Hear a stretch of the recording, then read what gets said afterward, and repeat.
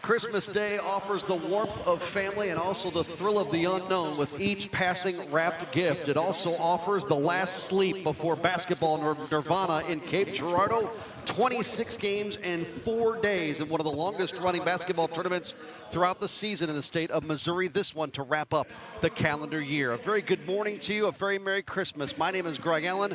Thrilled to be sitting alongside my longtime partner, Mike Reeves, ushering in a new era of the Southeast Missourian Christmas Tournament with our broadcast partners, Philip Britt and Josh I in Aycorp Sports. The defending tournament champion Jackson Indians get the lead game on day one as they meet Oak Ridge. Mike, absolute pleasure to be a part of this tournament, sit alongside you and see a tournament we've heard a lot about for 2 decades. It's one of the highlights of what we've had a chance to do, and we've done a lot of really fun things over our years together.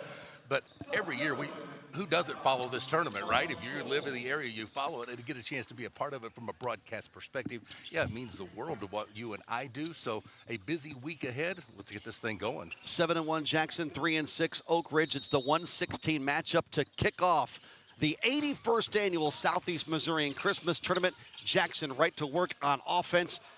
And we'll get you their starting rotation as we go here.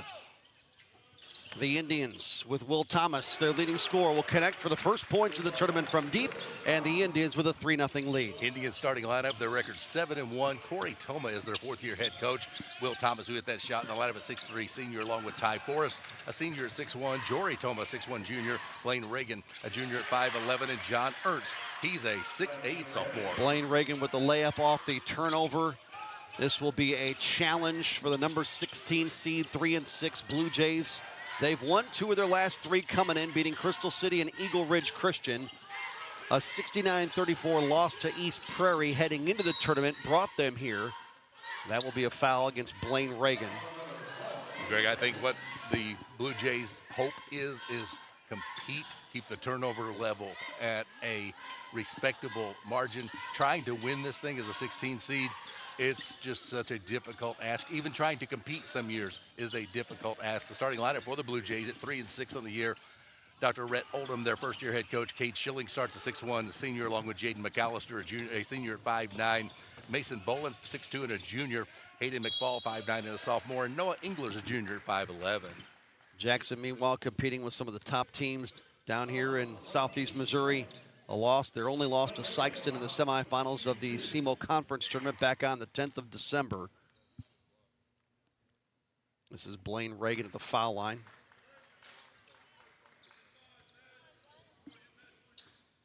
Oak Ridge with their first foul. Cade Schilling picked that up. And a couple of misses at the line for Reagan. Otherwise, Jackson 7-1. They've won 3 straight coming in. Won that 3rd place game in the SEMO Conference Tournament, beating Cape Central 58-26. And Michael Meek seek Cape Central later in the day. They're going to be an interesting club coming in here off the 3 line. The record might not be as sparkling as a typical 3 seed might naturally bring in here, but keep in mind the level of competition they play. But they were the number 1 seed in that conference tournament and lost the 3rd place game. Oak Ridge without a shot yet in the contest. Will Thomas has 5 of the 7 points for Jackson. Greg, one of the things that we've learned a lot over the years is schedules, and comparing schedules and records at this time of year is very difficult because everybody has played such different strength of schedules, and this tournament features obviously some of the smaller schools and some of the bigger schools in the area. First shot of the tournament for Oak Ridge. Mason Boland averaging 9 a ball game will put that home. But Jackson answers at the other end with Blaine Reagan, and that will take us to our first stoppage in a 9-2 game just underway midway through the first quarter. Agriculture is not a fad, and it's not for the faint of heart. Long days become long nights, sacrificing time away from your family, even on weekends, just so you can get the crop in and get the crop out. This is your way of life. At Farm Credit Southeast Missouri, we are 100% bought into your commitment. Because we are customer-owned, it is our mission to be your ag lender, and we intend to be your value-added partner for next year and the long term. Your ag lender.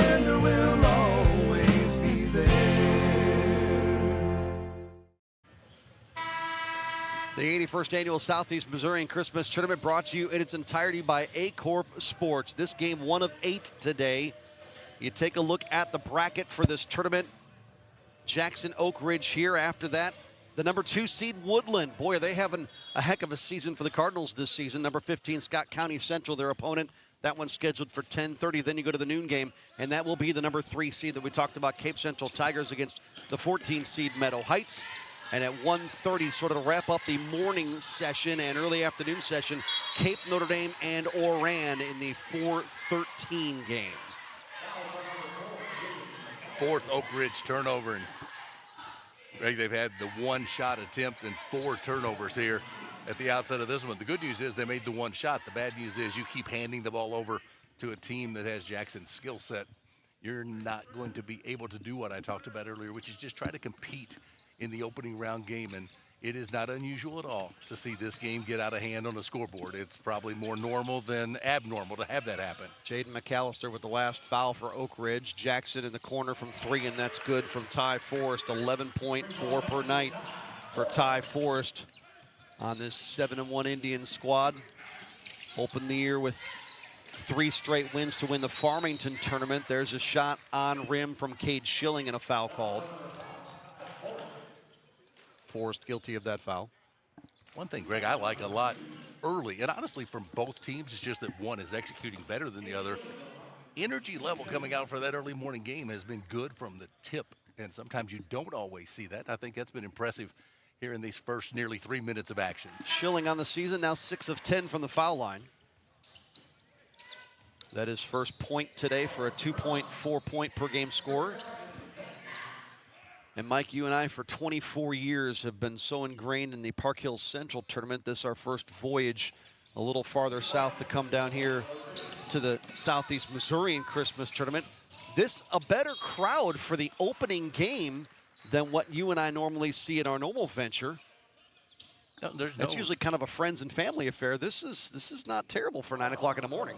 And given the size of the venue and given the seating capacity, you always wonder what will it feel like early without the biggest of crowds. And there's good energy. Everything is, what you want from. It's the best you can expect from a 9 a.m. game the day after Christmas. Jory Toma at the foul line, nephew of head coach Corey Toma. Good on a couple. He's a 10.8 per game scorer. Corey Toma in his 4th year with the Jackson Indians. 21-7 a year ago for Jackson. Lost to the 2 seed Seckman in the district semis in overtime, 58-56 to wrap up their year.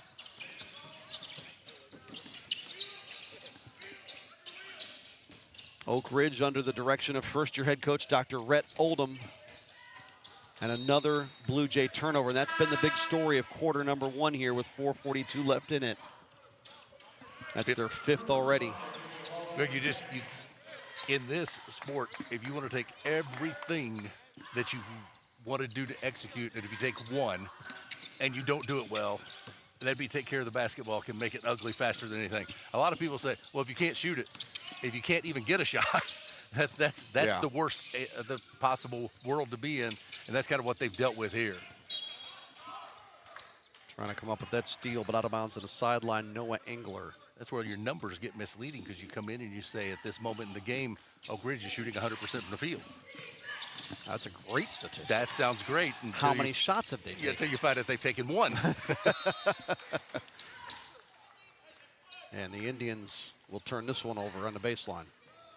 That is their first to come again, compared to 5 for the number 16 seed in Oak Ridge. Oak Ridge last year 3-20, bowed out in the district quarters to Bell City. In a game that was not close, 31-point differential, 79-48 home run ball for Oak Ridge. It results in their 2nd shot attempt, but this one left short of the iron. And the rebound down to John Ernst. He'll go length of the floor.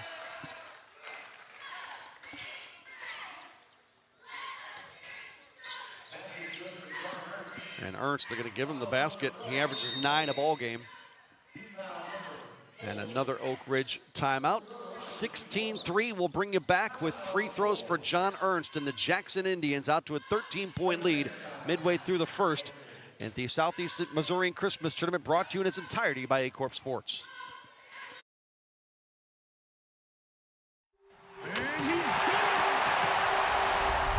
What does it take to stand tall? To let curiosity take root? To let your dreams take flight? You have to be fearless. Carve your path without permission. Turn your grit into greatness. This is your small town with big ideas. This is where you find your fearless. This is SEMO. Fourth meeting in 16 years between these two schools. They've all come here in the Christmas tournament. They met December 26th of last year. It was the number 1 seed Jackson 82-20 over these Blue Jays. The free throw good for Ernst. He's got 3. They met the year prior in a 2-7 quarterfinal. So they're meeting for the 3rd straight year. They also met in the 09 fifth place semis. Jackson won that game 64-59. Shots hard to come by for the Blue Jays.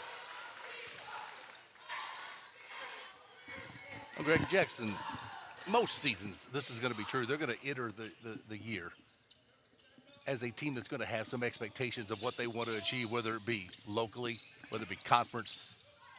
But district time is where you want to achieve, and they always seem to be in a district that is absolutely loaded. Yeah. Well, no difference this year, as we'll get into here in just a second. Ernst created to the basket, lays that in for a 19-3 lead. You said good energy. There's another Blue Jay turnover. Mike, we saw Jackson out here up to about an hour before the game. Noah Engler with that hoop. He scores 9 tonight, 51% field goal shooter. And more free throws coming up for Jackson in the person of Will Thomas. 6'3", fourth-year man. 4th foul on Oak Ridge. That one on Mason Bolin is second. Now, I want to ask you where you might be going with them being here an hour ahead of time. Is that generally the same as we saw from the Blue Jays? That is not at all what we saw from the Blue Jays. Thomas has now 6 after that converted free throw. We didn't see Oak Ridge a single player until 18 minutes left in the warm-up clock. Yeah, Jackson, like you said, I think they got here before us. They were ready to roll. And Greg, I'll be honest with you. I think as a player, I would have rather done what Jackson did, which is get here and get, I'll say, the cobwebs of Christmas Day out and kind of get everything on track. I would rather have done it that way, but I don't know if either way's better or worse. I'm just saying what I would have preferred to do. That Indian foul off the missed free throw on Oliver Drum, 6'3" sophomore. Backcourt pressure by the Indians. Coming up on 3 minutes to go in the first and a lopsided first quarter. Indians with a 15-point lead. Blue Jays get it up floor and knocked out of bounds by the Indians. Mentioned that district that Jackson would be a part of, and again, you want to have a chance in state play when you have a skilled basketball team, which they do. I'll let you know that St. Louis University High, first of all, is the host of their Class 6 District 1 tournament. So there's your host. Jackson gets the ball back other off the teams tournament. that will participate are Seckman, Oakville, Lindbergh, Kirkwood, Fox, and Cardinal Ritter. Boy, Jackson's the outlier in that group. Yeah, it's wow. like all those St. Louis area schools. Yeah. And then they went down and said, you know what, we need another Class 6 school, and you go pretty far south to find one. That is a rock-solid district. Britt Croden knocks it down for his first points, 23-5. Crowden, a 6'3" junior. Well, the Indians have come out shooting the ball so well. They're now 3 of 4 from deep, 5 of 9 from the field. And they've not been all easy shots. They've had the perimeter shot they have to make. Obviously, lots of turnovers and layups to go with it. Full timeout with 2:23 to go in the first. It's all Indians in the lead game on day 1 of the 81st annual Southeast Missourian Christmas Tournament. Your animals depend on you every day. So we build equipment you can depend on every day. So cutting hay, feeding livestock, and managing land is easier.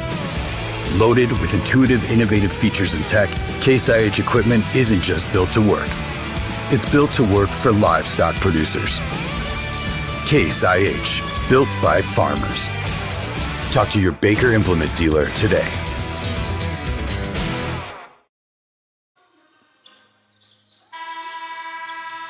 Back inside the Show Me Center, Greg Allen, Mike Reeves. Glad to be part of the Aycorp Sports production of the 81st Annual Southeast Missourian Christmas Tournament. 8 games today, 8 games tomorrow to take you into Sunday's day off. And then we'll get into the larger games of the tournament as we go down the stretch with days 3 and 4.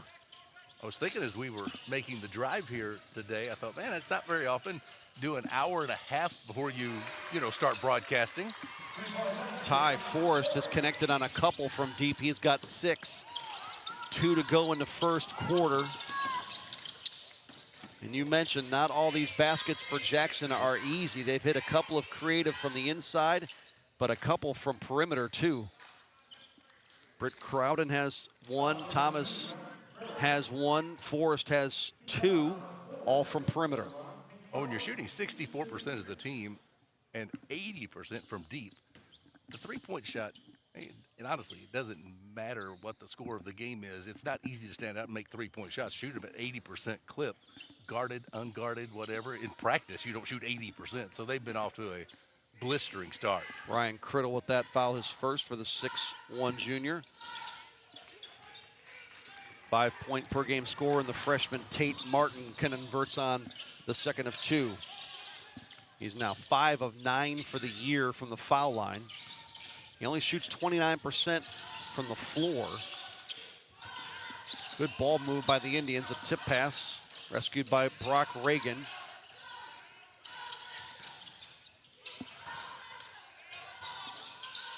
Turnaround jumper falls for Drum. Well, I'm glad you noted the ball movement. That ball was on nobody's hands for more than a count. Catch it, have something to do with it. Either pass it quickly, take that shot, put it on the floor, dribble with it. That was exquisite in that half-court set. Second personal on Ty Forrest. 15 foul on Jackson will send Oak Ridge to the foul line. Back to that thought for just a moment. I think you and I, though, did go one time to Columbia to do some state basketball and broadcast the same day we drove out. So I was thinking an hour and a half is the longest I had driven and then done a game. But I think we made a trip out and did that. So that would be the only other time. I just know I'm not used to seeing 6 o'clock in the morning. I was going to say, I'm not sure that trip to Columbia originated with a 5:45 wake-up, though. Yeah, that might have been a little bit different there.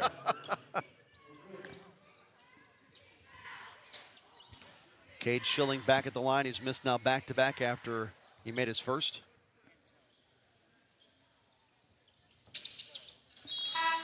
He's now 2 of 4.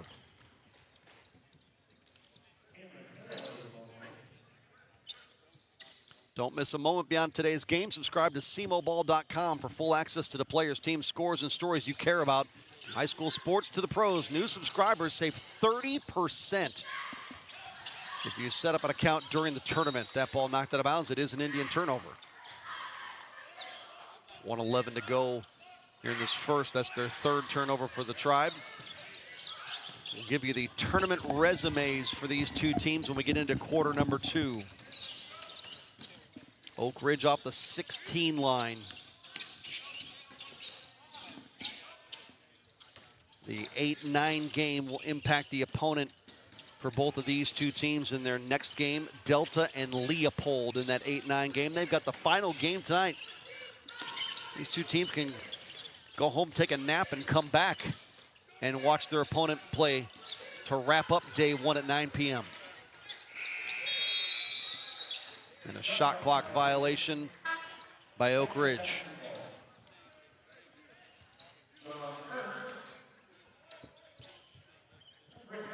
Nothing from quarter 1, at least from my perspective. I'll leave it open for you to speak for yourself. Nothing in quarter 1 has been anything different than what I thought quarter 1 might look like in this matchup. We've seen a lot of tournaments with 16 teams, Mike, and this is what 116 oftentimes looks like. Nice alley-oop lob to a cutting Jory Toma. And Greg, I love that Jackson has executed the way they have, because the coaches will say, yeah, we're favored, we should win, but we want to look good. We want to play well. We want to execute. They've done all that in this opening 8 minutes. They've been sharp. 12.8 to go in the quarter. Blue Jays with Cooper Haas. Clock to 4, thrown into the corner. Tough ask for Tate Martin. He stepped at the sideline and turned it over. Well, I thought Haas put Martin in a really difficult spot. 10th turnover by Oak Ridge in the first quarter. And we've seen that so often. The player that may get charged with the turnover is not the one who really made the mistake. You put somebody in a bad spot, that sometimes is how the turnover happens, and I think that happened there. 30-7 at the end of the first quarter. The number 1 seed, Jackson, comfortably in front. Here is Aycorp Sports brings you wire-to-wire coverage of the Southeast Missourian Christmas Tournament. At Focus Bank, we understand your community because it's our community too. With branches across Southeast Missouri and Northeast Arkansas, Focus Bank offers services such as fraud protection, really free checking, and mobile banking that lets you bank simply and securely, anytime, anywhere. Stop by any of our branches or visit us online to open an account today. Plus, you'll receive an awesome free gift just from opening your really free checking account. And when you refer someone who opens an account, you'll both receive a gift. Focus Bank, member FDIC, equal housing lender.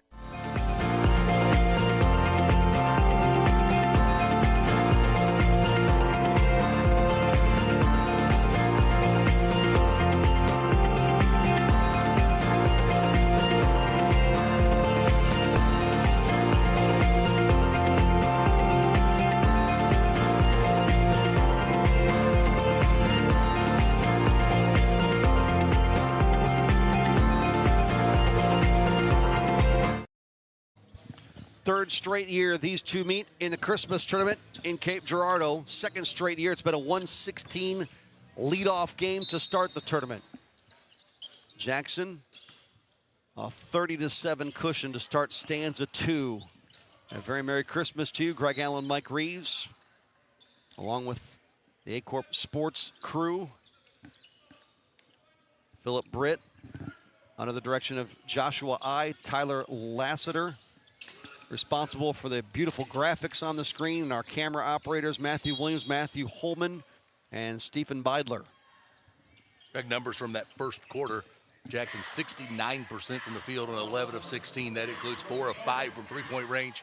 They were 4 of 7 at the free throw line, 57% there. Your shooting numbers for the Blue Jays, they were 2 of 4 from the field. Did not attempt a three-point shot and went 3 of 6 at the free throw line, where they are now. Hayden McFall, 60% from the stripe in the season. He averages 15.3 a ball game.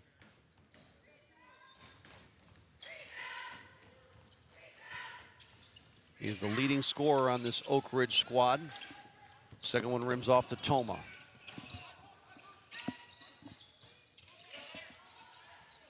Nice give and go. Toma to the inside to Will Thomas, but he couldn't finish. And then underneath, Oak Ridge going to get the possession back.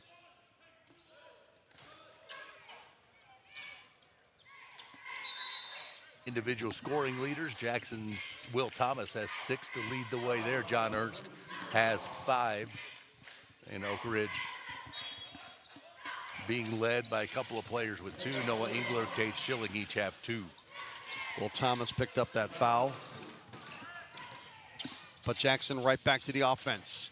And right back to that same exchange. Toma to Thomas. And Will Thomas has an 8-point first half for the number 1 seed Jackson Indians. And another Jackson possession off an Oak Ridge turnover. Jackson is the number 1 seed in the field for the second straight year. Every single year since 2013, they've been no worse than a 4. They've been a 4 twice. They've been the number 1 seed 5 times since 2013. A first round winner each of those years from 2013 on. And here come free throws for Jory Toma. Oak Ridge guilty of their first foul in quarter 2. Jaden McAllister's second personal. The only year that Jackson has not been to the semis in that stretch between 2013 and current was when they lost to the 6th seed Kelly in the 2020 quarterfinals, 55-51. In that span of the last dozen tournaments, they've won 2 titles. They won it in 2013, and they won it last year, beating Cape Central 50-41. Well, in recent seasons, champions coming from Jackson, Cape Central, or Charleston, pretty much where it's been. A layup for Noah Engler, who's got 4. Jackson back on the perimeter and back to the inside. Good ball movement continues in quarter 2 on that inside-outside game. John Ernst at 6'8" in the post. Got his own rebound, dropped it, got it back, and tried to fight it back up, but got fouled.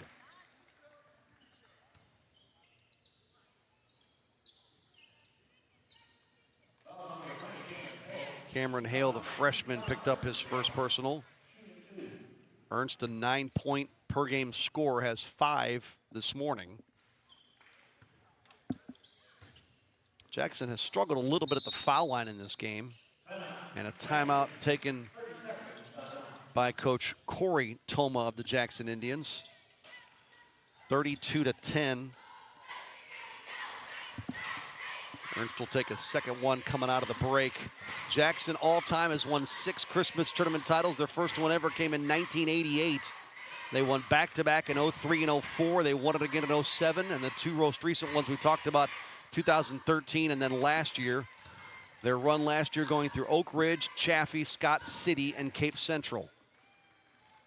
If you talk about Oak Ridge, they've never won the SEMO Christmas tournament. 16 seed for the second straight year after they were the 7 and 8 seed the 2 years prior to that, but they've been a double-digit seed for the last 6 years. They've sort of been all over the map as far as their seedings. 3 times a 7 seed from 2014 on, but they're usually in the bottom half of the field. They've lost their last 4 straight Southeast Missourian Christmas tournament games, losing their final 2 years ago, and then going 2 and out last year, losing to Jackson and Oran. Ernst has 6 as he converts on the second. Greg, over the years, we've had times where we've talked about stats, stats that tell you you're in trouble, right? Or the other side of it, positive stats that tell you you're going to have a good day. At this juncture of the game, Greg, if Oak Ridge had made every shot they've taken, they would still be trailing 33-18. Ty Forrest in the transition back. They've had trouble getting shots on rim, 5 total attempts, and that's because of the dozen turnovers. I make it 13 turnovers now. Run down in the corner by Blaine Reagan. And it's also not bad when the color commentator can't keep up with the turnovers because they're happening. They're happening at a rate now up to 14. Ty Forrest misses from distance, but an offensive rebound on the feed to John Ernst down low, who's got 8. 37-10. It's a 7-3 second quarter for Jackson. And Ernst blocked that McFall shot. The putback, though, is good. Tate Martin with his first field goal. He's got 3, but boy, Jackson gets back down floor in transition so quickly. They'll turn this one over. And the Blue Jays trying for points on 2 straight trips. They'll draw a foul underneath on John Ernst, and to the free throw line go the Jays with Noah Engler. First foul on Ernst. 3rd club foul in the quarter. They are using the shot clock during this tournament. Not required during regular season games yet in the state of Missouri. I like the yet. But you know that's coming. You know it's coming. It almost has to be. I mean, and if they're starting to use it now, it's at some point in it's all just got to be probability. standard. I always have issues where 90-something% of a sport across all levels are playing under one set of rules, and there's this little outlier somewhere. Well, right now in the high school game in Missouri, you don't have the guarantee. You don't have the shot clock for all games. It's hard to find out anywhere else that there's not shot clock use in basketball. Yeah, but levels have to matter, doesn't it? I think it depends on what the rule might be, but for shot clock, I don't think it has to. I think the question for high school is, where do you set the number as far as the shot clock? I don't think there's anything wrong with having a shot clock. They don't need a 24-second clock like the NBA has, but they don't. We're going 35 here. I think maximum 45. 45-second clock, honestly, would barely impact most games. Wouldn't you agree? At 45, yeah. Yep. And 35, how many times are we going to see shot clock violations in the 2 days that we're over here for 16 games? We've seen one so far, right? One. All right, I'll keep track of those. I just don't think that comes into play that much anymore. So somebody say, well, why even bother having it? For the competitive games, that I like the clock to keep action moving a little bit more. I'm good with it at high school level. I would like to see it across the board, and I think we're getting there.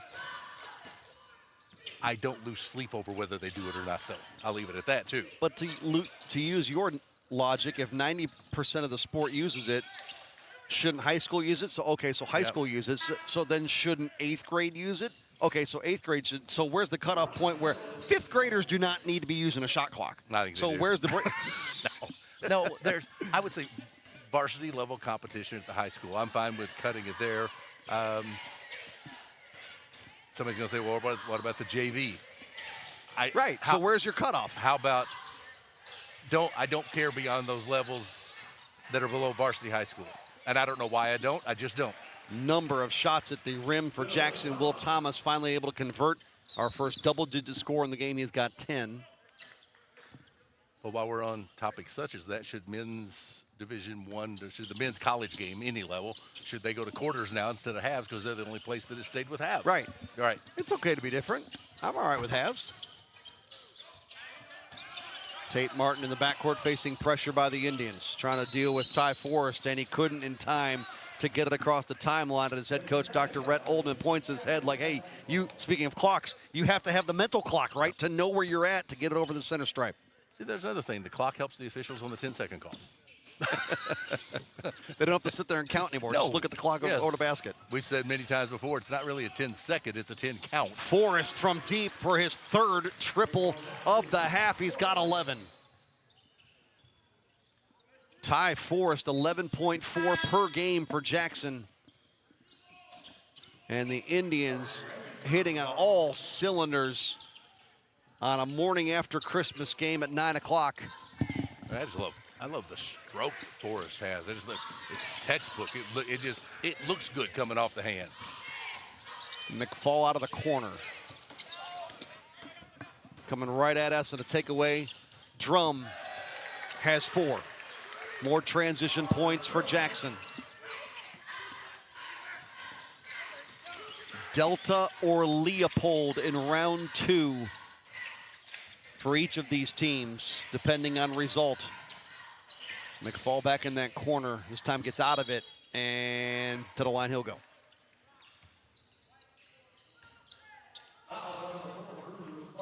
Drew Respondek with his first. We've got all 8 today for you here on Aycorp Sports, wire to wire for the tournament on Aycorp Sports. Mike and I have all 8 today, all 8 tomorrow.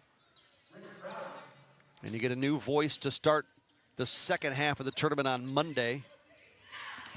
Who set up our schedule? I need to talk to our agent. Wait, you have an agent? McFall now 1 of 4 at the line after those 2 misses. Respondek the other way through traffic, and he'll go to the stripe.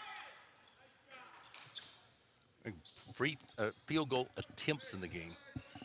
Jackson, 28 attempts from the field. Oak Ridge still has just the 7. Ooh. Yeah, when Oak Ridge was sitting on 10 points, now 12, you said if they hit every shot, they'd be at 18. They weren't far off 18 at that point. It only would have added 8 to their score. So they couldn't have had a ton of shots. Updating the numbers, they're 4 of 8 from the field, 0 of 1 from deep, only 4 of 12 at the free throw line. Respondek with his first 2. Widens the margin, and there's an over and back by the Blue Jays. I talked with Dr. Rhett Oldham before the game and just confirmed numbers, and he said, we're trying to build something. 3-6. The wins have come over Bismarck, Crystal City, and Eagle Ridge Christian.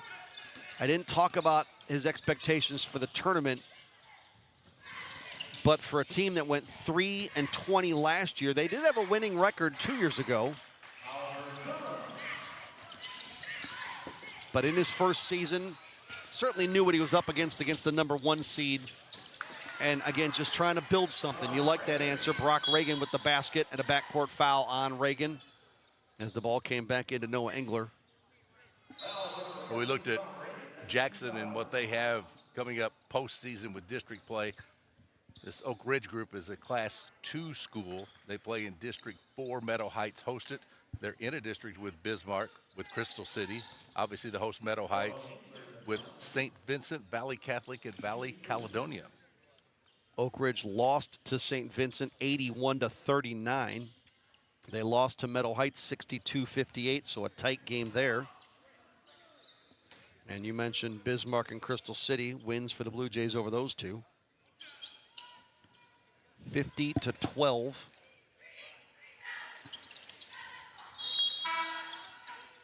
Engler's got 5. He's 1 of 4 at the line. Free throws, this is not a free throw shooting clinic for the 9 o'clock in the morning game. 5 of 14 Oak Ridge, 7 of 13 Jackson. We've seen 27 free throws in the first half. I do hope that's not a trend for the tournaments. That does lengthen the games, and honestly, people prefer the flow of the game as opposed to a lot of free throws. Missed triple by Britt Crowden.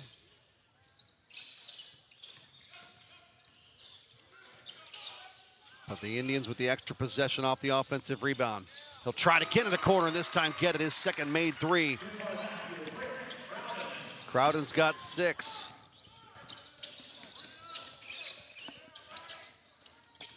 30-7 at the end of the first quarter. Jackson led, pouring it on here in the second. And a run-out layup for Brock Reagan. The junior twins, Brock and Blaine Reagan, have combined for 4 each for Jackson in this first half. Another Oak Ridge turnover. Jackson's got the ball back. That's 20 turnovers for the Blue Jays in less than a half of basketball. Crowden again. Missed it that time. Offensive rebound lost in the crowd, but back out.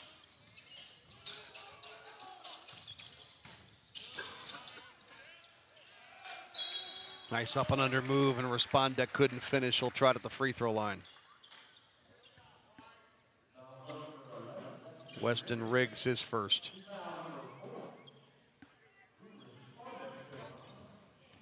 Schedule for session 1, looking ahead, 10:30. Woodland, Scott County Central. That's a 2:15 matchup. At noon, Cape Central to 3 against number 14 Meadow Heights, and at 1:30, Cape Notre Dame. 4 seed in this field takes on number 13 Oran. That's your session 1 early session schedule. 1 of 2 at the line for Respondek. He's got 3 points in the ball game. Oak Ridge having problems in the backcourt.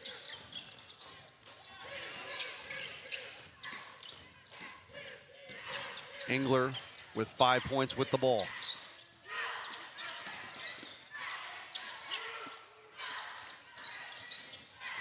Three-point off the mark, and now Jackson can take the final shot of the half with a half a minute to go. But they have not been patient going to the rim in this game, and Ryan Criddle takes it straight down the lane to the basket for his first points. Greg, what I've liked, it hasn't mattered which group is on the floor for Jackson at any point in time, and they've played an awful lot of players in this opening half, as you might expect. It doesn't matter who's been on the floor. That crisp ball movement and quick pace has been there with everybody who has been on the floor. They've been impressive. Criddle's got 3.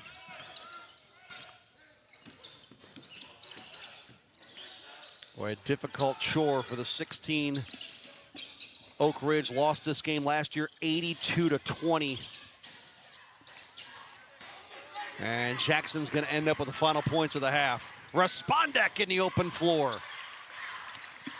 And that will cap a 61-13 half in favor of the reigning champs and top seed for the second straight year in the Jackson Indians. Halftime report coming up brought to you by Aycorp Sports. The 81st annual Southeast Missourian Christmas Tournament is underway from the Show Me Center in Cape Girardeau, and Jackson up big at the break on Oak Ridge.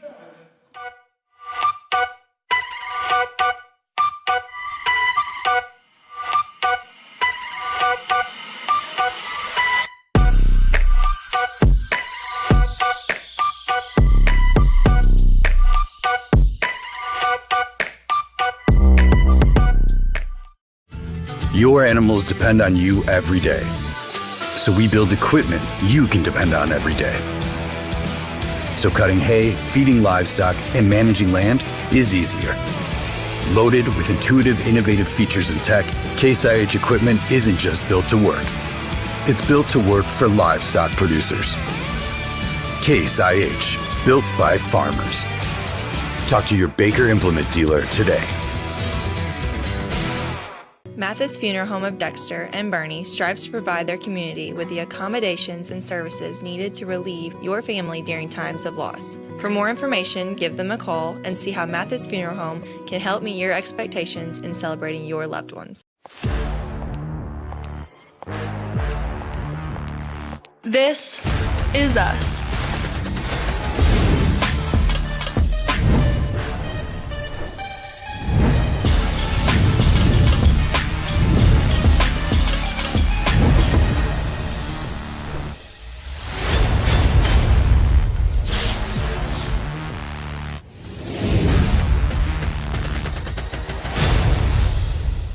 At SEMO Health Network, we strive to provide caring and affordable health care. We provide medical, dental, OB, and behavioral health services to everyone that may need it. For more information, visit our website and let SEMO Health Network take care of you. People come in here to shop that are visiting in Dexter. The first thing I always do is ask them where they're going to eat and give them pointers on some of our great local-owned restaurants. We have a lot of good local shopping that I always point them toward.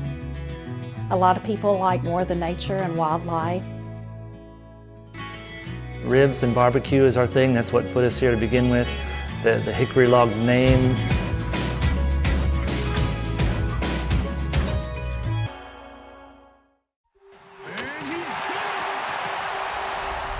What does it take to stand tall?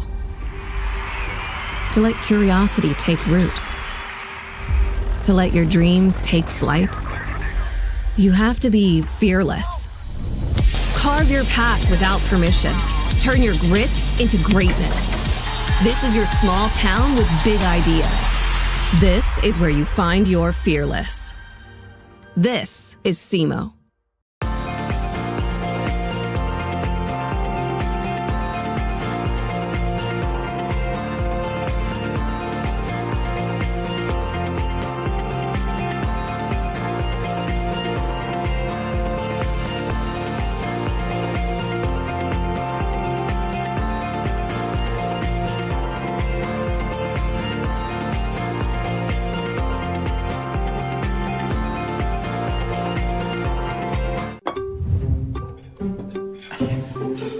Please pass the hot sauce. No, none of that watered down ketchup. Give me the heat. At Southern Bank, we're never not helpful.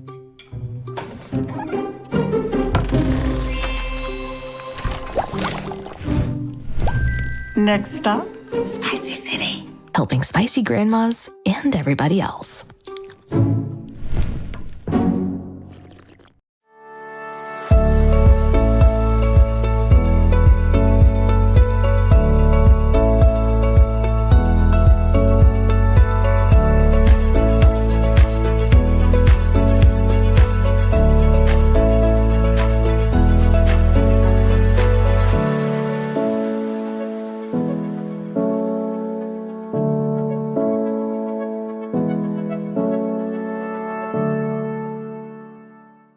American energy dominance. It's how we secure our future. By harnessing homegrown energy, we fuel our economy, power industries, and drive innovation. At NextEra Energy, we're investing more than any other company to deliver low-cost, reliable energy that powers our country's future. NextEra Energy Resources. ahead of what's next. Hi, I'm Linda Collier with Young Real Estate. Guess what? I have a new listing alert for you. Country living with a spacious 5-bedroom home, 2 baths, and geothermal comfort, all on 1.42 peaceful acres. Call me. I think you'll love it. At First State Community Bank, our why is simple: to bring a positive impact to every community we serve. We are your neighbors and partners in building a stronger hometown. We work side by side with our community to help local businesses grow and families succeed. Our team takes the time to understand what matters to you, combining personal services with the latest technology so you can bank your way. Stop by one of our locations or visit us at fscb.com. At Bud Shell Ford in Dexter, we've provided sales and service for all of Southeast Missouri for over 80 years. From personal automotives to commercial vehicles, we're here to serve. Bud Shell Ford. We make the car you want easy to own. In farming, the weather always cooperates. The soil is always balanced. Seedlings always flourish. But that's fantasy. This is farming. Seed, bred and tested for your reality.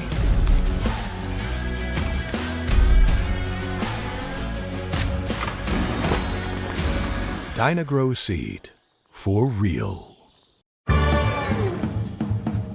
At First State Bank and Trust, protecting your money is easy. You don't have to bury it in the backyard or hide it under the mattress, or stash it in your cabinets. With FSBT, your money is safe, secure, and always within reach. Choose your local and trusted bank for more than 90 years. First State Bank and Trust. Real estate isn't just about opening doors. It's about navigating contracts, inspections, and deadlines. Hi, I'm Karen Hillis, your full-time local realtor. I'll guide you every step of the way and handle the details so you can focus on the move. At Focus Bank, we understand your community because it's our community too. With branches across Southeast Missouri and Northeast Arkansas, Focus Bank offers services such as fraud protection, really free checking, and mobile banking that lets you bank simply and securely, anytime, anywhere. Stop by any of our branches or visit us online to open an account today. Plus, you'll receive an awesome free gift just from opening your really free checking account. And when you refer someone who opens an account, you'll both receive a gift. Focus Bank, member FDIC, equal housing lender.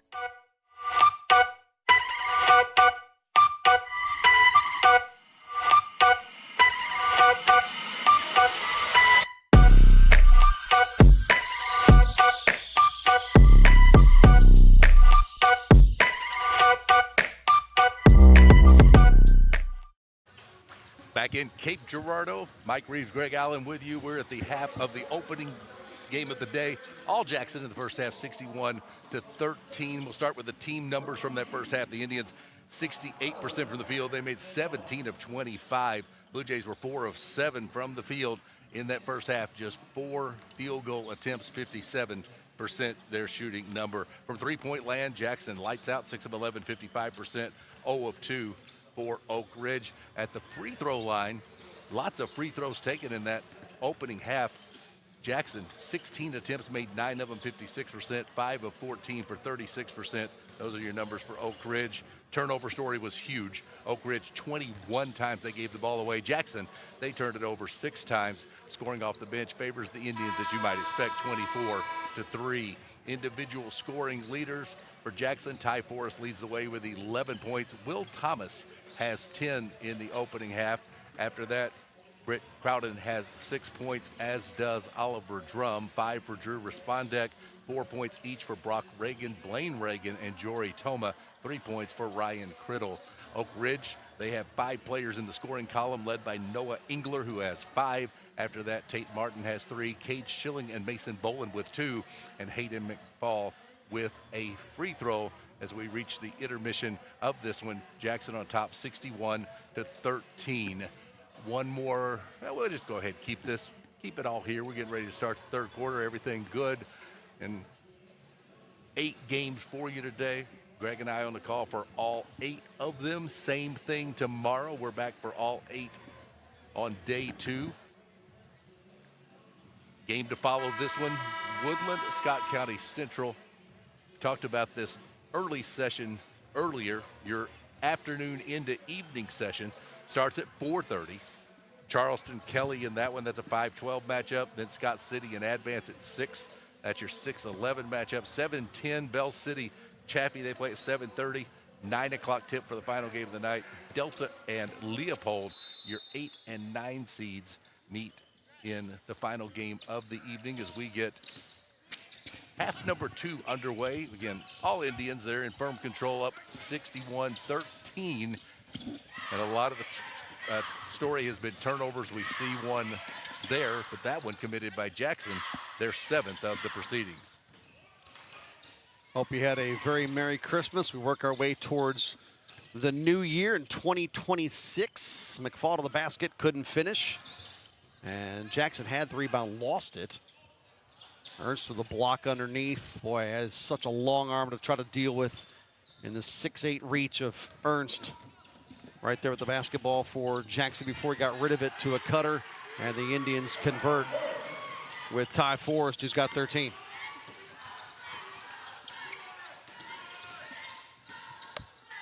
Love the Christmas season.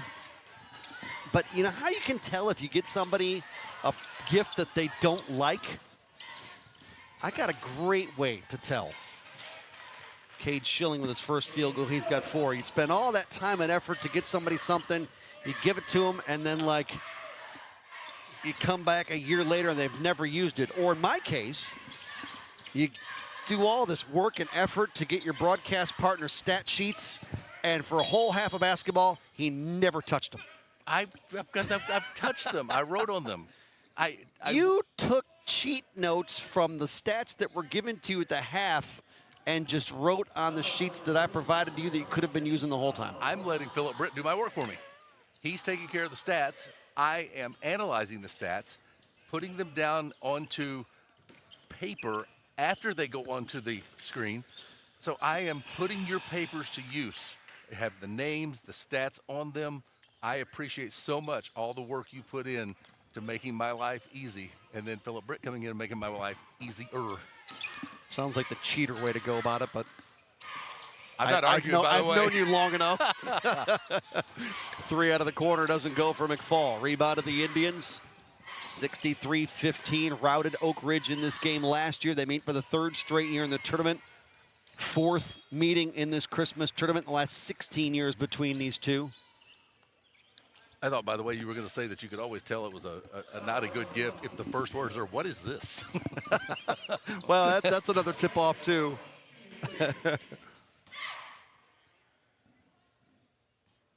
No good at the line for Blaine Reagan. A lot of these names for Jackson, if you follow football, should ring familiar. Reagan, defensive back, wide receiver, Jory Tomowoy. What a specimen he was this year. There's an inside basket by Will Thomas. 12 for him. Reagan also an all-state track guy for Jackson. And the Indians get the ball back. Nice lob pass over the top to Reagan.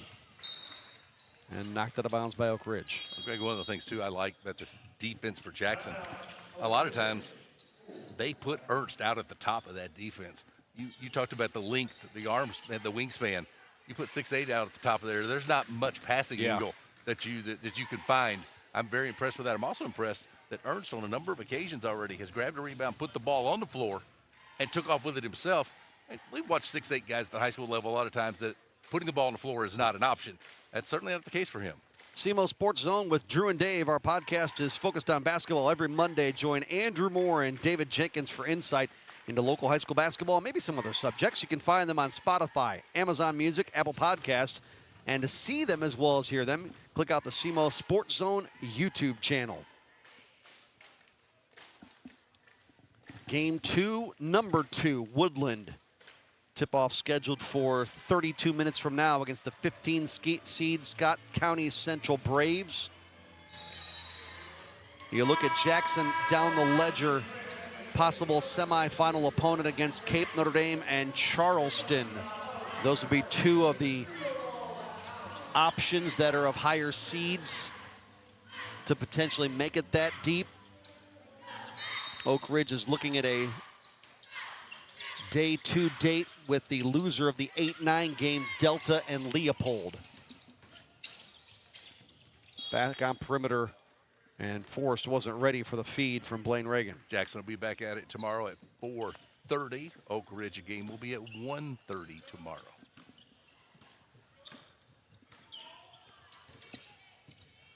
"26 games in the tournament.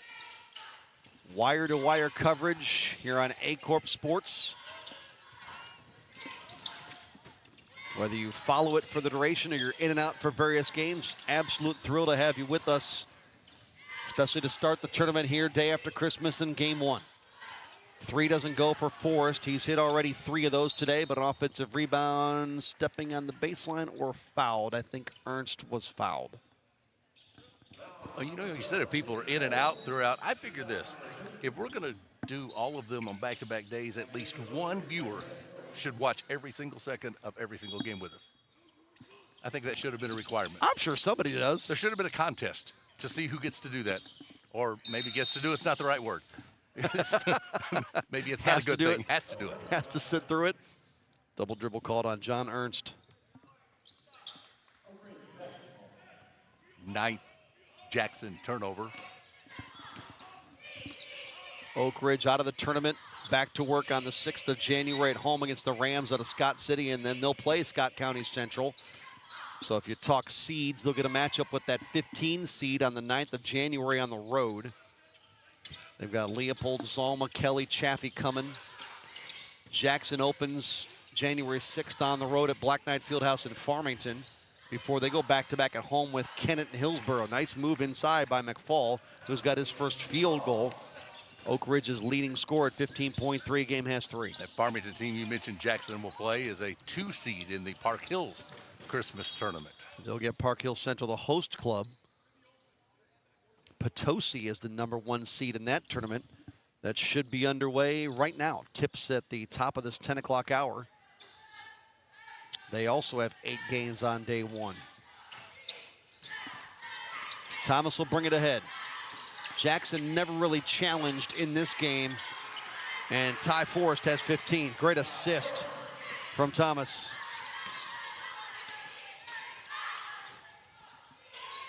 The lone loss to Jackson's resume, Sykeston, 55-47 in the semis of that SEMO Conference tournament. How about that game? And then they blew out Cape Central, 58-26. And knocked off the number 1 seed in the 3rd place game. Nice up and under move. McFall again on the interior has 5. But Jackson quickly down floor, right to the rim, and right to the basket for Jory Toma. Well, from the opening tip, so impressive how the pace that Jackson plays with. And I know they overmatch an opponent today, but the pace and their half-court sets are so crisp so far in this one. But some may say, well, you should expect that in this matchup, but you still have to go out and do it. You have to execute it. And then they've shot the ball incredibly well. Shooting numbers from 3 are down a tad from what they were earlier, but they've still made 6 of 13. Yeah, it's tough to come out and look this good in a 9 o'clock game. I mean, you're still in your pajamas at 9 o'clock. Yeah. I'm not awake at 9 on some days. I'm retired from my real life job, and yeah, at 9's early. I still love the late nights with sports, you know, whether it's watching them or working and covering them. So 9 in the morning comes around real fast. Yeah, 9 o'clock you're not so good. 11 p.m., that's your good time. Yep, absolutely. Britt Crowden's got 8. 71-19 Indians. Going to get to 8-1. Blue Jays going to fall to 3-7.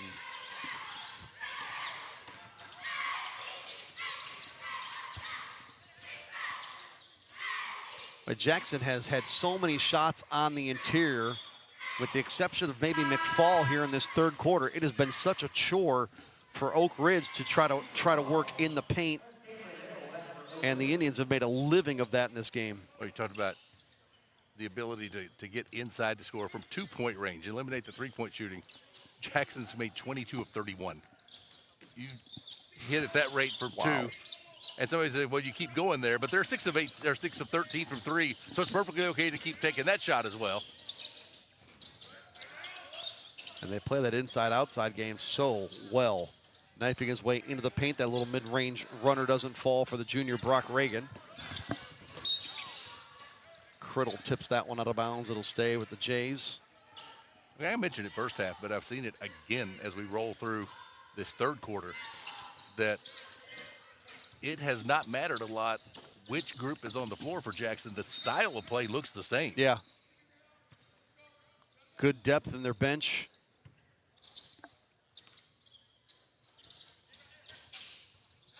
Haven't had a losing record in any particular season for Jackson since an 11-17 mark in 2020. They've been 500 or better every year since then. Oliver Drum with his second personal. Second club foul on the Indians in this third that has 2:23 left in it. And that's kind of the outlier year for Jackson. Other than that 11-17 year in 2020, their only other sub-500 season since 2009 was also an 11-17 year in 2009. Missed 3 by Crowden, but another offensive rebound. Nice step through. Couldn't finish by Criddle. Drum will. He's got 8.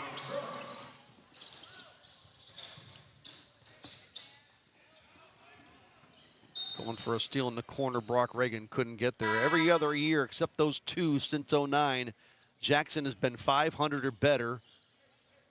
A number of state tournament appearances after district titles, including a pair of 20-plus wins in 2014 and 15 when they went a combined 47-13.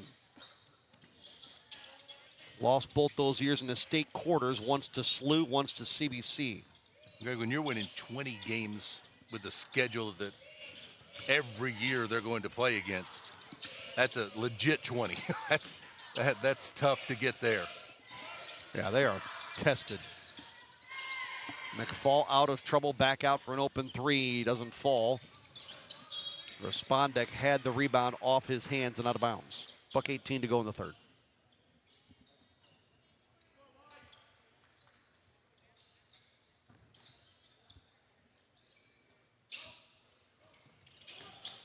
Oak Ridge hasn't enjoyed the kind of consistency that Jackson has. They've been sort of half and half, winning seasons, losing seasons since 2010. They did have a 23-6 campaign in 2011, but 3-20 last year. Timeout for Coach Oldham. Had a hard time getting the ball inbounds with 1:17 to go in the third. If it's a full, we'll take it. If it's a 30, we'll keep it. Here it is, a full. We'll duck out briefly. Late third quarter, it's all Indians in this opening game on day 1 of the Southeast Missourian Christmas Tournament, brought to you by Aycorp Sports. People come in here to shop that are visiting in Dexter. The first thing I always do is ask them where they're going to eat and give them pointers on some of our great local-owned restaurants. We have a lot of good local shopping that I always point them toward. A lot of people like more of the nature and wildlife. Ribs and barbecue is our thing. That's what put us here to begin with. The hickory log name.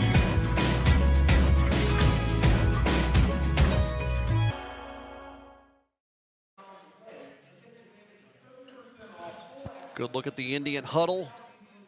Comfortably ahead in this one, 73-19, as we bring you back inside the Show Me Center in Cape Girardeau, Missouri. A Merry Christmas to you, Greg Allen, Mike Reeves, and the entire Aycorp Sports family, bringing you coverage of the 81st Annual Southeast Missourian Christmas Tournament.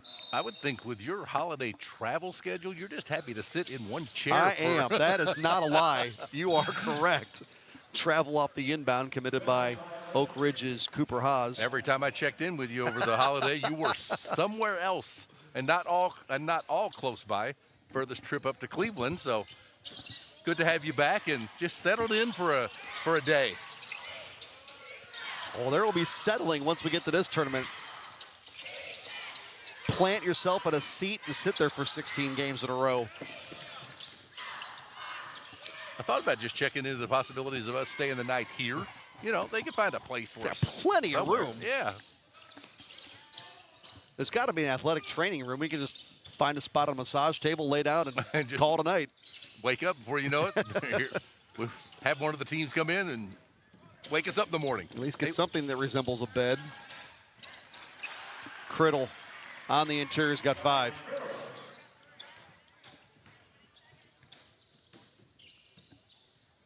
Well, they call them high leverage innings for pitchers. Jackson will certainly face more high leverage games than this one down the stretch if they want to repeat as champs. But they are the one. The record's 7-1 coming in. It's been an impressive showing to lead off the tournament.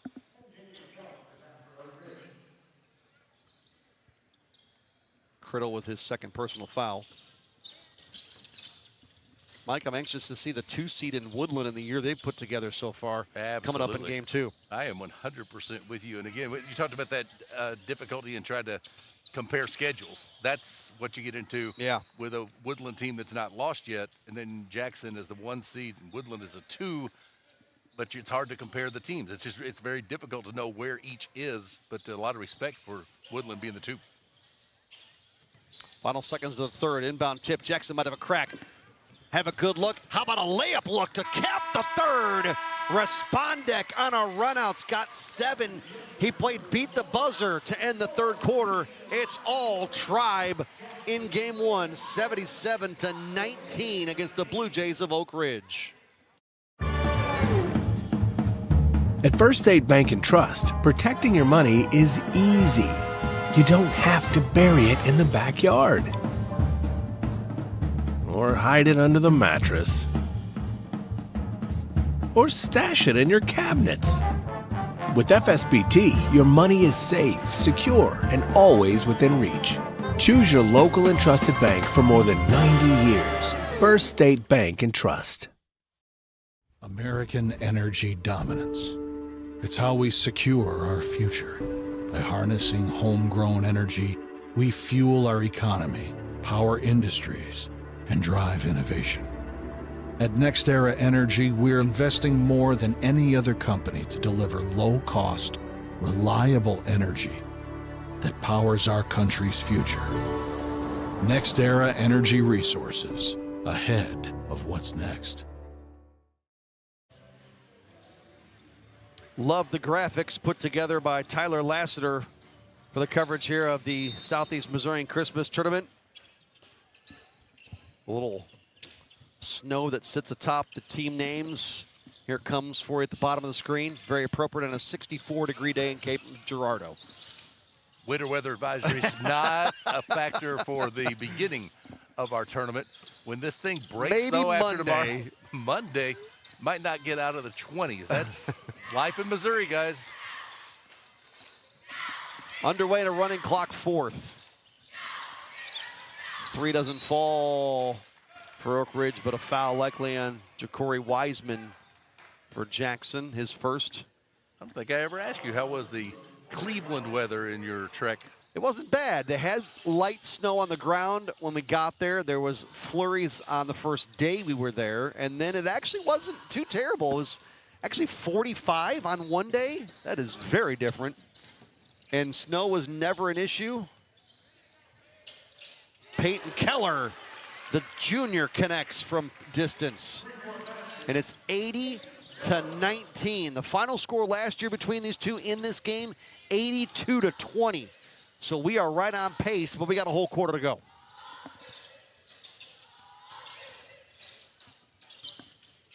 Pretty much at that score right now. Oak Ridge, 5 Jays at the table waiting to come in. Can't run that one home from Gage Smithers. No, weather was unseasonably warm, but I believe their weather, ours breaks on Sunday. Theirs breaks today, I believe. Nice strong rebound by Wiseman in the paint, trying to get rid of it. So funny you're talking about strength of schedule and level of teams based on class. This tournament runs the gamut of classifications in the state of Missouri. And that's why it makes it so difficult to put this bracket together. You got huge schools like Jackson, Cape Central, and then really small schools that play down in classes 1 and 2. But that's, I think, to the casual fan, as the Blue Jays score inside with Mason Bowen, who's got his second field goal and 4 points in the game. He averages 9 per contest. Makes it so interesting from a fan perspective. Sometimes you can root for the little guy, right? And if you extend that out to the college football world, that's why I thought it was so great. Teams like James Madison, despite the fact you probably knew they weren't going to do anything in the tournament, the fact that they're in it is so noteworthy and from a fan perspective, very interesting. I would love to see in that level, the NCAA, I don't have a problem with the teams getting to compete, but expand the field a little bit more. I'm okay with seeing, I'd like to see 16 if you're going to have those teams in. And like we've talked about forever, I don't care how many you put in, somebody's always going to think they should have been in, and they didn't. Basketball goes with 68 at the college level. It's still not enough. And still not enough. So it doesn't matter how many football teams you put in. But if you're going to give bids to the teams like the James Madisons and Tulanes, if you're going to do that, I'd like to see 16. Again, I haven't lost any sleep over that. Tough pass inside, a good finish by Schilling, who's got 6. And it's only a matter of time before they go to 16. Heck, they started with 2, then it went to 4. Now it's at 12. Still arguing, nobody at 16, then 32. It'll happen. Yep, I think it goes from 16 to 24 to 32. And I think that'll be the cap. I agree. I also think, though, if you're going to do that, you got to shorten the regular season. I agree with that, too. Colin Chanley in transition. He'll go to the line. Clock will continue to run. Probably under 4 minutes by the time we finish this trip to the stripe for Jackson. Shorten the football regular season, and you'll miss out on all those wonderful games like Missouri and Central Arkansas. I'm sure you'll be disappointed by that. I don't think anybody would be. Second personal on Cameron Hale. Good at the line there. Chanley with his first point, 6'2", third-year man.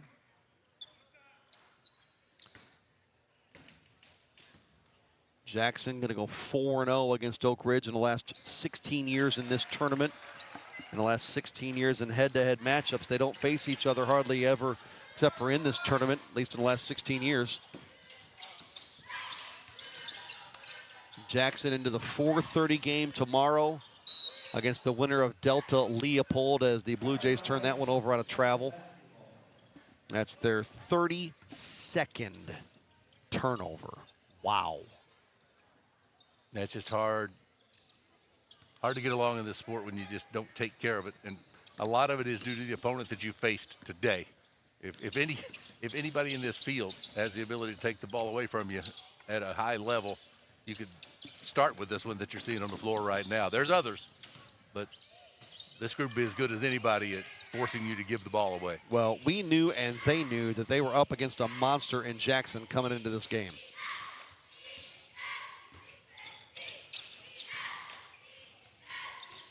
And part of it is strength of schedule, Mike, but I was pleasantly surprised. 33rd turnover turns into 2 the other way for Colt Floyd for his first points of the tournament.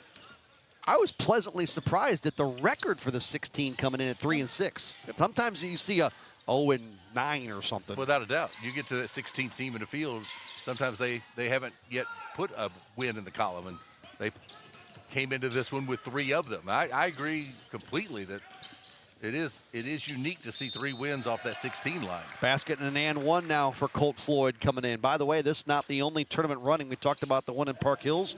Aycorp Sports also bringing you coverage of that tournament down in Bloomfield. They're underway in their 1-16 game, Dexter and Holcomb. And the Bearcats of Dexter comfortably ahead in that game, as they are now to the second quarter of a 27-8 contest, just underway, a half minute gone in the second. That's down in Bloomfield. We have ventured down that way for volleyball, We if have. I remember. Good at the line and off the bench. Colt Floyd's got a 5-point game. I believe you were in Bernie once for Yep. some volleyball, going into That the was southeast part of the state. A highly entertaining volleyball state quarterfinal between Bernie and Bismarck. It was something else. Final 70 seconds of the lead game of 26. Here is part of this 81st annual Southeast Missourian Christmas Tournament. And free throws coming up for Hayden McFall, who's got 5 points. Colin Chanley's first personal. McFall 60% at the line, but 1 for 4 today, now 1 for 5. Not a good day at the free throw line. No, neither team. 5 of 15 now are the Blue Jays. Jackson 12 for 21. Despite everything else they've done so well, they didn't shot free throws very well. Hold the free throw shooting clinic a different day. Not this game. Easton Toma, son of head coach Corey Toma, out on that right wing. This three comes from Peyton Keller. He's got a pair from distance. 90-23. It's been wire to wire for the #1 seed in the tournament, the defending champion Jackson Indians, as they blow out the 16 seed Oak Ridge 90-23. Jackson 4:30 tomorrow into the quarterfinals against the winner between #8 Delta, #9 Leopold. Oak Ridge will see them tomorrow in the 1:30 game against the loser of that matchup between Delta and Leopold. That wraps up today as Leopold and Delta play in the 9 o'clock game, the late game, the final game of 8 here on day 1 of the tournament. We'll take a break. We'll come back with final numbers and then get ready to see the 2 seed Woodland. They are on schedule for a 10:30 tip. It'll be Woodland and the Braves of Scott County Central in the second game, all brought to you here on Aycorp Sports.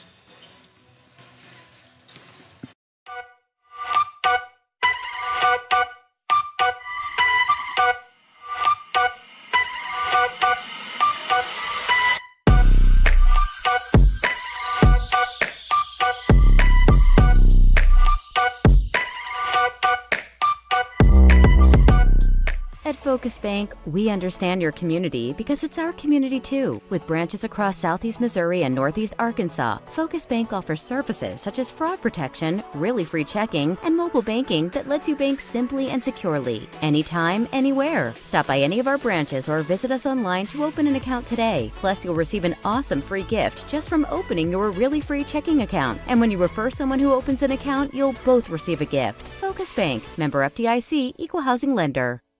Agriculture is not a fad, and it's not for the faint of heart. Long days become long nights, sacrificing time away from your family, even on weekends, just so you can get the crop in and get the crop out. This is your way of life. At Farm Credit Southeast Missouri, we are 100% bought into your commitment. Because we are customer-owned, it is our mission to be your ag lender, and we intend to be your value-added partner for next year and the long term. Your ag lender will always be there. Your animals depend on you every day. So we build equipment you can depend on every day. So cutting hay, feeding livestock, and managing land is easier. Loaded with intuitive, innovative features and tech, Case IH equipment isn't just built to work. It's built to work for livestock producers. Case IH, built by farmers. Talk to your Baker Implement dealer today. 90-23, the final of our first contest of the day. There will be 8 of them, 7 more to go. Jackson, a victory as #1 seed. Hey, Coach Corey Toma with us. And Coach, I'm going to ask you this. Here's what I want to know, because I jotted down a couple of notes. I liked your energy for a 9 o'clock in the morning game to start off with. I thought the energy was pretty good. Your thoughts on it as a coach? Did you like it as well, or what did you see? Yeah, in the past, these games are hard to play. 9 o'clock in the morning, and the kids know it. They see the seeds, and they're not stupid. I think we might have been a little too amped up at times. And so, I tested the kids. We talked about maturity, and we had a similar game earlier in the season like this, and we were not as mature. But they're coming around early in the season, and maturity definitely showed that we were ready to go. Is there sometimes that it's okay to maybe say, listen, let's play the game, not the scoreboard? Is that kind of the way you approach it sometimes? Yeah, we do. We talk about after each quarter, hey, it goes back to 0-0. And, we talk about getting a stop and a score and a stop. And, they see it. It's hard to play these games. I get it. But the kids were amped up, and I'm proud of them. I got my first in-person look at you today. Love the ball movement. Love how the ball, it moves. It stays off of people's hands. It's a quick decision. Is that typical of how you need to play and what you want to do in a game that's not so lopsided as this one? Is that the way this team plays? Yeah, we talk about not letting it stick a lot, and early on, I think we were a little too unselfish, and that's okay. We were making a couple of 2-foot passes in the paint that didn't really have to be made, but we talk about being unselfish and not letting it stick and execution. We executed the minor sets that we did run to a T, so I'm pretty satisfied. Looking forward now as this tournament progresses, instead of dealing with opponents and who you might play and what might happen, what do you generally do in a tournament where you're going to turn around and play the very next day before you get a break?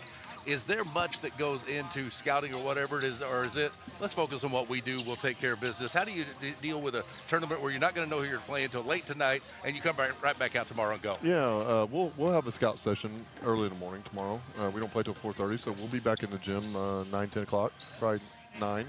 So we will have a scout session, so it's a short turnaround time. Delta and Leopold played last Friday, and so we got a pretty good scout off that. Both really good teams, well coached. Jimmy does a good job, and Coach Heap does a really good job. That Delta team's senior led, and they're fun to watch, man. They, no matter who we play, I know Delta got them pretty good down at Delta. I think Leopold will, have a little better game plan. But both teams are solid. We're not looking past the next opponent. I'm here to tell you that, I'm super impressed with the Delta team. We will see you tomorrow at 4:30 and get a little rest and do some scouting, and we'll see you back here tomorrow afternoon. All right, appreciate it. Thanks. Jack.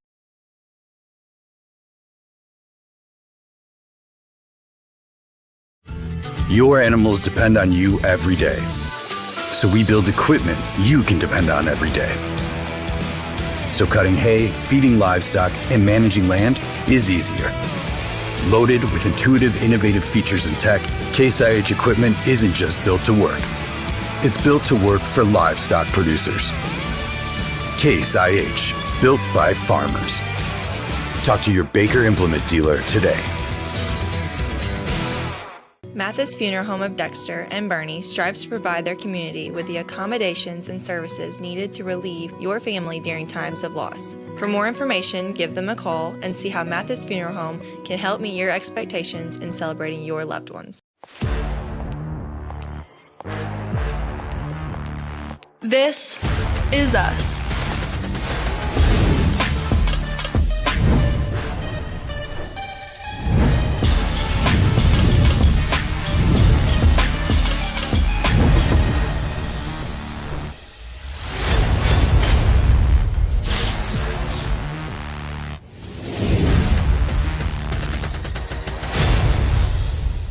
At SEMO Health Network, we strive to provide caring and affordable health care. We provide medical, dental, OB, and behavioral health services to everyone that may need it. For more information, visit our website and let SEMO Health Network take care of you. People come in here to shop that are visiting in Dexter. The first thing I always do is ask them where they're going to eat and give them pointers on some of our great local-owned restaurants. We have a lot of good local shopping that I always point them toward.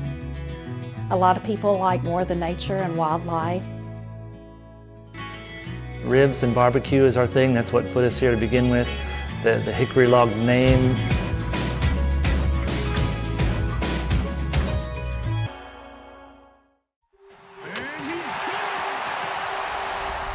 What does it take to stand tall? To let curiosity take root? To let your dreams take flight? You have to be fearless. Carve your path without permission. Turn your grit into greatness. This is your small town with big ideas. This is where you find your fearless. This is SEMO.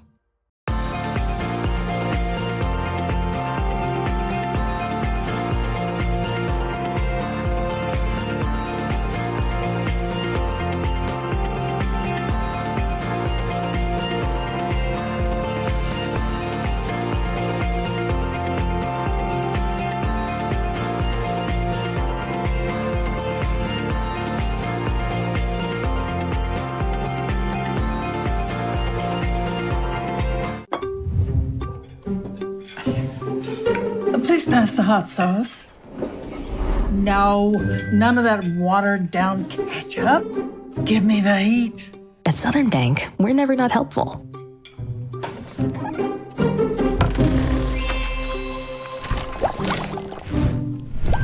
Next stop, Spicy City.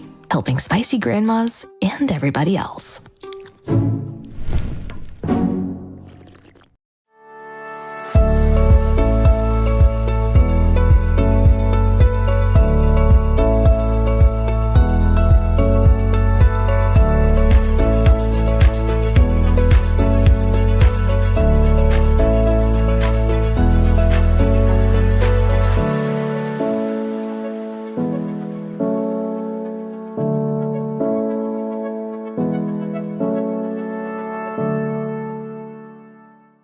American energy dominance. It's how we secure our future. By harnessing homegrown energy, we fuel our economy, power industries, and drive innovation. At NextEra Energy, we're investing more than any other company to deliver low-cost, reliable energy that powers our country's future. NextEra Energy Resources, ahead of what's next.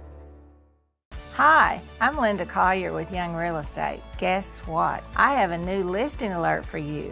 Country living with a spacious 5-bedroom home, 2 baths, and geothermal comfort, all on 1.42 peaceful acres. Call me. I think you'll love it. At First State Community Bank, our why is simple: to bring a positive impact to every community we serve. We are your neighbors and partners in building a stronger hometown. We work side by side with our community to help local businesses grow and families succeed. Our team takes the time to understand what matters to you, combining personal services with the latest technology so you can bank your way. Stop by one of our locations or visit us at fscb.com.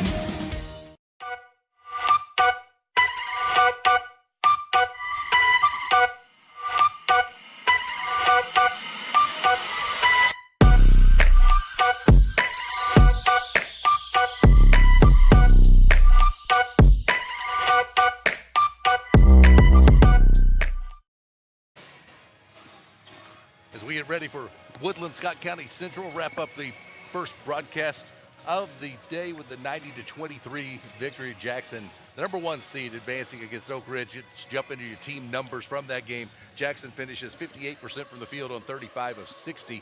3-point land, 8 of 17, 47%. And free throw shooting, 12 of 21, 57%. Oak Ridge, 9 of 24, 38%. Missed all 7 of the 3-point shots and went 5 of 16 from the free throw line, 31%. 33 Oak Ridge turnovers in the contest. Scoring off the bench, no surprise, favoring Jackson. 34-3. Indians advance. They will play tomorrow at 4:30 against the winner of Delta Leopold, the final game of Session 2 later on tonight. Those are your team numbers individually. Greg, I'll let you take care of that. Ty Forrest with 15 points to lead the way for the Indians. They get 12 more from Will Thomas after that. 8 apiece from each of this trio: Britt Crowden, John Ernst, and Oliver Drum. 7 points from Drew Respondek. They get 6 from Jory Toma. 5 points out of Ryan Criddle. Peyton Keller also had 6. Colt Floyd with 5. Blaine Reagan, Brock Reagan each with 4. And a pair from Colin Chanley. For Oak Ridge, it is Cade Schilling's 6 to lead the way. 5 apiece from Noah Engler and Hayden McFall. 4 from Mason Bowen. 3 from Tate Martin. Final score 90-23 as Jackson improves to 8-1 on the season. They advance to the tournament quarters. Oak Ridge falls into the consolation bracket with a mark now of 3-7 on the year. Unbeaten number 2 seed Woodland, the Cardinals, take on Scott County Central's 1-5 Braves in the second game of the day, next on Aycorp Sports.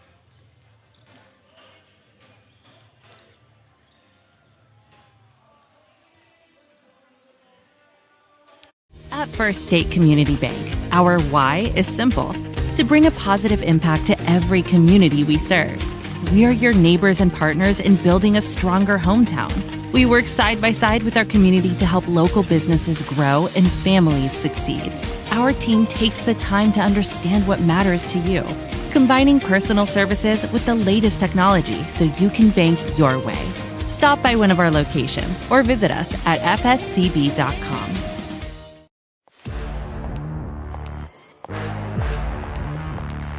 This is us.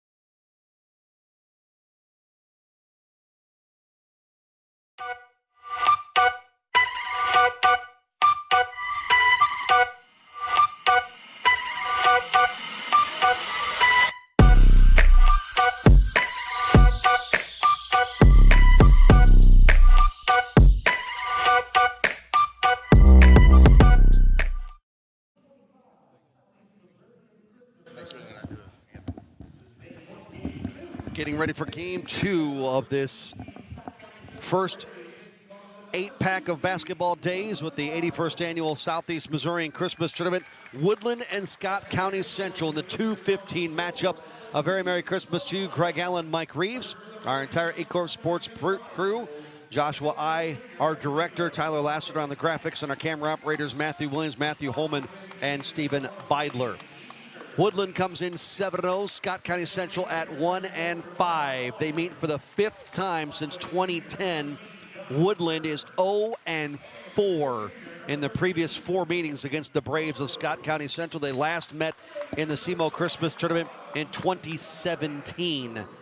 They meet here in round 1 of the 2025 installment. Scott County Central been a tough season. The 1 win came against Zalma.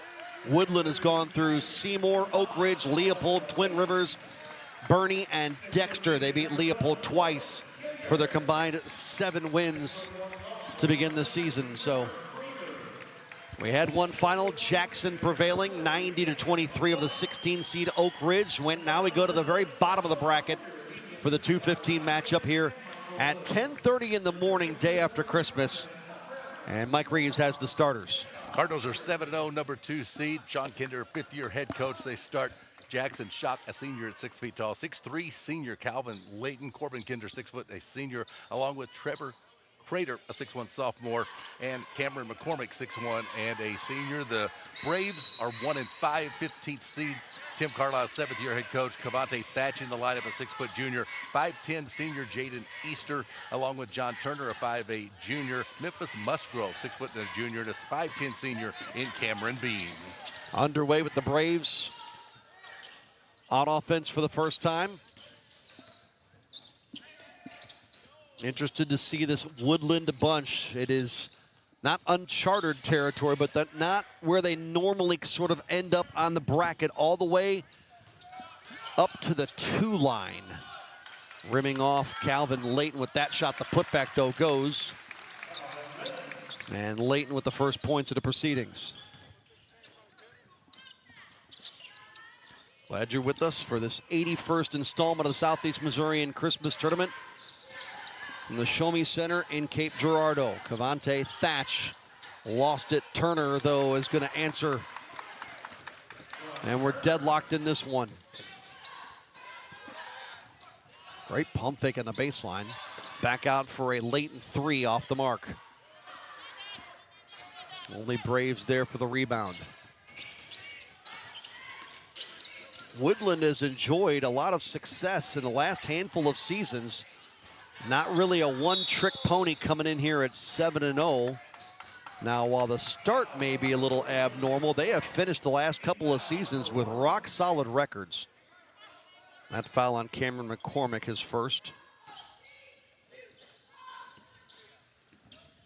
Gets us some of those particulars as we go along here. And a turnover by the Braves will give Woodland the ball back. Aycorp Sports bringing you the entire tournament, all 26 games. Also coverage from the Bloomfield Christmas Tournament if the matchups down there are of interest to you. Nice little roll baseline for McCormick to finish that. And a 4-2 Woodland lead.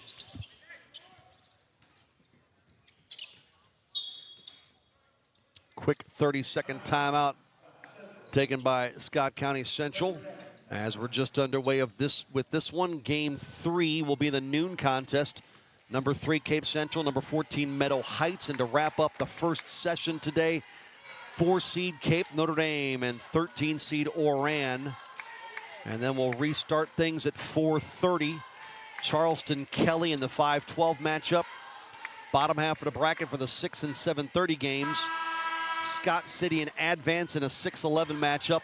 The Cubs of Bell City off the 7 line get 10 seed Chaffee. And to wrap it up, we'll finally see, have to wait all the way till about 11 o'clock tonight when the 9 o'clock game goes final, who plays Jackson in the quarters when 8 seed Delta and 9 seed Leopold get together. Interesting talking to Coach Toma. He said we will absolutely, he said they played each other recently, so we got a good idea on a scout there. He said tomorrow morning around 9 o'clock, he said we'll have a scout session. So that's the new, I'll say, new world of high school basketball. There was a time it wasn't nearly that detailed in terms of getting into the scouting stuff, but in the last at least 10 years or so, that's become the norm. So they will have a good idea, despite the game ending late, exactly what they want to do against whatever opponent they see. Easter into the corner, in and out with that shot. An offensive rebound, though, for the Braves, but taken away nicely by Trevor Crater. Woodland trying to force the issue here, and a reach-around foul coming up on Scott County Central. Jaden Easter is first. You talked about this tournament, having school sizes and classifications that'll kind of run the gamut from your biggest classifications right on down. This Woodland group, they'll kind of find themselves in the middle as a Class 3 school when district time rolls around. That 3 off the mark, but here comes Layton again. He'll miss fire there. Cameron Bean at 5'10", grabs that rebound. Nice outlet on the run, and missing the layup as Corbin Sanders just came off the bench and had a clean look and couldn't put it down to tie the game at 4. Woodland likes that 3-point shot. Not a lot of them going down early. Putback opportunity. That's off the mark. Scoring not coming at the pace as it did for Jackson to start their game here in this 2:15 matchup. Now 4-2 out of the gate, 2 of 7 early on for Woodland. They missed all 3 of their threes and just 1 for 4 for the Braves. Just 1 3-point attempt. That one did not go. Hey, we have gotten 3 minutes into a game without a trip to the free throw line. Remember, we shot 30 combined free throws in the first half of that opening game. Ooh. How many did we end with? We ended with, I meant to make that note, and I've got it in my notes. I just didn't leave it out to talk to you about. That was bad on my part. Free throw attempts, we ended up with just 37. So see, they calmed it down in the second half for us.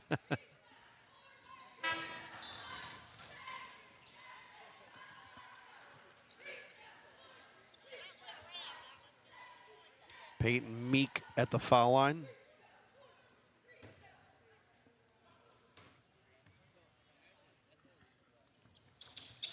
Over 2 on that trip.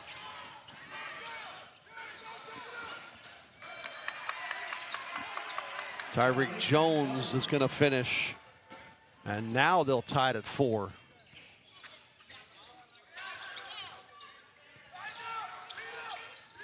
Woodland inside, get called for the travel? No, foul on the floor on the Braves. That'll be the 3rd of the quarter, and Cavante Thatch with his first.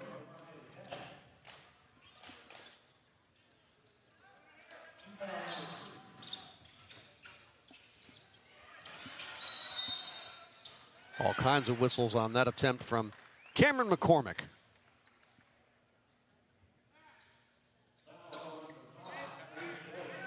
Tyreek Jones with his first.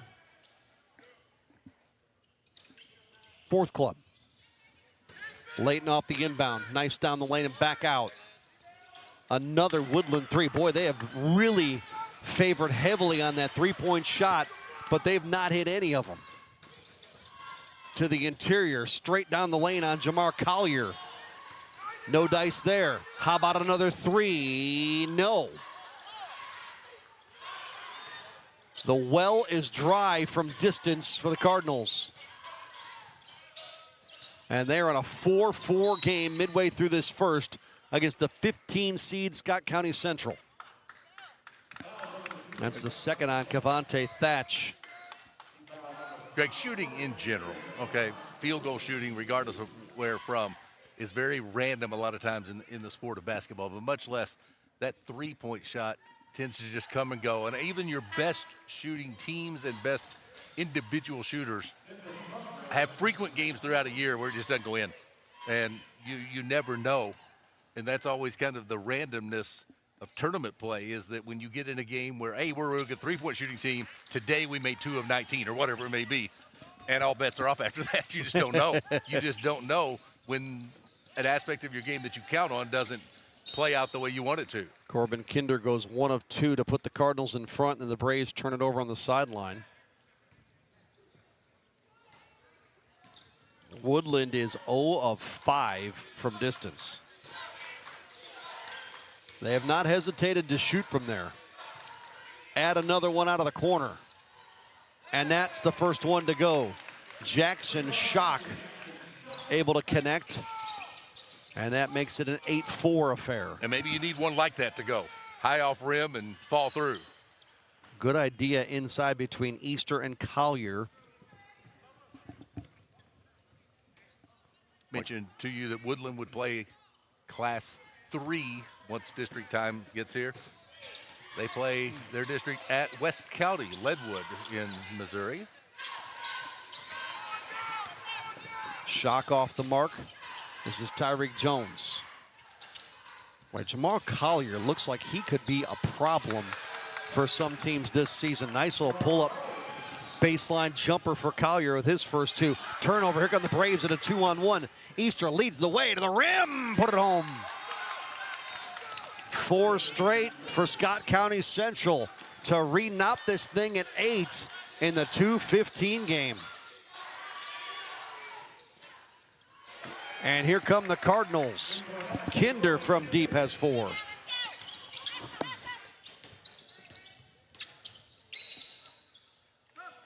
And with the body contact, they call a travel on C.J. Wiggins Jr. The district that Woodland will play in certainly looks like one that they will feel like they will have an opportunity to make good things happen. Arcadia Valley, Clearwater, Saxony Lutheran, Scott City, along with that host West County. That's the field. So West County and Arcadia Valley are the outliers in that, even though the Bulldogs hosted.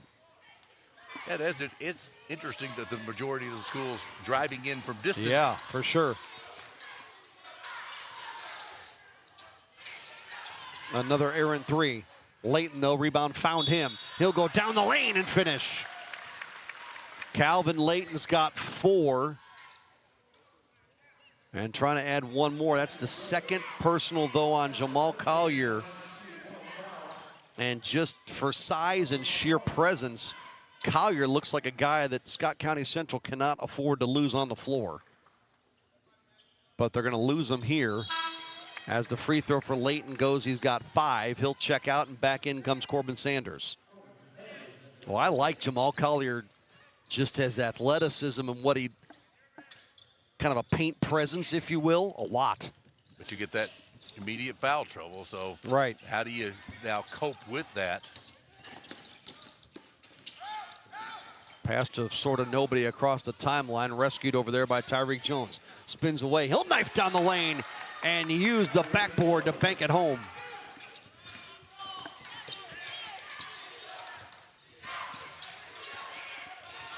Up by 4, the 2 seed, trying to make it 7 out of the corner. No good. Rebound loose, grabbed by Wiggins Jr. Braves have more than held their own here in this first quarter, and they have not had the problem that Oak Ridge had early, which was turnovers, at least to the volume that the Blue Jays did. Oh, it changes everything when you can take care of it enough to get into your offense. 5 of 8 from the field is Scott County Central in this one to start with. I know very small sample size, but you make some shots and you take care of the ball generally. Wiggins Jr. directing traffic on perimeter, and we get an offensive foul. And that's the second on Jaden Easter. He's got 2. Cavante Thatch has 2, and Jamar Collier has 2. Eye test failed you and I both. 6 first-quarter turnovers for the Braves. Ooh, yeah, that's more than it feels like. I don't know if it's because they've been able to get some shots on rim, Well, or if it's because they made a lot of shots. It's probably because Woodland hasn't converted, Mike. Yeah, they haven't taken advantage. They haven't had a 30-point quarter Right. like we saw the Indians out of Jackson do.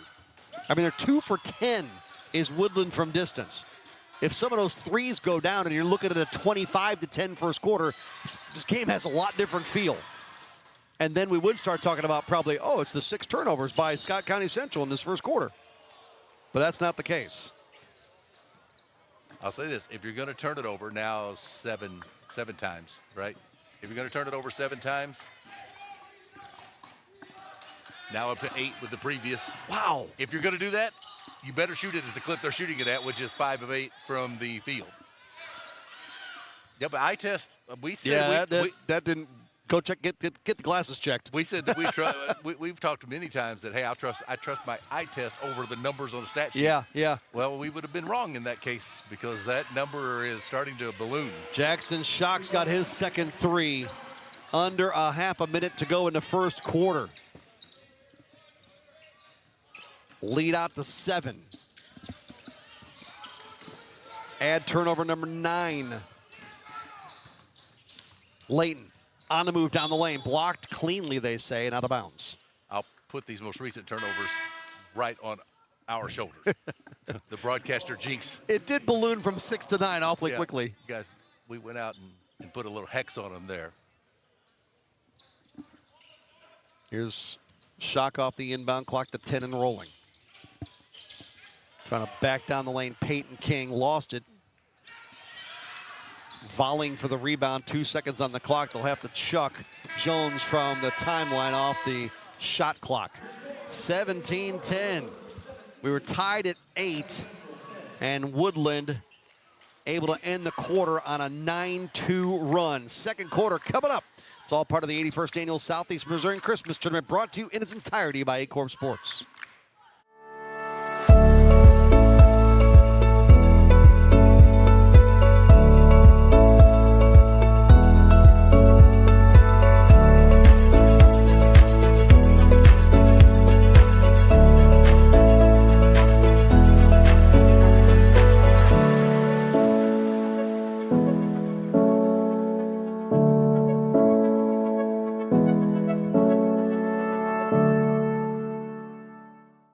SEMO Health Network, we strive to provide caring and affordable health care. We provide medical, dental, OB, and behavioral health services to everyone that may need it. For more information, visit our website and let SEMO Health Network take care of you. 9-1. Wow, yeah. Getting ready for quarter number 2. Mike's got the numbers from the first. First quarter shooting numbers, Cardinals 6 of 19 from the field, 3 of 12 from deep, 2 of 5 at the free throw line. The Braves were 5 of 9 from the field, 0 of 2 from 3, and did not try a free throw. Turnover numbers, it's not only the 9 now the Braves have committed, but the turnover differential, Greg, 9-1. Wow. As Woodland has been able to take care of the ball. Just 1 turnover in that opening 8 minutes. So now that we're seeing the numbers play out, you're telling me that Scott County Central is sort of lucky to be sitting where they're sitting, only down 7. It should be a lot worse, and Woodland's not taking advantage. When it's 9-1 in the turnover category, if you sit down every game in this tournament, we're going to do 16 of them. And if you tell me at the end of the first quarter the turnovers are going to be 9-1, whichever teams, I will tell you the team that's committed 9 is going to be way behind. 17-10 is not way behind. So yes, I feel like that they may be a little fortunate to be within 7 when the turnover differential is that divided. Jackson Shock with his first personal, first foul in the second quarter on the Cardinals. Similarly to an NFL team committing 6 turnovers and being in a game late. That was stunning yesterday. Yeah, you don't turn it over 6 times and have a chance to win. Jumper by Easter doesn't fall. Cardinals trying to extend the lead here, up by 7. Pull-up jumper at the elbow, Layton, money. Calvin Layton, 6'3", fourth-year man, looking comfortable here in his final Christmas tournament to start the run for the number 2 seeded Woodland Cardinals. Turnover 10, Layton the other way, on cue, can't finish, but his teammate does, and Peyton Meek for his first points. Woodland is sitting on the 2 line, their best seed in the tournament since at least 2017. Their previous best in that run since 17, only an 8-year span, was a 5. They've been a single-digit seed each of the last 6 years now, but 2 by a wide margin is their best they've ever started on as far as where they're put on the bracket. Last year they won the 3rd place game. Out of bounds to Scott County Central. They came off the 6th line, beat Leopold and upset Charleston in the quarters, lost to the 2 seed Cape Central in the semifinals, and then beat the 5 seed Scott City to win that 3rd place game 81-76. They've won 1 title. It came in 1960. This tournament started in 1945. Timeout by the Braves. We'll hold it here during this one with just not even a minute and a half gone by in the second, and the lead out to 11 for Woodland. But the Cardinals, again, not total unfamiliar territory as being a favored team, but being a 2 seed is certainly not the norm for them. I think you and I, Greg, over the many years of following this tournament, we've done it from afar, being more involved, again, in that Park Hills tournament, always following what's going on here, though, following it game by game. But when the brackets come out and you get a look at them, there's not many times that you and I were expecting that Woodland would be in the top 4 even, and here they sit as that 2, coming off a good run last year and playing well. What a good tournament, though, for a Class 3 school to play in as a 2 seed, where you know you're gonna see some good people by the time this tournament's over. I think it's a good time of year to play those games, and it's a great test for them. Meanwhile, for the Scott County Central Braves, is the 8th consecutive season they've been a double-digit seed. They call that block from Cameron McCormick clean, but the ball ricochets to a Brave, and Tyreek Jones puts it home. The freshman's got 6. Scott County Central, a 15 seed. The only worse you can do than that is be the 16, which they were in 2019. McCormick couldn't finish. Underneath, we've got issues, and we're going held ball possession arrow belongs to Woodland. Scott County Central's been the 13, 14, or 15 each of the last 4 years. They actually won the losers bracket 2 years ago. Last year, as the 14, they went 2 games and out. They lost to Charleston and Leopold. Side pocket 3 for Schock. In and out, no good. Rebound to Caden Ballou. He'll run out the other way, and it's ripped out of his hands by Corbin Kinder. It stays with the Braves.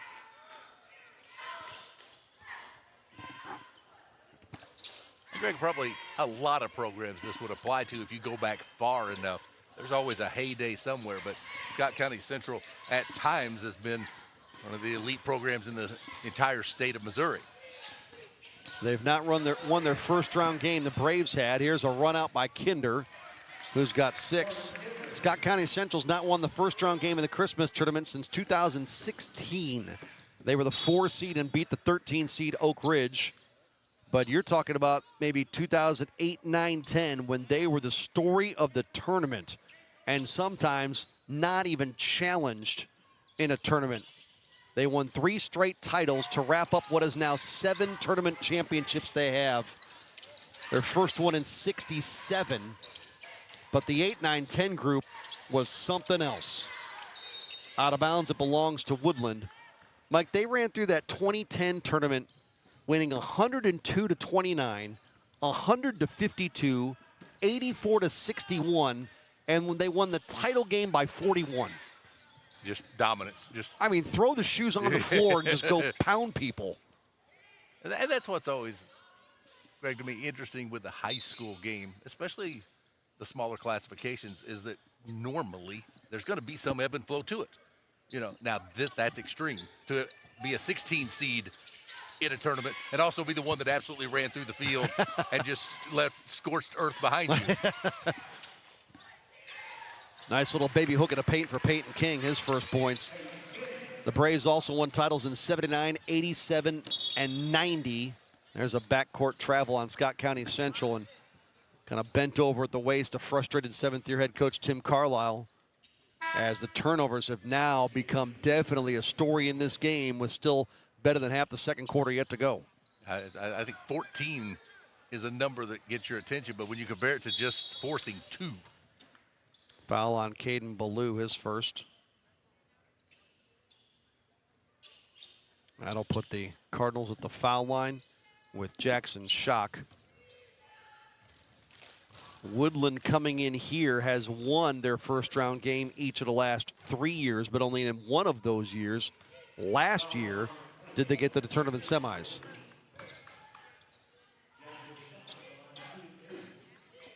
Woodland has taken the only free throws in this game, and they, like the first 2 teams of the day, Oak Ridge and Jackson, have also struggled at the foul line. Schock makes 1 of 2. And they're 3 of 7 now as a team, but building a comfortable working margin now. Braves have been held to 2 points in this quarter.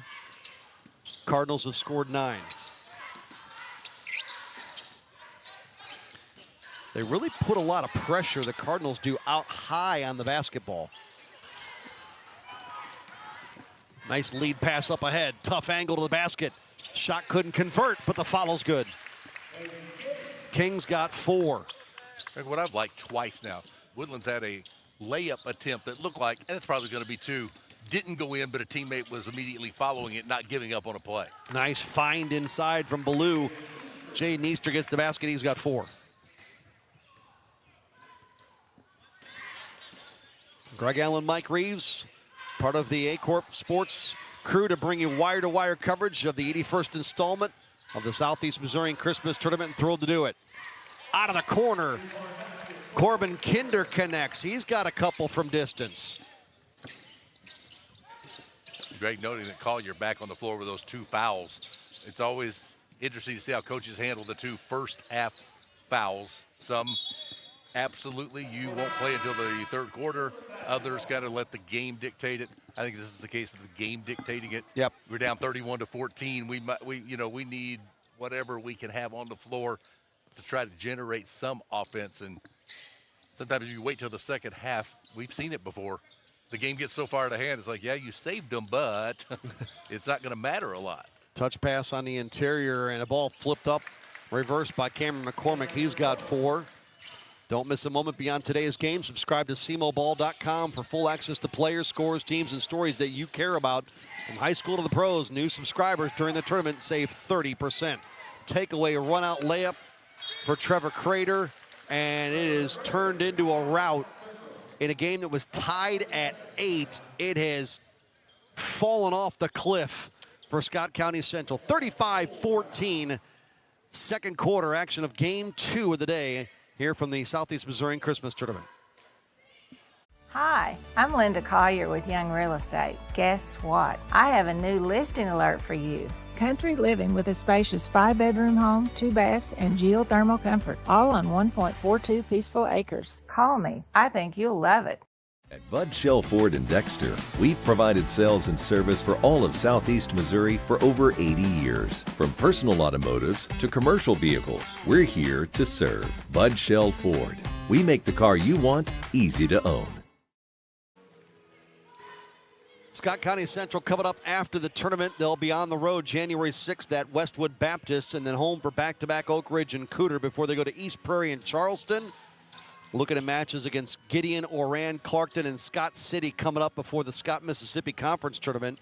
For Woodland, they go back-to-back at home against Richland and Kelly on the 6th and 9th. And they go to Cape Central on the 16th, followed by games at Bell City and Bloomfield. That's the 2026 early portion of that schedule for these 2 respective clubs. And turnovers into points at the other end. That has become the story here in quarter 2 for Scott County Central. And with all the conversions now, Mike, we talked about this in quarter 1. It didn't pass the eye test. Part of the equation now is Woodland's finishing on the offensive end, and that score's gone to where it's gone. It was a 5-point game when we were talking about it earlier, that the turnovers didn't seem to be a significant number in terms of impacting the game. Well, now that they're being turned into points, yeah, things have changed a lot, and the scoreboard reflecting number 2 versus 15 a little more than it did early on. Peyton Meek had that last foul for Woodland. We'll see who the Cardinals get assessed for this one. Trevor Crater, his first. Again, 8-8 was the score of this game at one point. It's a 29-6 spurt by the 2-seed Woodland, putting some distance between themselves and the 15. And probably much more to the liking of fifth-year head coach Sean Kinder. Collier can't finish. Rebound to Crater. Had it dislodged, picked up by Kinder.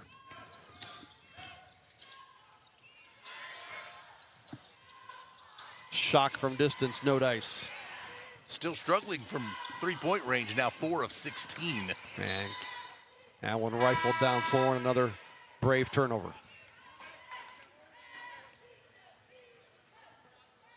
Very happy holiday season 2. Hope the Christmas festivities were enjoyable and well received.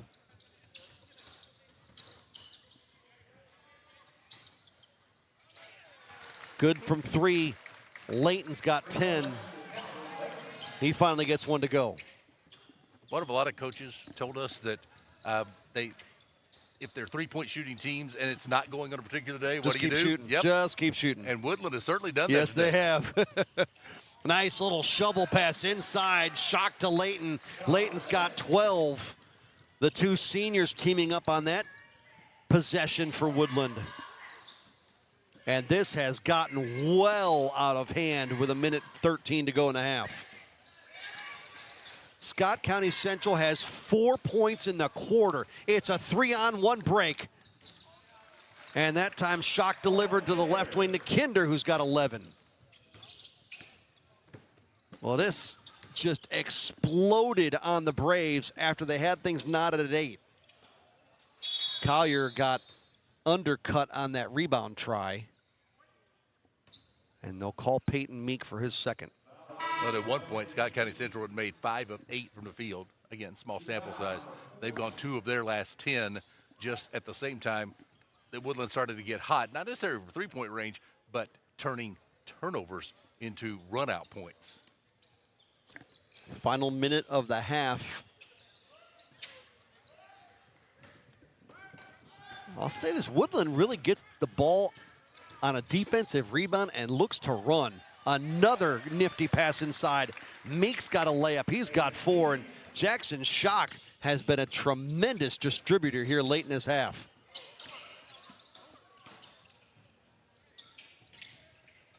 Ball fake on a 3 and a step around, no good. 20 to go in the half. Around the back by Layton twice. Layton gonna give it up to the trailer. Kinder can't connect. Rebound put back. All in one motion for Meek. Never came down with it. He's got 6.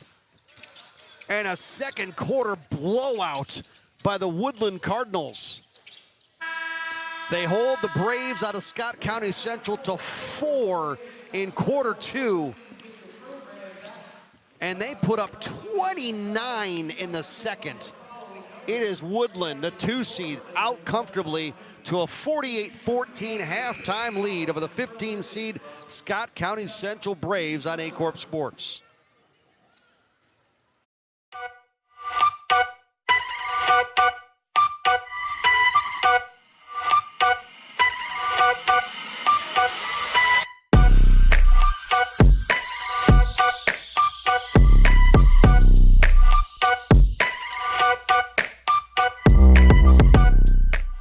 At First State Community Bank, our why is simple: to bring a positive impact to every community we serve. We are your neighbors and partners in building a stronger hometown. We work side by side with our community to help local businesses grow and families succeed. Our team takes the time to understand what matters to you, combining personal services with the latest technology so you can bank your way. Stop by one of our locations or visit us at fscb.com.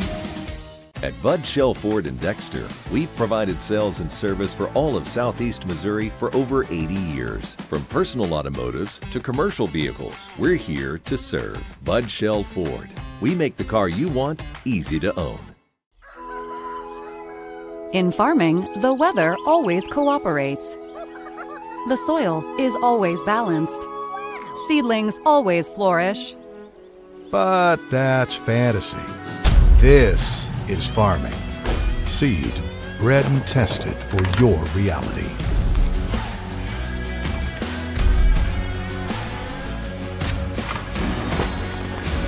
Dynagrow Seed, for real. At First State Bank and Trust, protecting your money is easy. You don't have to bury it in the backyard or hide it under the mattress or stash it in your cabinets. With FSBT, your money is safe, secure, and always within reach. Choose your local and trusted bank for more than 90 years. First State Bank and Trust. Real estate isn't just about opening doors. It's about navigating contracts, inspections, and deadlines.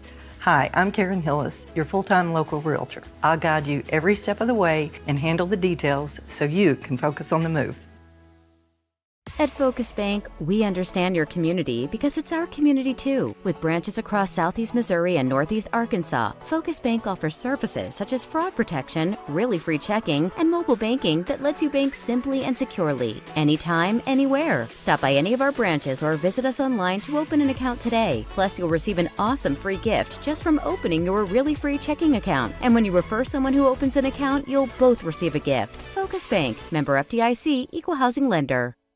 Agriculture is not a fad, and it's not for the faint of heart. Long days become long nights, sacrificing time away from your family, even on weekends, just so you can get the crop in and get the crop out. This is your way of life. At Farm Credit Southeast Missouri, we are 100% bought into your commitment. Because we are customer-owned, it is our mission to be your ag lender, and we intend to be your value-added partner for next year and the long term.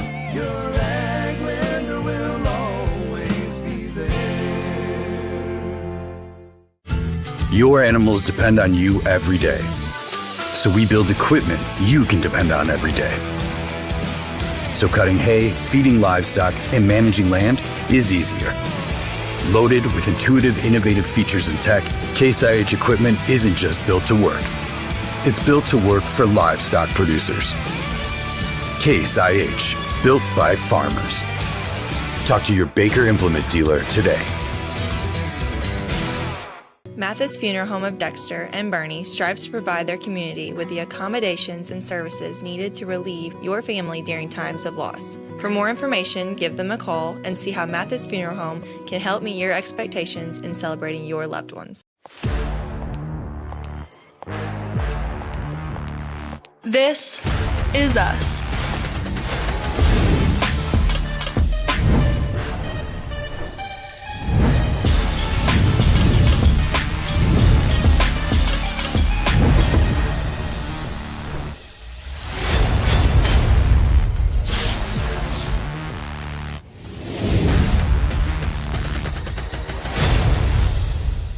At SEMO Health Network, we strive to provide caring and affordable health care. We provide medical, dental, OB, and behavioral health services to everyone that may need it. For more information, visit our website and let SEMO Health Network take care of you. People come in here to shop that are visiting in Dexter. The first thing I always do is ask them where they're going to eat and give them pointers on some of our great local-owned restaurants. We have a lot of good local shopping that I always point them toward.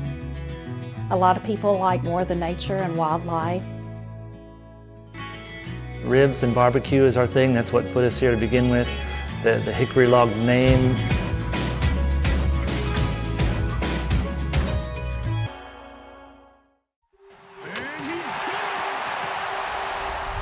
What does it take to stand tall? To let curiosity take root? To let your dreams take flight? You have to be fearless. Carve your path without permission. Turn your grit into greatness. This is your small town with big ideas. This is where you find your fearless. This is SEMO.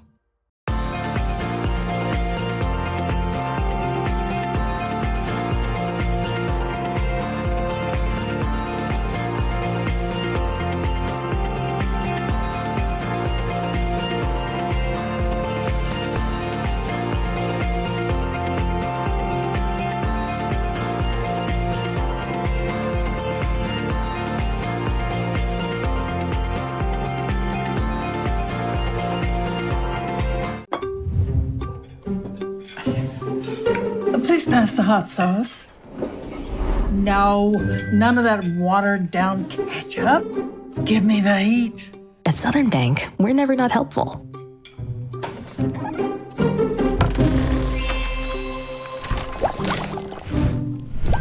Next stop, Spicy City. Helping spicy grandmas and everybody else.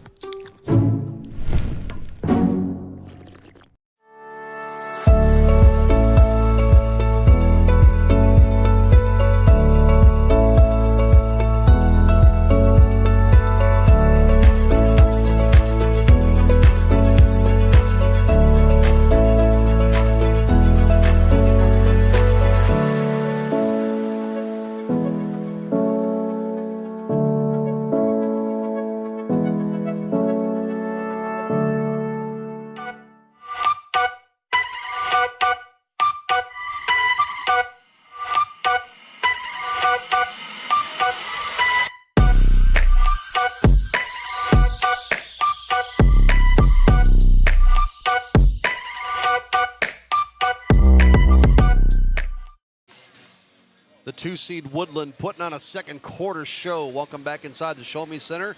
A happy holidays season 2. Greg Allen along with Mike Rees, our entire Aycorp Sports crew, bringing you coverage of the Southeast Missourian Christmas Tournament. Second quarter scoring 29-4 in favor of Woodland that has them on top of Scott County Central 48-14 at the half. Mike has your team numbers from the first half. Cardinals in that first half were able to ring up a 49% field goal percentage on 20 of 41.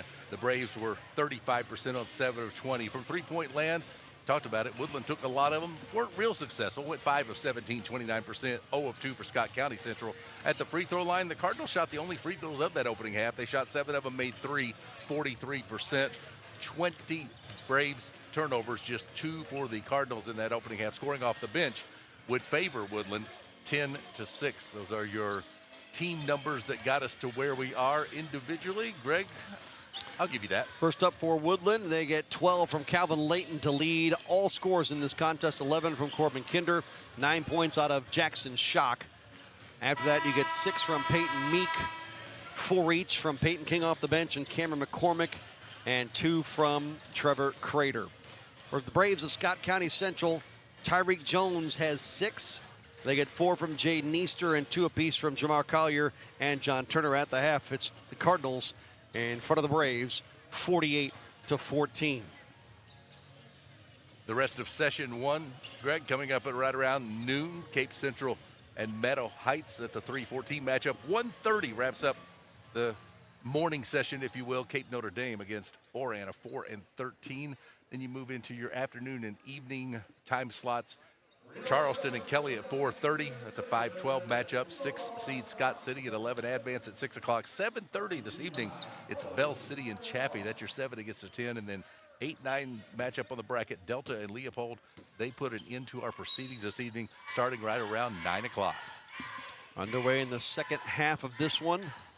Braves with the opening possession. We'll see if they can put something together offensively, a little more productive than their 4-point second quarter. Does not start well off the miss from Memphis Musgrove. He was quiet and scoreless in the first half. And immediately to the free throw line go the Birds.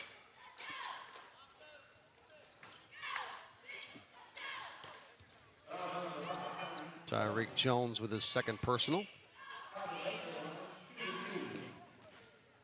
We talked earlier about Woodland and their district path later on in the season, and once you get to December and January, that district comes around fast. Doesn't take long before you get there. Scott County Central, a Class 1 school, they'll play at Richland with their district at the end of the season.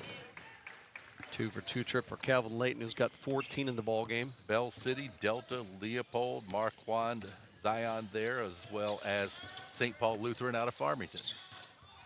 And that's at Richland? It is at Richland. John Turner's got 4. 50-16. The 2-seed Woodland playing like it after, I don't want to say a stagnant first quarter, but maybe a sloppy first quarter. They led by 7. They just didn't shoot it well from distance. There you go. I will just end it at that. That's the only thing they weren't doing. They had 2 turnovers in the first half. they just couldn't make shots. And then they started making a few and creating boatloads of turnovers. Yeah. And then the game tilted. Calvin Layton with that three has got 17, near turnover into a Thatch mid-range pull-up. And the rebound down to Cameron McCormick. He wants to run the floor, turns into a mini 2-on-1. Strong to the hole, and it falls short. Another offensive rebound, though, for the Cardinals as Layton picked it up. Feathers it back out to the guy that missed the layup, and Jackson Schock. It'll stay Woodland basketball as Jaden Easter returns for head coach Tim Carlisle and the Braves. 7 years at the helm for Coach Carlisle at Scott County Central. That baseline jumper by Corbin Kinder, well strong. Woodland has put together 3 consecutive 20-plus win seasons. Thatch with a travel in the open floor. 24-8 last year, 21-6 the year before, 21-7 3 years ago. Only one of those 3 years did they win a district. Last year, they ended up the season with a 68-61 loss to Thayer in the third-place game. Nice little ball fake by Schock. Couldn't free himself up with a shot after contact. Kinder can't finish, and Collier grabs the rebound. Backcourt pressure turns into a Jackson Schock foul. The last time Woodland finished a year below 500, 6-18 in 2020. They had back-to-back 20-plus win seasons in 2015 and 16. Braves with the turnover. Layton can't convert. Follow, volleyballed up there, no good. How that pass from Tyreek Jones connected on the other end, I have no idea. Yep, viewers had the same look at it we had, and it looked like it went through a defender to get to him. Easter's got 6, but Kinder drops a 3. He's got 14. You were talking about some of the recent successes that Woodland's had. I think if you come in here as a Class 3 school and you get the respect of a 2 seed, I think that's notable. Collier floats one up, hits. He's got 4. Because it's real easy to look at, as we talked about earlier, some of the bigger classification schools that play in this thing and honestly have kind of been the ones that have dominated in most recent times. It's kind of nice to be able to get that recognition. Good read by Easter on that pass, and he'll finish at the other end. He's got 8. Quickly back come the Cardinals, though, in a 3-on-2. Spin move on Collier, and they call it clean. Thatch comes out of the pack with it. Floats it up and hits, does Jones.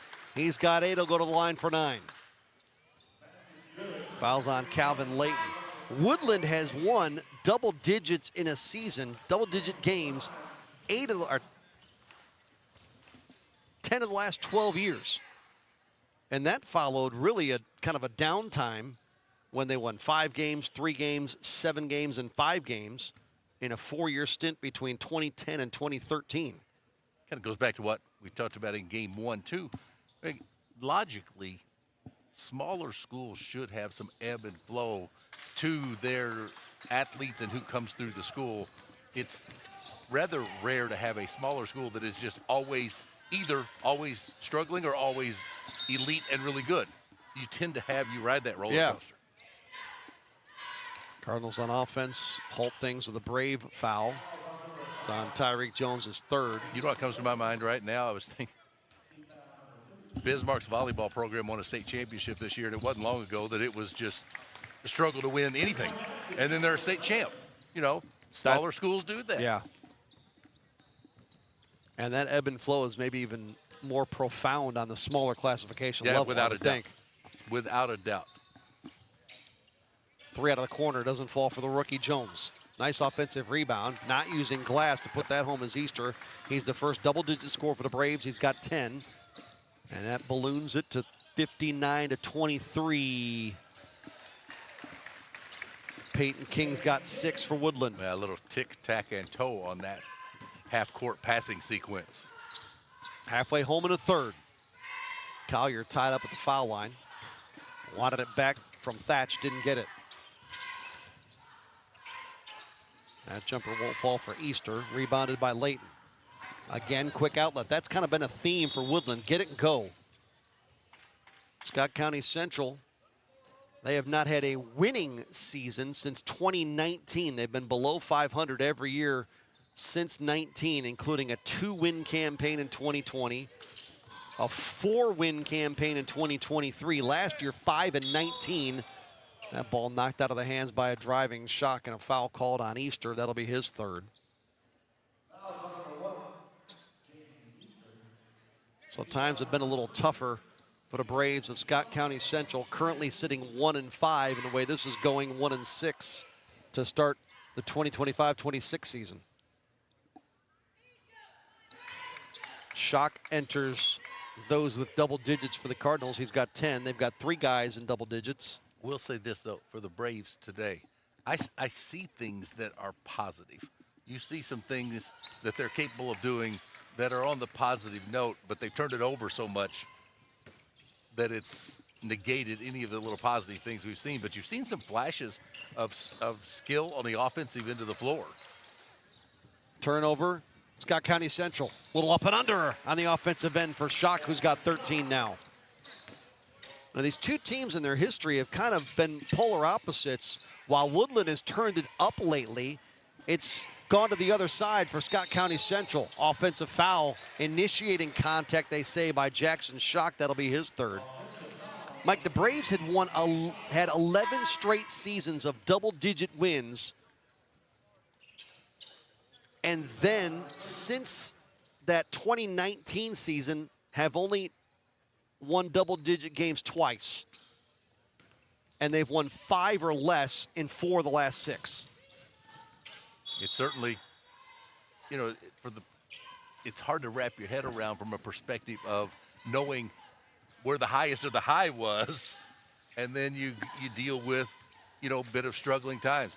The interesting part of that, though, is how long does it take to kind of come out of that? When's the next class going to come through that, is going to have a little bit different feel to it?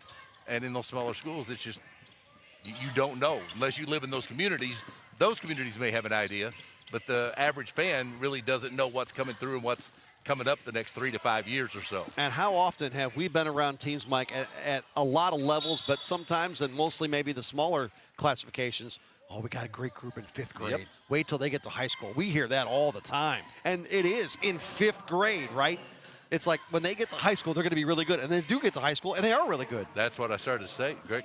They're generally right. When you hear these coaches that deal with these kids like, we got a good group coming up in that age category, they are more often than not, by the time that group reaches high school, they're absolutely right. They're like, oh, this is the group you told us about.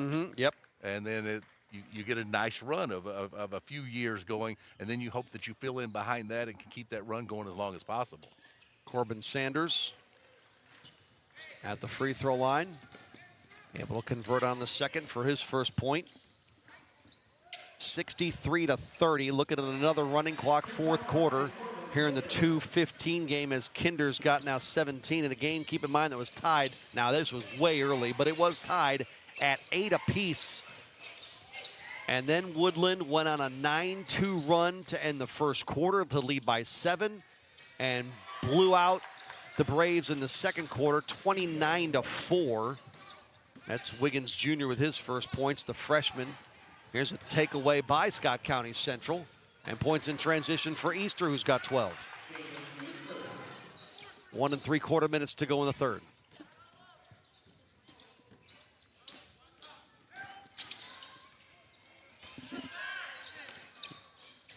Jordan from distance. That's Colton Jordan, the senior, with his first points. Well, you look at Woodland, they'll get the winner between Bell City and Chaffee tomorrow at 6 o'clock.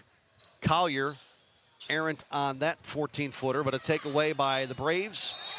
And a windmill foul. They call the block clean, and a held ball, arrow to Woodland. He kind of went up, just pressed it against his hand, and came down with it. I anticipated foul call. I did too. Officials like, no, we're just going to go with a held ball and possession to Woodland. Woodland, if seeds would hold, looking at a semifinal date with the likes of maybe the 3-seed Cape Central, the 6-seed Scott City. It's back-to-back turnovers on consecutive possessions for the Cardinals. Easter from distance, good. He's got 15. Scott County Central going to get the loser of that 7-10 matchup, Bell City Chaffee. They would play tomorrow at 10:30 in the morning. That three-point shot good from Kinder. All of a sudden, we're points aplenty here at the Show Me Center into the final minute of the third. Remember those struggles from three for Woodland early? Yeah, those have long gone. 11 of 24. And that, you will take that percentage time after time. Collier missed a point blanker. And a reach-in foul trying to knock it away from Calvin Layton. Jaden Easter. In our discussions over the years with many high school basketball coaches at the boys level, girls level, classes 1 through 6, I've heard many times over, tends to be just a common theme with the coaches. If we shoot 35% from three, we'll take it. We'll certainly be happy with it. 40 and above starts to be, yeah, we're really good. And all of a sudden, Woodland now shooting 46% from deep in this game. And early on, the talk was they can't make a three. They made 2 of their first 10. They've come back since then to make 9 of their last 14. Amazing how numbers sort of even out. Just keep shooting it. Kinder can't make that one from distance. And out of bounds, knocked out by the Braves. Kinder was supposed to be wearing the earpiece. And I know. That you was have to make that in shot. rhythm on that shot. That one had to go down. Yeah, when the broadcasters are talking about how good you're shooting from three, you got to make one. Layton, tough shot from 2. He's got 22. Another near 30-point quarter for the number 2 seed. And with 5.2 to go, Scott County Central will have it back, trailing by 41. It's a 21-point third for the Braves.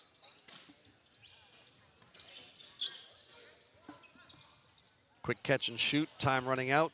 Wiggins, no good, and that's 3/4 of play. Aycorp Sports bringing you wire-to-wire coverage of the Southeast Missourian Christmas Tournament, all Woodland to the 4th here at the Show Me Center.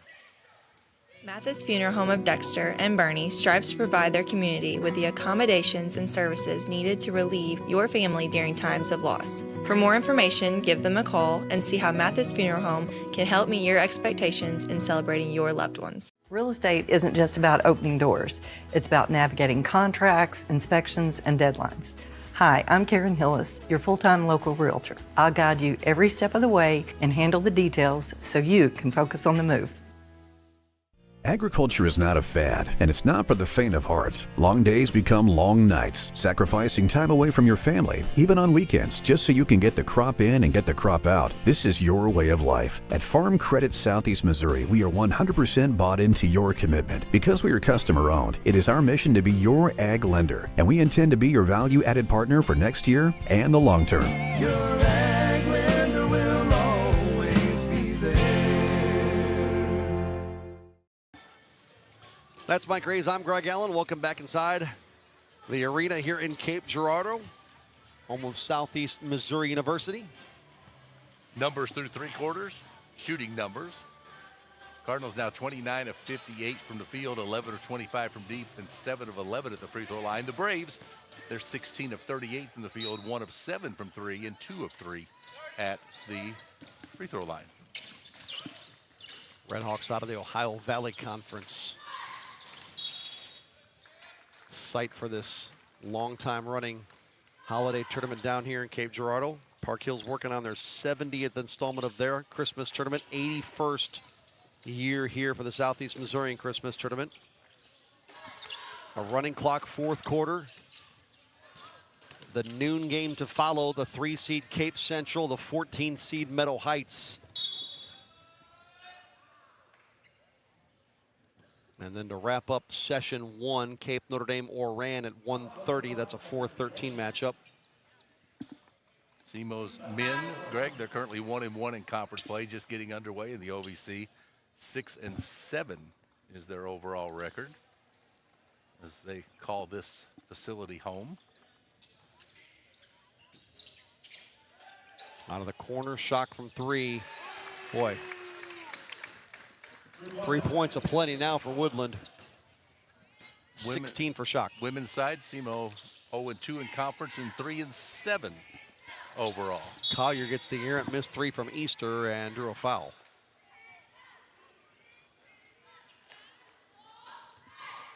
Cameron McCormick, I believe.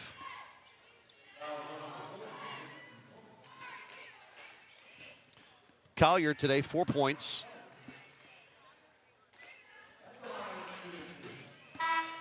Scott County Central has not taken a ton of free throws in this game. That's just by my count their fourth, Mike. Is that right? That is their fourth. They are now 3 of 4. McCormick rebounds that miss, and here come the Cardinals again quickly. Cross lane feed, and a pretty one at that. Shock, another beautiful assist. Peyton King has 8 on the finish. Pull-up jumper goes for C.J. Wiggins Jr. He's got 4.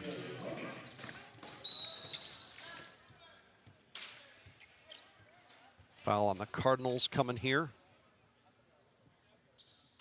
It's on Calvin Layton.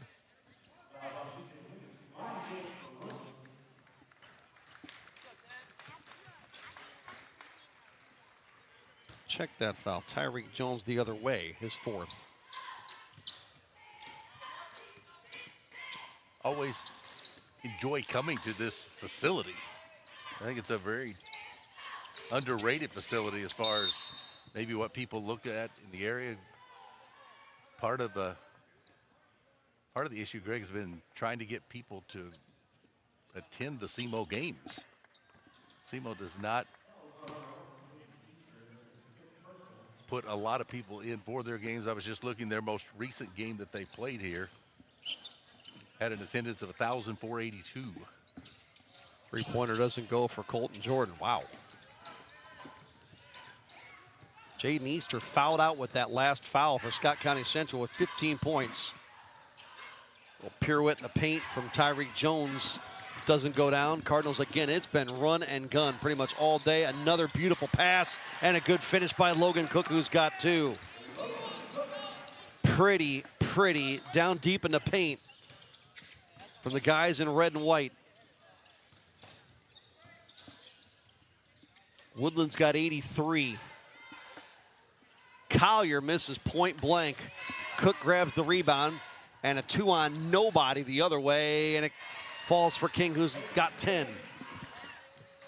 He is the 4th Cardinal in double figures. They're led by Calvin Layton's 22. We've talked about the three-point shooting so much, but again, inside the arc, 21 of 36 now for Woodland.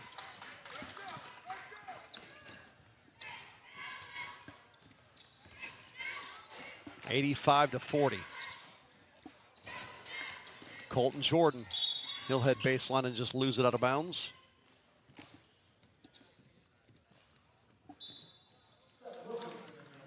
$85 points at present is the most that Woodland has scored at a Christmas tournament game since a consolation bracket quarterfinal in 2021 when they put up 89 against the 16 seed Bell City.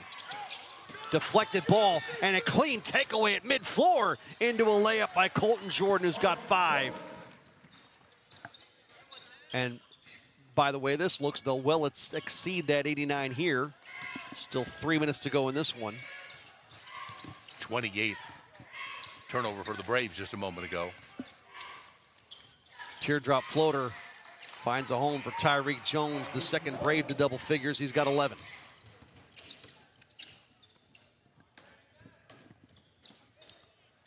Seth Wilkinson from distance, his first points. And that gives the Cardinals 90 and a timeout that we will join Tim Carlisle with. 90-42. It was 17-10 at the end of one. It's been all Cardinals since. And the Christmas tournament here in Cape Girardeau brought to you by Aycorp Sports. What does it take to stand tall? To let curiosity take root? To let your dreams take flight? You have to be fearless. Carve your path without permission. Turn your grit into greatness. This is your small town with big ideas. This is where you find your fearless. This is SEMO.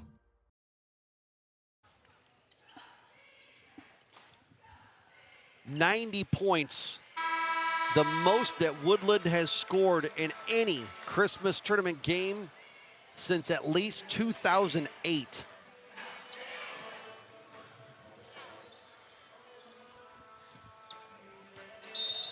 Greg, they've done it very efficiently. 90 points on 65 field goal attempts. And they've done it by doing what we just saw there, which is force turnovers and create live ball turnover points. They have been aggressive to get in the offensive end. By quarter, it's been 17, 29, 28 to get into this fourth quarter. Cavante Thatch couldn't finish. Another miss by the Braves inside. Teardrop right-hand floater good for Tyreek Jones, who has 13.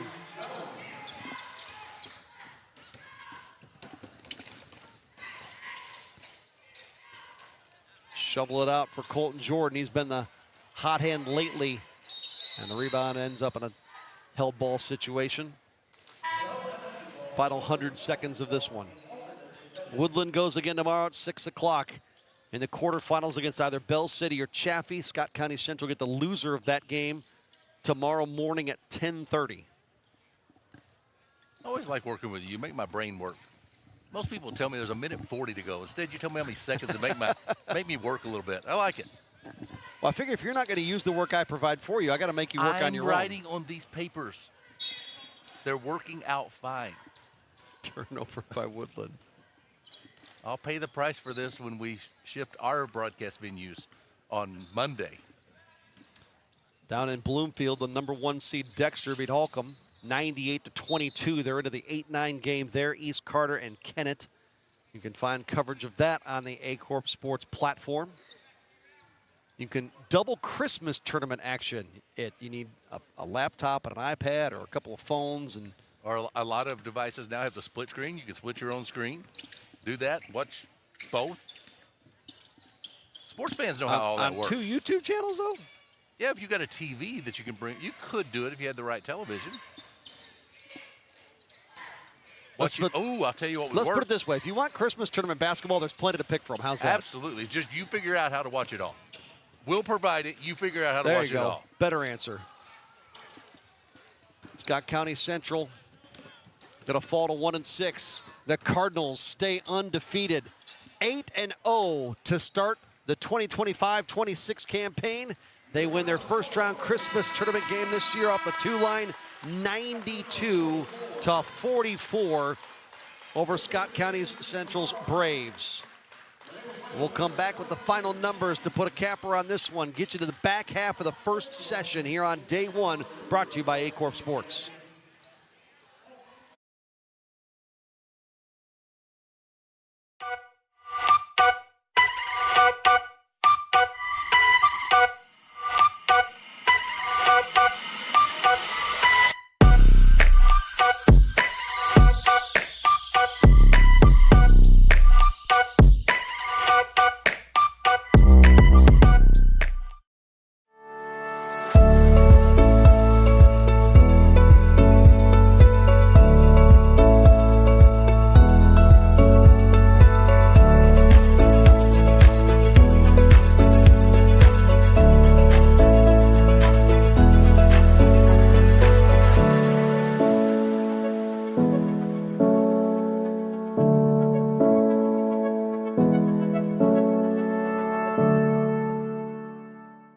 American energy dominance. It's how we secure our future. By harnessing homegrown energy, we fuel our economy, power industries, and drive innovation. At NextEra Energy, we're investing more than any other company to deliver low-cost, reliable energy that powers our country's future. NextEra Energy Resources, ahead of what's next. Hi, I'm Linda Collier with Young Real Estate. Guess what? I have a new listing alert for you. Country living with a spacious 5-bedroom home, 2 baths, and geothermal comfort, all on 1.42 peaceful acres. Call me. I think you'll love it. At First State Community Bank, our why is simple: to bring a positive impact to every community we serve. We are your neighbors and partners in building a stronger hometown. We work side by side with our community to help local businesses grow and families succeed. Our team takes the time to understand what matters to you, combining personal services with the latest technology so you can bank your way. Stop by one of our locations or visit us at fscb.com. At Bud Shell Ford in Dexter, we've provided sales and service for all of Southeast Missouri for over 80 years. From personal automotives to commercial vehicles, we're here to serve. Bud Shell Ford. We make the car you want easy to own. In farming, the weather always cooperates. The soil is always balanced. Seedlings always flourish. But that's fantasy. This is farming. Seed, bred and tested for your reality.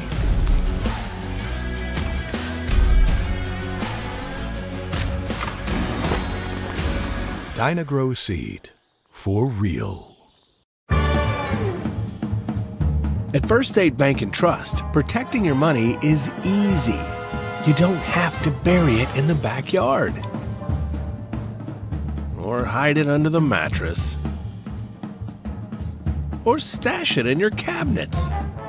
With FSBT, your money is safe, secure, and always within reach. Choose your local and trusted bank for more than 90 years. First State Bank and Trust. Real estate isn't just about opening doors. It's about navigating contracts, inspections, and deadlines. Hi, I'm Karen Hillis, your full-time local realtor. I'll guide you every step of the way and handle the details so you can focus on the move.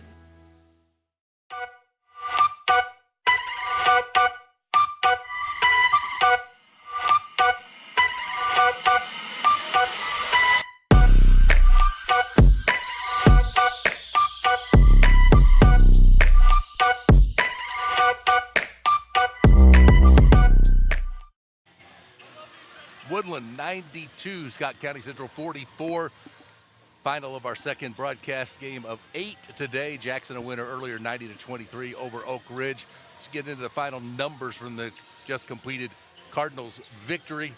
They shoot 53% from the field on 36 of 68. The Braves were 49% on 19 of 39, 13 of 29 from three-point range. For Woodland, 45% your number there, 1 of 9, 11% for Scott County Central. At the free throw line, 11 attempts for the Cardinals. They made 7 of those, 64%, 3 of 5, 60% for Scott County Central. Turnovers were a big number in terms of why the game got to the point that it did. Scott County Central, 30 turnovers, just 9 for Woodland, scoring off the bench, favored the Cardinals 12-6. Your individual scoring leaders, Woodland was led by 20 points from 22 points from Calvin Layton and 20 from Corbin Kinder. After that, Jason Schock would pour in 16. Peyton King would score 10. It's 7 points from Colton Jordan. 3 points from Seth Wilkinson, 2 points each from Trevor Crater, 4 points Cameron McCormick, and 6 points from Peyton Meek. Scott County Central, 15 from Tyreek Jones. After that, 13 from Jaden Easter. 5 points for Jamar Collier, 4 points for John Turner along with C.J. Wiggins Jr., and they would get a free throw from Corbin Sanders. Your final, Woodland wins it 92-44. Coming up, scheduled noon tip will be really close to that number, maybe even started a tad earlier. Cape Central, Meadow Heights, and then at 1:30 we see Cape Notre Dame against Oran. We'll take another break, and when we come back, we'll get you set up for that third game of the day. Woodland to get a winner in this one, 92-44. They knock off Scott County Central on Aycorp Sports. Real estate isn't just about opening doors. It's about navigating contracts, inspections, and deadlines. Hi, I'm Karen Hillis, your full-time local realtor. I'll guide you every step of the way and handle the details so you can focus on the move. At Focus Bank, we understand your community because it's our community too. With branches across Southeast Missouri and Northeast Arkansas, Focus Bank offers services such as fraud protection, really free checking, and mobile banking that lets you bank simply and securely, anytime, anywhere. Stop by any of our branches or visit us online to open an account today. Plus, you'll receive an awesome free gift just from opening your really free checking account. And when you refer someone who opens an account, you'll both receive a gift. Focus Bank, member FDIC, equal housing lender. Agriculture is not a fad, and it's not for the faint of hearts. Long days become long nights, sacrificing time away from your family, even on weekends, just so you can get the crop in and get the crop out. This is your way of life. At Farm Credit Southeast Missouri, we are 100% bought into your commitment. Because we are customer-owned, it is our mission to be your ag lender, and we intend to be your value-added partner for next year and the long term. Your ag lender will always be there. Your animals depend on you every day. So we build equipment you can depend on every day. So cutting hay, feeding livestock, and managing land is easier. Loaded with intuitive, innovative features and tech, Case IH equipment isn't just built to work. It's built to work for livestock producers. Case IH, built by farmers. Talk to your Baker Implement dealer today.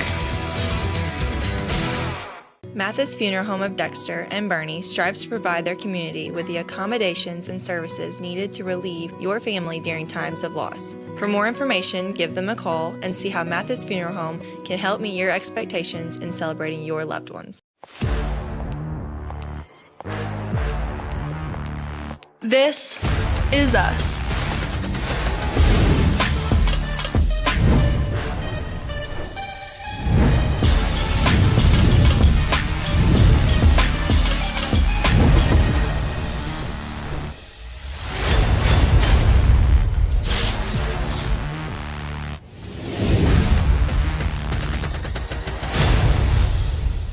At SEMO Health Network, we strive to provide caring and affordable health care. We provide medical, dental, OB, and behavioral health services to everyone that may need it. For more information, visit our website and let SEMO Health Network take care of you. People come in here to shop that are visiting in Dexter. The first thing I always do is ask them where they're going to eat and give them pointers on some of our great local-owned restaurants. We have a lot of good local shopping that I always point them toward. A lot of people like more the nature and wildlife. Ribs and barbecue is our thing. That's what put us here to begin with. The hickory log name.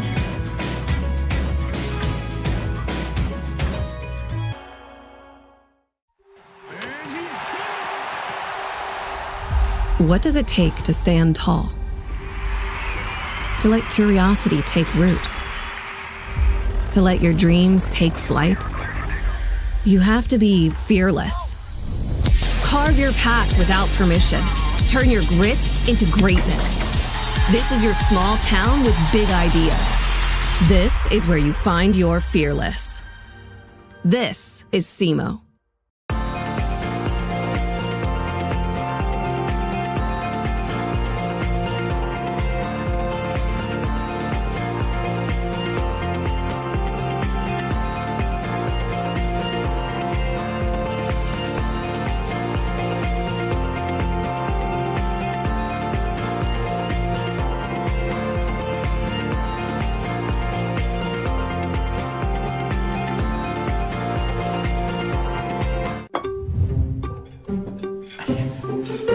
Please pass the hot sauce.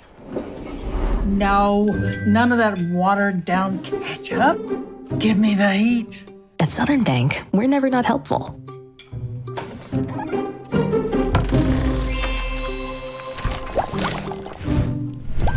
Next stop, Spicy City. Helping spicy grandmas and everybody else.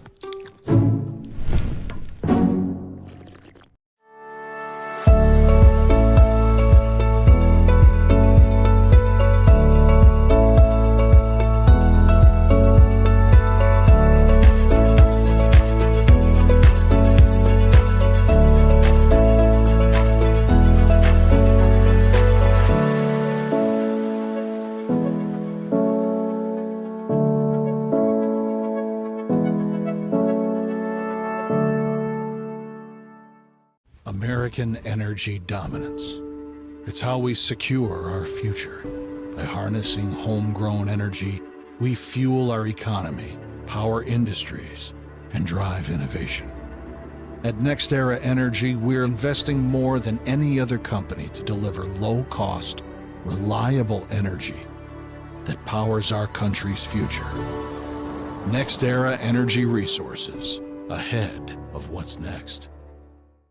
Hi, I'm Linda Collier with Young Real Estate. Guess what? I have a new listing alert for you. Country living with a spacious 5-bedroom home, 2 baths, and geothermal comfort, all on 1.42 peaceful acres. Call me. I think you'll love it. At First State Community Bank, our why is simple: to bring a positive impact to every community we serve. We are your neighbors and partners in building a stronger hometown. We work side by side with our community to help local businesses grow and families succeed. Our team takes the time to understand what matters to you, combining personal services with the latest technology so you can bank your way. Stop by one of our locations or visit us at fscb.com.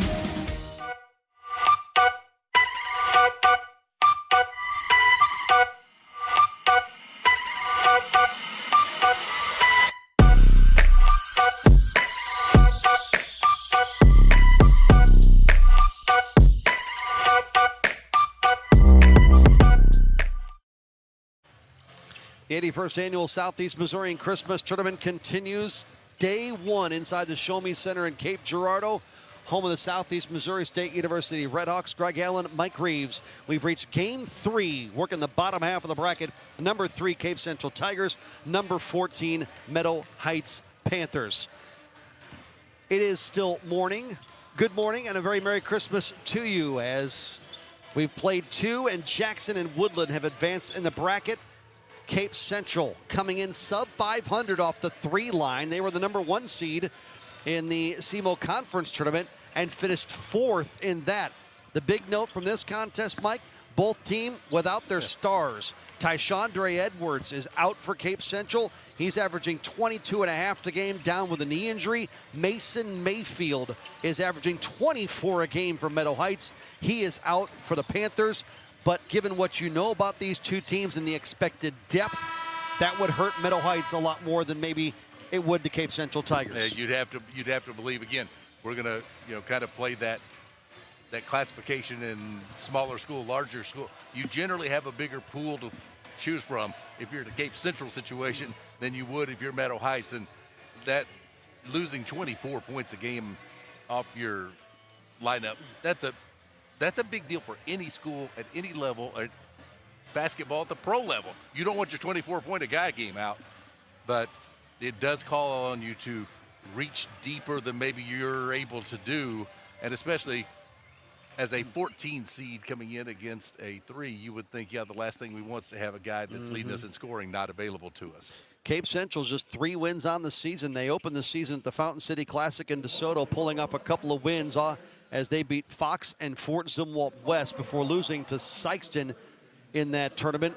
Then they won their first round game of the SEMO Conference Tournament against New Madrid, and since then have lost 4 in a row. Dexter, Jackson, Farmington, Jefferson City.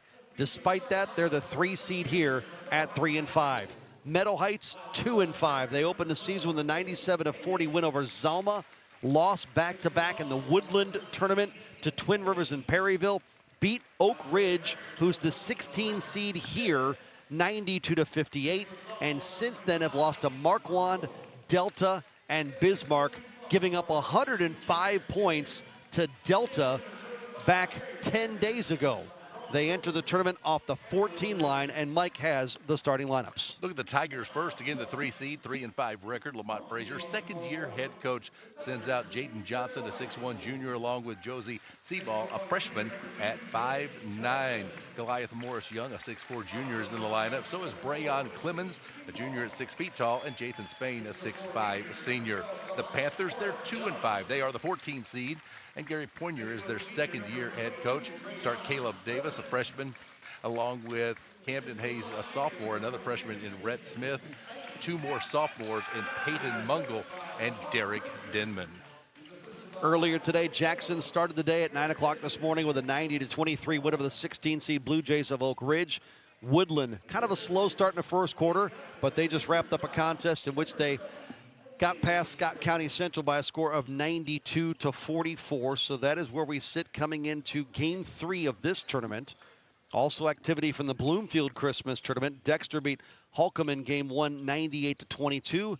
8 versus 9, the most recent contest, East Carter and Kennett down in Bloomfield. You can find that tournament as well on the Aycorp Sports platform. Away we go between the Tigers and the Panthers, and Cape Central with the opening possession to start the proceedings here. Glad you're with us on this day after Christmas. Greg Allen, Mike Reeves from Cape Girardeau at the Show Me Center. Goliath, Morris, Young. Jathan Spain with a putback, neither can convert.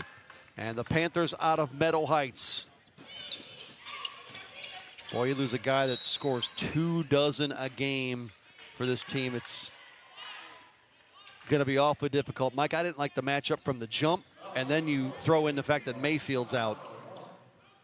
I mean, you talked about classification, large versus small. This one has the recipe of one that could be awfully difficult for the Panthers. Well, you ask yourself coming in, and I think it's a fair question, where will they get points?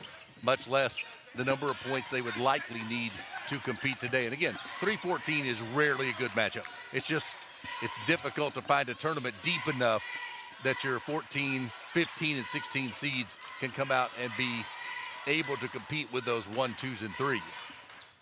Three-point shot from the wing, good for Josie Seaball. 40% from distance. He only averages 3.1 a ball game. Mike, you just look at some of the scheduling of what these two teams will play in a regular season.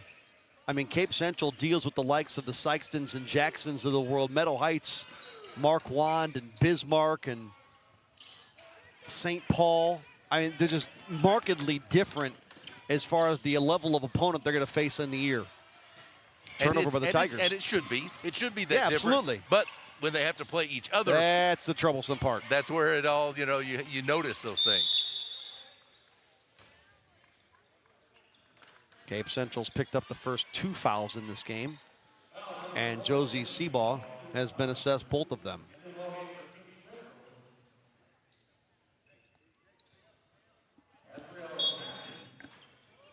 And Azrael Massey quickly into the ball game for Cape Central. And that inbound.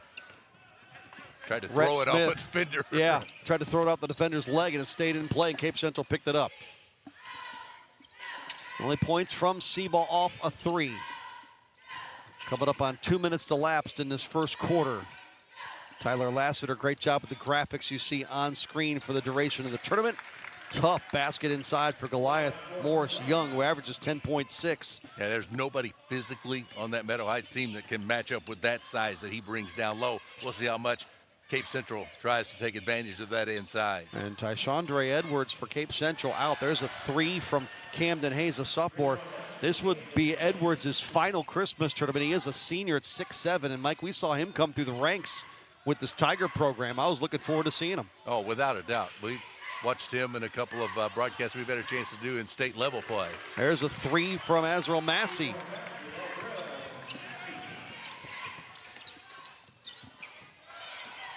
So now to an 8-3 lead for the Tigers, the number 3 seed. Trying to snap a 4-game losing streak. 4th time that these two have hooked up in a game since 2012, but as you would expect, only matching up in Christmas tournament play for those previous 3 meetings. Cape Central's won all 3. None have been close. Final scores most recently of 73-28 in the 2021 Christmas tournament quarterfinals. And then first round matchups in 12 and 13. Cape Central won those 82-22 and 80-19. Morris Young had to go back and retrieve the basketball into the corner to Coney. Back to Morris Young, who couldn't finish the runner. And the rebound to Derek Denman.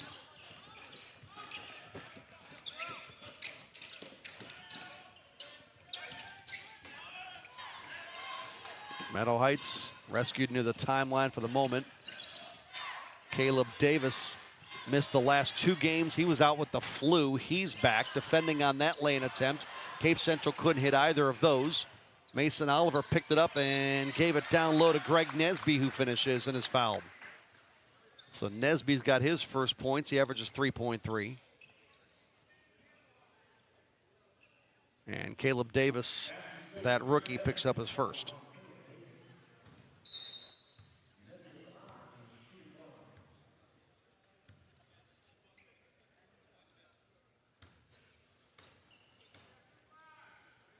Nesby on the season, 50% from the foul line, misses that one.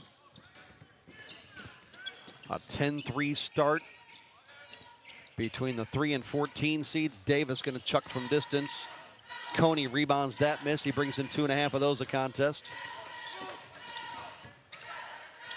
Halfway home in the first quarter, out of the corner. Tigers can't convert, but Goliath Morris Young with another rebound. His putback is turned aside at the rim by Camden Hayes. What a block. Hayes kind of stalked him from the backside of that spin. Timed it perfectly. And a clean block. Nice job. Timeout on the floor. We'll take it just past the midway point of stanza 1. The Tigers out of Cape Central lead the Panthers out of Meadow Heights 10-3. Your animals depend on you every day. So we build equipment you can depend on every day. So cutting hay, feeding livestock, and managing land is easier. Loaded with intuitive, innovative features and tech, Case IH equipment isn't just built to work. It's built to work for livestock producers. Case IH, built by farmers. Talk to your Baker Implement dealer today.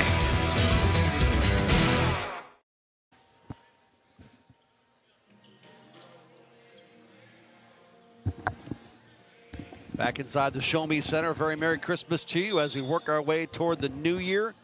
26 basketball games in 4 days to bridge the holiday gap for you. You get 8 today, 8 tomorrow, and the tournament semis, the highlights of day 3, and then championship day to finish it out the day before New Year's Eve. Cape Central on offense with a 7-point lead.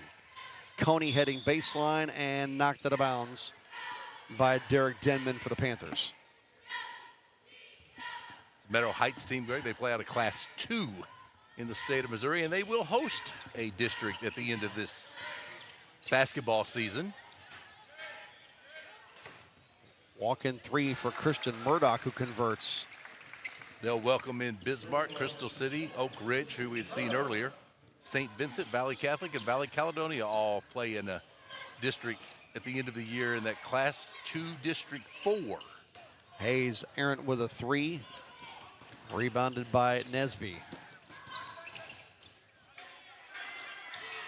Meadow Heights lost to Bismarck the game just before the start of this tournament, 64-48.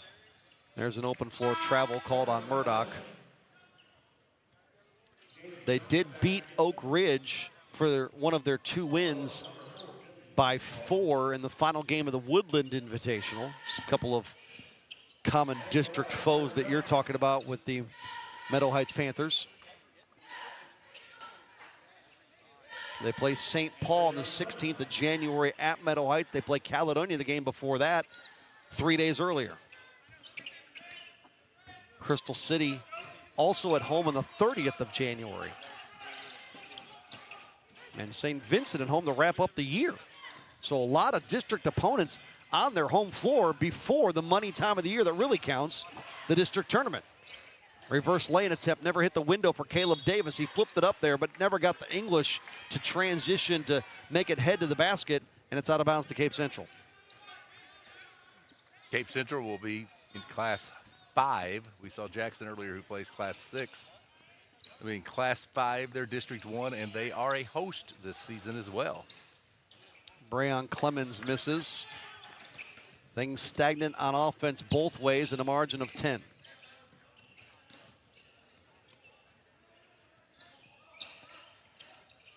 Riley Smith to the corner. And trying to make a sideline steal, but on the sideline was Clemens. And as usual with that district that Cape Central will play in, it's going to have your mix of really top-end teams that look like that they could all have a chance to do some things, and there'll be a couple of teams in that mix that'll be kind of like a tournament here that have their work cut out for them. DeSoto, Farmington, Festus, Hillsboro, Poplar Bluff, Sykeston, and West Plains. There's your outlier. Yeah, no kidding. The Zizzers making the trip from West Plains to Cape Girardeau. Wow. And I won't claim to have any inside information on what the Zizzers are bringing to the table at this point in the season.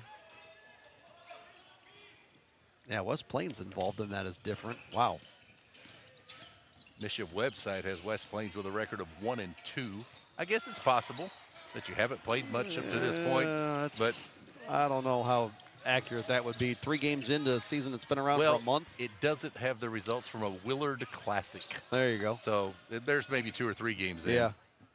But they had lost to Ozark, beaten Forsyth, and lost to Willard. So from our perspective and what we do, that information allowed me to learn nothing about the Scissors because I knew nothing about those opponents as well.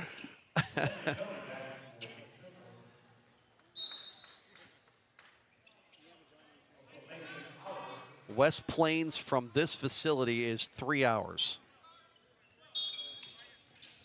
So generally speaking, 3-hour trip to Cape for a district tournament.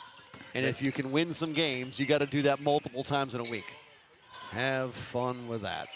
I think it could take 10 minutes off of it to reach the high school. We can take 10 minutes off? Yeah, okay, on the south side of town. Brayon Clemens with a running layup in transition. His first pair, he averages just under 5.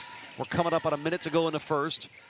Meadow Heights' only points on a 3 from Camden Hayes. It stays that way after that miss from Caleb Davis. They had a loose basketball for a moment, but it's out of bounds and belongs to the Tigers. Cape Central's not lit the world on fire shooting the basketball. They're 6 of 13. The Panthers are 1 for 11.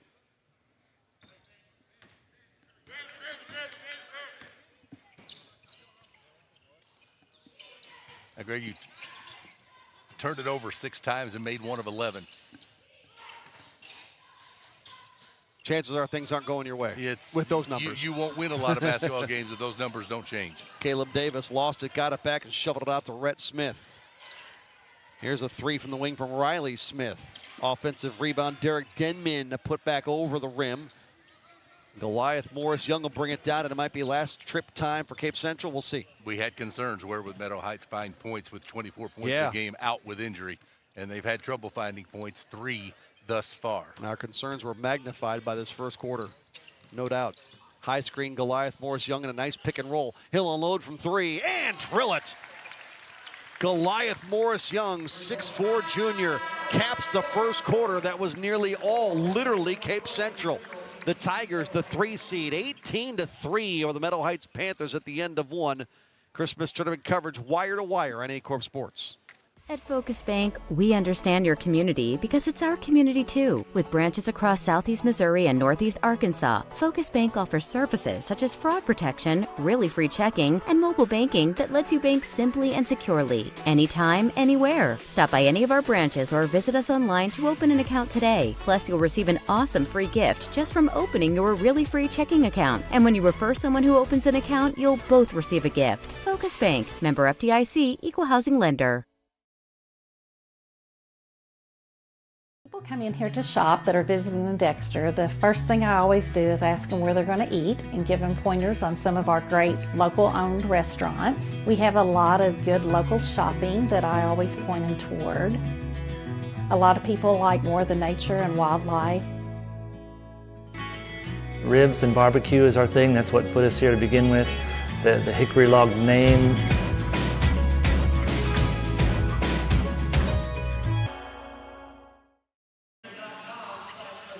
Greg Allen, Mike Reeves, a very Merry Christmas to you, our entire Aycorp Sports crew. Philip Britt and Joshua Iyer, director. Camera operators Matthew Williams, Matthew Holman, and Stephen Beidler. Thrilled to have you with us here on this opening day. 8 games on day 1 of the 81st Annual Southeast Missourian Christmas Tournament, and the second quarter begins with a Meadow Heights turnover. Shooting numbers from that opening quarter, Tigers were 7 of 15 from the field, 4 of 7 from 3, and 0 of 1 at the free throw line. Panthers went 1 of 14, 1 of 9 from 3, and did not shoot a free throw. Third quarter from the Bloomfield tournament, the 8 seed East Carter leading number 9 Kennett, 47-38. You can see that game on the Aycorp Sports Network. Missed 3 from Mason Oliver, rebound down to the Panthers. Coming up at the half, we will talk with Matt Asher, the tournament director for the Southeast Missourian Christmas Tournament. That layup no good, but it might be goaltender interference. They're going to count that basket, I think, for Camden Hayes. I would think it is, and Hayes has all 5 of the Panther points. Matt Asher, also the superintendent at Bell City. He is the tournament director. We will talk with him coming up at the half. As if the Christmas season and being a superintendent isn't busy enough, then you got to operate as tournament director and spend the next 4 days after Christmas, or at least depending on when the Sunday falls, 4 basketball days, conducting a tournament. Turnaround jumper good for Jathan Spain, and the foul for the big senior. And Greg, not that the general public should have to know or even have to care. They want to watch the games on our platform. They want to come here and watch the games. They want to follow them. But the work that goes into a tournament of this magnitude, the behind-the-scenes work is off the charts, man. It's so much to do. Here's a 3 from the wing, off balance from Camden Hayes, who picked up that last foul. Spain in the open floor looking for contact. Wave off the shot, and the foul came on the floor. Could be the second in a row on Camden Hayes. And much like many jobs, if you have 101 things to do and you execute 100 of them to perfection, the one that will get talked about is the one that didn't happen. Azrael Massey connects from 3. 23-5. Cape Central. Don't miss a moment beyond today's game. Subscribe to cmoball.com for full access to stories, scores, players, and teams that you care about. From high school to the pros, new subscribers during the tournament save 30%. Goliath Morris Young with a tip-in off the initial miss. And Cape Central is on their way here in this one. 23-5, 2 minutes gone by in stanza 2.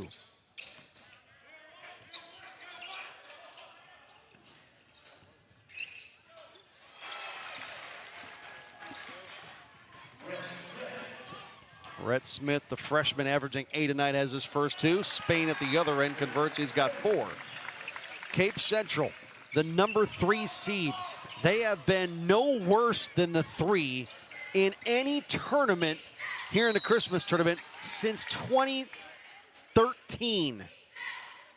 They've been a 3 or better in every year since. They've won 16 titles. Their first one, when they went back-to-back, came in 61 and 62. Their most recent one, when they went back-to-back, came in 22 and then 2023. Wait, a timeout. Gary Pointer. That'll get us time to give you a bit of a history lesson. Cape Central, since 08, has not lost a first-round game. They have not lost a second-round quarterfinal game since 2016. Since 2017, they've won 5 titles over here. They have been one of the premier schools in this tournament, and that's why when the brackets came out and Meadow Heights knew they were without Mason Mayfield, they probably thought to themselves, really? Those guys? Yeah, we had a tough enough go of it to begin with. Okay, in the last 11 years, Charleston, Cape Central, Jackson, it's kind of just been one of those, and Charleston and Cape Central just took over this thing for a while. But it's kind of, I guess, when you get this field, one thing that's kind of fun about it, it's not always just about who won it. It's those stories within the tournament that sometimes get lost. Teams that played real well, didn't win the championship, but built their seasons and really got things going in the right direction. But doing what we do, and when you look at tournament history, you're going to tend to look a whole lot more about who has won this thing and how often, as opposed to how many times did you finish third. Right. You're going to note the champions. Last year, Cape Central played for the title and lost. Goliath Morris Young with a rebound off the errant. Rhett Smith missed. They lost to number 1 seed Jackson 50-41. Getting in the paint, Johnson shoveled it out in the corner for a missed 3, but the rebound comes back to Jaden Johnson. He tried to go into Morris Young, but it got stolen. And then you look at Meadow Heights. They've never won the Southeast Missourian Christmas Tournament. They've lost their first-round game each of the last 3 years and 6 of the last 7. Just taken out of the hands of Caleb Davis. In transition, Breon Clemens to the trailer, Deshaun Sims, who couldn't finish. The last time Meadow Heights won a first-round game, it was 2021. They were the 6th seed. That's the best seed they've been in the last 8 years. They've been a double-digit seed the other 7 of those 8. They beat Scott City in overtime and then lost in the quarters to these Cape Central Tigers. But Greg, when you give all these numbers for this tournament, one of the things that is interesting is that when you say, well, you haven't been, you've been a 6 seed, you haven't been worse than a 3, or whatever you thought for different teams, it's all very relative because they don't change the field over here. That's incredible. And we'll talk about that with Matt Asher coming up, and there's a reason that a lot of these teams that get in this tournament just stay here and don't leave. Because we know from our years of experience across mostly Southeast Missouri, but across the state, we know the changeover in tournaments is very common. I mean, it's, this year we've got this field. Well, we just lost that team, we replaced them with this team. We lost 2 teams, we only found 1 to replace them, so we got to change the bracket. And that's the part that I don't like. When it gets to that stuff, then you kind of know you're in trouble. Yep, and we've seen that in various tournaments at times. And in this one, we know who's coming. Let's just seed them. Right. Caleb Davis with a miss. At the other end, Mason Oliver, a little out of control, but able to hit. A tough shot. 31-10. Meadow Heights has 7 in the quarter. Cape Central starting to pull away and show their athleticism. 3-point miss from Breon Clemens, but an offensive board for Clemens. He got blocked by Peyton Mungle. He got it back and put it in. 3 chances, got the last one. And got fouled. Clemens, a 67% free throw shooter. Panthers turnover just a moment ago was their 11th. And again, you're talking 11 turnovers and 4 of 21 shooting from the field.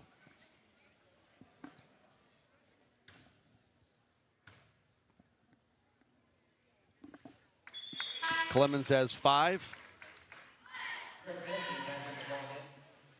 Cape Central's only tried 3 free throws. That was the first make. Meadow Heights enters the tournament riding a 5-game losing streak. They've gone 2 and out each of the last 2 years. Last year played Bell City in advance. 2 years ago, Woodland and Scott County Central. 3 years ago, here's a 3 from Caleb Davis that's short. Rebound to Cape Central, the fumbled in the backcourt but regathered. They lost in the losers bracket final when they got there off the 10 line and lost to number 5, Cape Notre Dame, 101-40.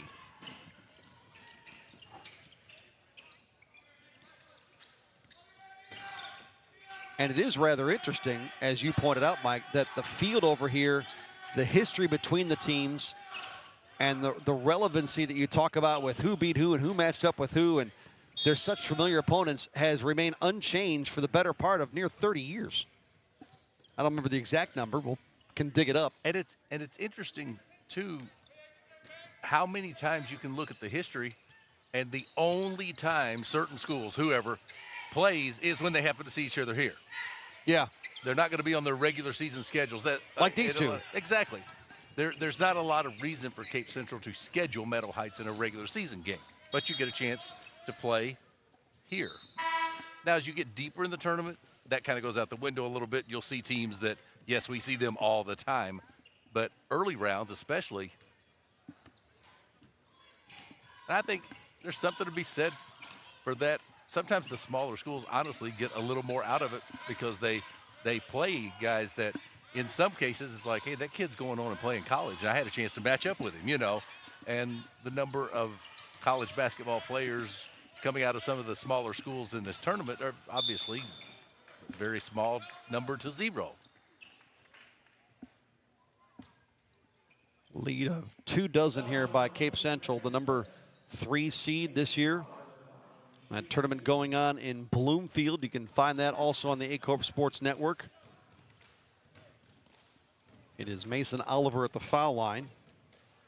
63-46, East Carter leading in that one in Bloomfield.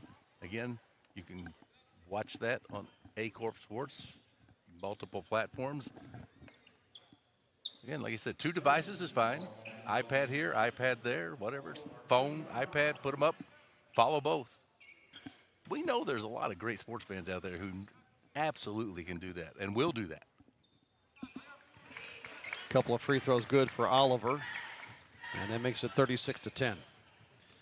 We'll talk with Matt Asher, the tournament director, coming up here at the half. Superintendent of Bell City. Meadow Heights, 7 points in the quarter, 3 in the first. Meadow Heights had 18 in the first, 18 here in the second. They're hunting the basketball from Rhett Smith.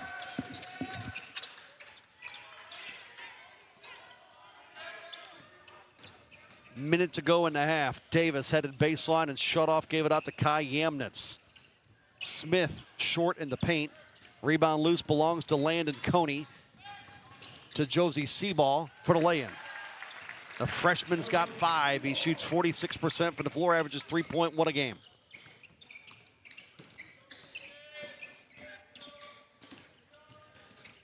I think the offensive struggles for Meadow Heights, Mike, as we talked about from the outset with Mason Mayfield out of the ballgame, is expected. I am a little surprised Cape Central's only sitting on 38 right now. Granted, they are missing Tyshandre Edwards, I get it. But we talk about this all the time. When one guy goes down, that leaves the opportunity for somebody else to fill in. You might not fill in with the type of game that Tyshandre Edwards can give you.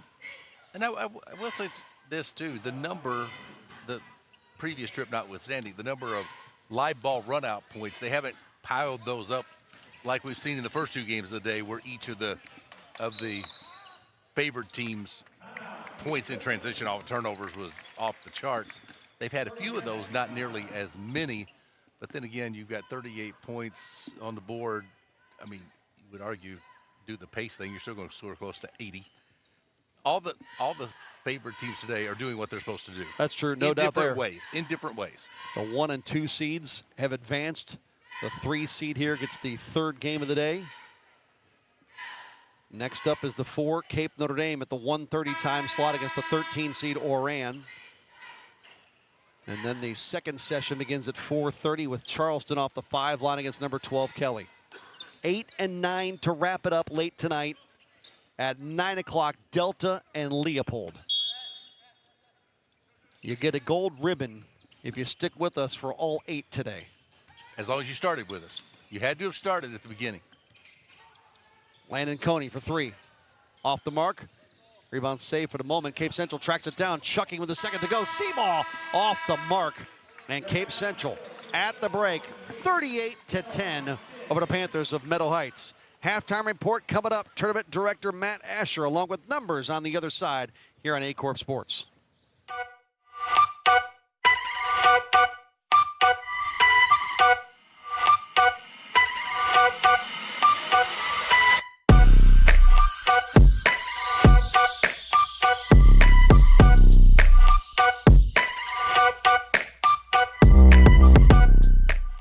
At First State Community Bank, our why is simple: to bring a positive impact to every community we serve.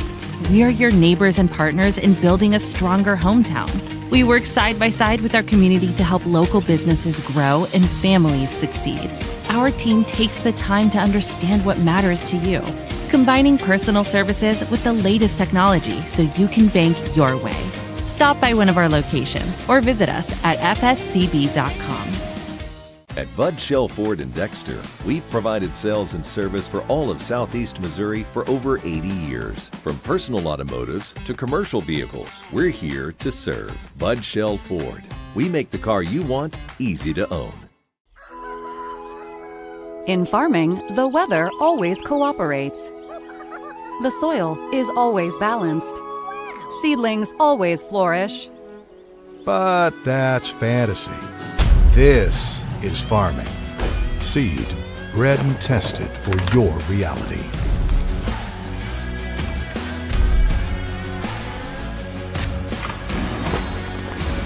Dynagrow Seed, for real. At First State Bank and Trust, protecting your money is easy. You don't have to bury it in the backyard or hide it under the mattress, or stash it in your cabinets. With FSBT, your money is safe, secure, and always within reach. Choose your local and trusted bank for more than 90 years. First State Bank and Trust.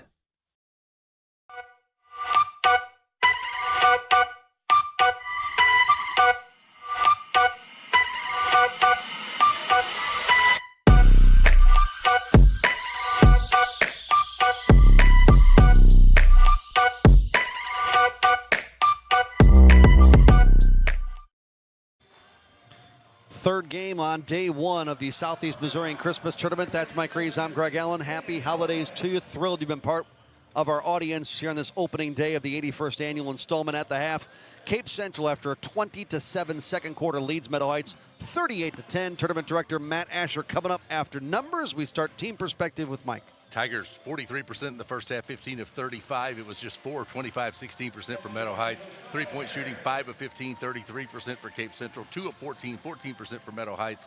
Free throws, Cape Central took the only free throws, made 3 of 5. Turnovers, 13 for the Panthers, 7 for the Tigers. Scoring off the bench, favoring Cape Central 15-0.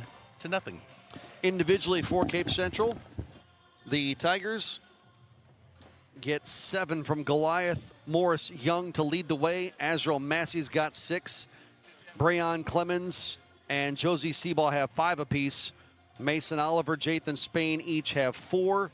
They get 3 points from Kristen Murdoch, 2 each from Jaden Johnson and Greg Nesby for Cape Central. Meadow Heights, just 2 scores in the ballgame. Camden Hayes has 8. Rhett Smith has 2 at the half. Cape Central, the number 3 seed, with a lead over Meadow Heights, 38-10 earlier.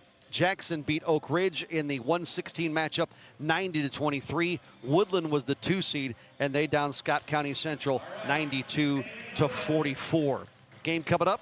Number 4, Cape Notre Dame will take on number 13, Oran, at 1:30 to wrap up the first session. That one at 1:30. Tournament director and Bell City Superintendent Matt Asher sits alongside. First of all, very Merry Christmas to you. Great to finally actually put a face to all the text and email conversations that you and I have had and have you sit alongside. I'll just ask you from this perspective, has everything gone right so far through day one? I know it's such a struggle to get to today, and when you get here, you're finally like, oh, I can probably relax a little bit. Has there been any issues so far? Oh, no. It's a well-oiled machine at this point. Well, we're just trucking along. Everything's going well so far this morning. Mike and I talked about it with the field, the lack of changeover with the number of teams that were here, and you probably laughed at me a little bit when I first asked you that question of, are all the same teams from last year in this tournament this year? What do you like most about this tournament? Well, I think it's just, the annual tradition. We have bigger schools. We also have the small schools. So it's just a, Christmas time tradition for the 16 teams that have been in the tournament. Like you asked about who changed and who's new, but we've had the same tournament teams since the 80s. So it's just a yearly tradition, and everybody enjoys coming here after Christmas. Do you have any teams that ever ask you to get in this thing, given the fact that it's been the same for 40-plus years? Absolutely, yeah. I would say there's a waiting list. There's some other local schools that would like to get in, but, like I mentioned with you, the profit sharing for the school districts in the tournament makes it real hard for somebody to get out. So unless somebody doesn't have a team, we're probably going to have these same 16 teams for the foreseeable future. And I told you how different, at least, that is to what we do. We've been doing this for 25 years, usually in the Park Hills, Farmington-ish area. And from all the tournaments that we've covered from those areas north, I've never heard of something like that. Have you run into that with other tournaments? Well, I think back in the old days, there used to be, that's how, if you had a tournament ran through a Misha-sponsored event, I think that was the way you were kind of supposed to do it. The other tournaments that are going on are locally ran versus, a neutral location like this. So, like the Bloomfield Christmas Tournament, for example, is the Bloomfield Invitational Christmas Tournament. Mm-hmm. So they get to pick who's in it and all that good stuff. So it's just a little bit of different dynamic, but, we enjoy what we're doing up here. I won't ask you about this year's tournament, but once this thing finally ends the day before New Year's Eve, when do you actually start working on next year's tournament? It's a little bit of a time break in between there. You have some financial settlements with the Show Me Center, and then we have our meeting of the superintendents of the teams that are in it, and usually in the spring, sometimes March, somewhere in there, we'll get all the bills and everything figured out. And so, yeah, and then, it really starts when school starts back up the next year is when you start getting your sponsors and and all the stuff that goes along with that. You weren't busy enough from being a superintendent at a high school. You decided to try to run a basketball tournament too. Well, it's part of the part of the tournament lore, I guess. Is a superintendent in the tournament is they like for somebody to be in charge of it that's actually in the tournament. So it just falls on one of the superintendents of the 16. When I first took over, probably I don't remember exactly what year I'm on, 10 or 11. 12, you told me. Okay, yeah, 12. So the 10, 11, 12, I was one of the younger superintendents, so they figured I'd be a superintendent for a while. So they were right about that, and here I am on year 15 of being a superintendent. So yeah, it'll stay within the tournament, I think, going forward too. I gotta think, and I'm sure some of the names change. Obviously, from what we do, the coaches change, but from your perspective, maybe the treasurer changes, or I'm just picking on somebody specifically. The consistency's got to make that super easy for you. You're contacting the same people. You're talking about the same schools. You're contacting the same tournament program company to put the programs together. I got to think a lot of that consistency makes what you do a lot easier. Yeah, and like I mentioned about a well-oiled machine, I mean, not to, sound braggish or whatever, but, we kind of do the same thing every year with the live stream. Adding this year was a little bit different.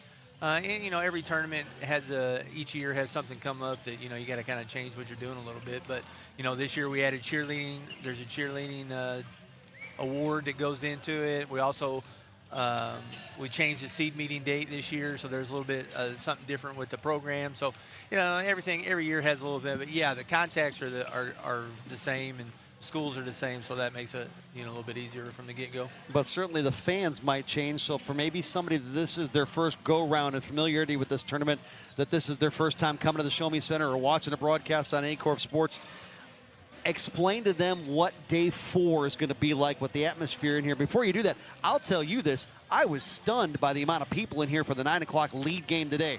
We've been to the Christmas tournament in Park Hills for 20-plus years, and there was considerably more people in this venue than what we would typically get for the 10 a.m. lead game. But for somebody new, what does championship day feel like over here? Well, hate to compare tournaments, but everybody has a little bit of a different feel for their tournament. And then I think sometimes people that show up or see the game at the Show Me Center for the first time, it looks big. There's not that many. They think, well, there's not that many people in there. Well, this is a big place. This holds 8,000 or 9,000 people. So on championship day, when there's 5,000 plus people here, it gets loud and it's exciting. And if we can get if a small school comes up that usually is not in like what I consider the big four of Notre Dame, Jackson, Charleston, and Cape, and they're playing in a championship game, it's going to be electric in here. And it is even on a regular year. Cape Jackson playing in the championship game, it's loud. And so I think the first time being in the Show Me Center, you're going to be surprised about how many people are in here. Appreciate you coming by. Enjoy the rest of the day and enjoy the rest of the tournament. Appreciate you guys. Merry Christmas to you. That is Matt Asher, the Bell City Superintendent, tournament director in his 12th year of directorship, as he told me. And so he slides out. My broadcast partner, Mike Reeves, slides back in. We get ready for second half of basketball, and this place will indeed be electric come tournament championship night. That is on the 30th of December, come Tuesday. Semifinal day is Monday, final day is Tuesday, and Cape Central right back to work on the offensive end as Jathan Spain looks like he's going to the free throw line. Greg Allen, Mike Reeves bringing you coverage all day today, all day tomorrow on Aycorp Sports. So glad you're in the audience with us. Spain at the stripe, 0 for 1 so far.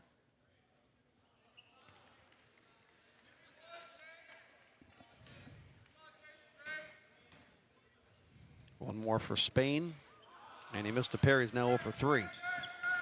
Meadow Heights trying to find something offensively without their leading scorer, Mason Mayfield, 24 points a game, out with an ankle injury. Leading scorer for Cape Central, as Rhett Smith scores, he's got 4. Tyshandre Edwards averaging 22.5 a night, out with a knee injury for Lamont Frazier's group. But you're seeing the difference that makes for each of these clubs here so far through a half of basketball. Cape Central's able to absorb that loss a little bit easier than that of the depth of the Panthers. And after a takeaway, Jaden Johnson at the other end with a layup, he's got 4. Where you'll notice it for Cape Central more likely is as they advance and how each round they get deeper, that'll matter more. Oh, absolutely. There's no question. Peyton Mungle converts for the Panthers for his first two. He's a sophomore. Well, we for years, Mike, doing what you and I do. Goliath Morris, young inside's got 9. Spending the majority of our time at the Park Hills Bob Sechrist Junior Central Christmas Tournament for this will be year 25. When you and I head there on Monday, we have heard about this tournament. Obviously, as you mentioned, basketball fans, us included, follow what has happened over here. Pull-up jumper by Camden Hayes. I think that's why it's such a thrill for you and I to finally get down here and call some of this stuff at this Southeast Missourian Christmas Tournament. But we have heard about the electricity that really the last 2 days can afford as far as the number of people that fill this place up and the crowds they've gotten. I mean, day one's been really good, but I mean, it won't hold a candle to what day 3 and 4 look like. Yeah, when you get, there's been years over here that it was the talk. I mean, the entire week leading up to, but it's like championship night, and especially if there was a marquee expectation. Oh, if those two, whatever it may have been, and it's been multiple teams throughout the years, but if it's whichever two, and oftentimes there's been a group of, like I'll say, 3 up to 5 teams that were so highly anticipated coming in. Like, if any of that group plays in the championship, this place is just going to be crazy. But there have been times that it is, I mean, it's rivaled anything. There's been times where people around here have been like, that was more fun than playing in a state title. I mean, it's an amazing last day or so over here. But the whole thing, the tournament as a whole, starting right now, it means a lot to a lot of people. Camden Hayes on the baseline, can't convert for the Panthers. Here comes Cape Central the other way, and a lead pass to Clemens. He wouldn't finish, but the follow by Landon Coney.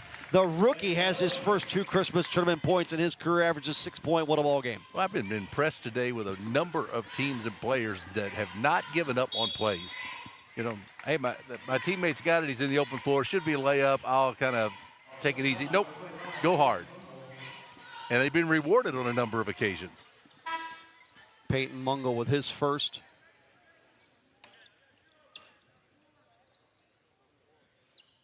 I think that comment you made about this tournament means so much to so many people is why it's such a thrill for me, and I'm sure for you, to finally get a chance to broadcast from it. Yep, because we've not even been able, in our previous work, we haven't been able to attend it because we've been busy with other things. So it's great to be here. Josie Seaball short. Caleb Davis on a run out the other way, tries to go left hand and finish, but left it on the rim. Cape Central 44-16. I did find it interesting in that conversation with Matt Asher, Jaden Johnson's got 6, that he kept talking about the sort of big 4. You know, when any of those guys get to championship night, if somebody can break into that big 4 group, talking about Jackson, Cape Central, Cape Notre Dame, and Charleston, those are the 4 he named. And if you look at this bracket this year, there's that number 2 seed that is not one of those 4. And what would it look like if the Woodland Cardinals can find a way to even a 3rd place game, or maybe lo and behold, find their way into a championship? What would that do for the vibe in here? Mason Oliver knocked out of his hands out of bounds. It belongs to Meadow Heights. And then what it would mean to the program to get that opportunity. Oh, my goodness. Again, to play in the semis is one thing, but to knock down that door a little bit, get to the championship. And I know a lot of people are probably like, guys, at the 2 seed, they're supposed to. You can say that on the bracket, but deep down, yeah, I don't know how many people think it will be. Jaden Johnson with the first explosive throw down to the tournament, who's got 8. Yeah, the bracket might tell you what is supposed to happen by seed recognition, but the name on the line is a lot different. There's no question, and there is zero disrespect to Woodland on that whatsoever. It's just like those aren't the guys who are normally there on the championship night, regardless what number we put next to them on the bracket. So they would love to break through that barrier. Man, what a story it would be if they can. Last year might have been a little bit of a sneak peek for Woodland. They won the 3rd place game as the 6th seed. They beat Scott City 81-76. The Rams were the 5. Here's Caleb Davis trying to sneak through a double team, couldn't do it. Lead pass for the Tigers, trying to run it down and able to convert on the offensive end. Azrael Massey's got 8. And I think that's why Woodland is so much one of those feel-good stories this year. Yeah, they're the 2, and the 2's by seed recognition supposed to be in the finals, but the name is much different than your typical maybe number 2 seed over here and not one of those big 4. I'll try to make a comparison, see if it works. No matter what their seed and no matter how well they're playing, Jacksonville's Jaguars in the NFL are not supposed to be in the Super Bowl. And they're doing a lot of great things. They are, like 11-4, aren't they? They're doing but when it comes down to playoff starting, that's not the team everybody's going to be thinking is going to go there, no matter what they've accomplished. So maybe that comparison works. And if they did reach the Super Bowl, there's a lot of people that would be like, who's in the Super Bowl? Them? Yep. Despite everything they've accomplished. Yep. And all that they've done. Good comparison. That worked. Another open floor takeaway. More open floor points coming for Cape Central. Landon Coney. And now you're seeing the attrition level fall in for Meadow Heights a little bit. And Greg, we're also seeing that live ball run out turnover that we didn't see in the first half as much. Now we're seeing it multiple possessions. Cape Central so explosive in the open floor. Coney in the right corner. That pass hit the rim. That was a pass, not a shot. Glad you clarified, just so that people are just, if they're just watching and going, what? Yeah, that was a pass. If I was on the floor, that could have been a shot, but I'm not, so that was 100% a pass that somehow managed to hit exactly on the side of the backboard and ricochet right back. Now, wait a minute. You were detailing on the way down here your heroics in the Clarkton Christmas tournament back in your playing days. 1980, not 2025. Way different. I had a couple of moments in that Clarkton tournament that was just recently completed right here on Aycorp. But it doesn't count. It was in a consolation final. It was. My brother pointed that out at the holidays. He let me know. Yeah, you had all those points. It was consolation final, so it doesn't count. That was terrible. Massey looking down low. He got in the air and tried to find a target in Deshaun Sims, but he wasn't ready for it. There's a reason I have one brother, and he's not even my favorite. Because he points out things like that? Things like that. Cape Notre Dame's Bulldogs and Oran, the next game to finish out the first half of day 1. Another live ball turnover, and here come the white-shirted Cape Central Tigers. Massey gonna finish. Azrael Massey, the junior's got double digits off the bench with 10. He's the club's leading scorer. I like their decision-making in the open floor a lot. They play fast, but for the most part, they make the right decision in terms of when to give it up, who to give it up to, or just to keep it yourself. Opening things up in this third quarter. Nifty little bounce pass in transition, but Derek Denman couldn't finish. It's out of bounds to the Panthers. Meadow Heights opens up the post-Christmas portion of the schedule with back-to-back road games, Eagle Ridge Christian and Oran, before they host Valley Caledonia and St. Paul district foes. They'll go on the road for Leopold, Advance, and Oak Ridge. Kind of a look at the early part of the 2026 portion of the schedule. Cape Central, you mentioned, like the Panthers, will host their district. They'll go to Dexter, and they'll face Cape Notre Dame to start 2026. Little floater doesn't fall. Rebound by Mason Oliver. And then they face Woodland, Cape Central does, in Cape Girardeau on the 16th of January before going to New Madrid and back home for Jackson and Hillsborough. CBC comes to town on February 3rd. How about that matchup? So many good ones all year long. Teardrop runner falls in the paint. Martavion Robinson. His first points in his final Christmas tournament season. Final 40 seconds of the third. Another takeaway. Christian Murdoch this time. He'll run a 3-on-2 break. Keep, take, and get fouled. I've always thought that some of the teams in the SEMO conference, they play so many big games throughout the course of the season that by the time they get to, people say crunch time, district, and how are you going to see anything you haven't already seen in terms of intensity and in terms of the skill level of the opponent? Christian Murdoch good. I know you gave me Cape Central's district earlier. Is Sykeston still a part of it this year? Do you remember? think that they were, but I can find that for you in a. I was going to say a blink. Let's just go with maybe multiple blinks.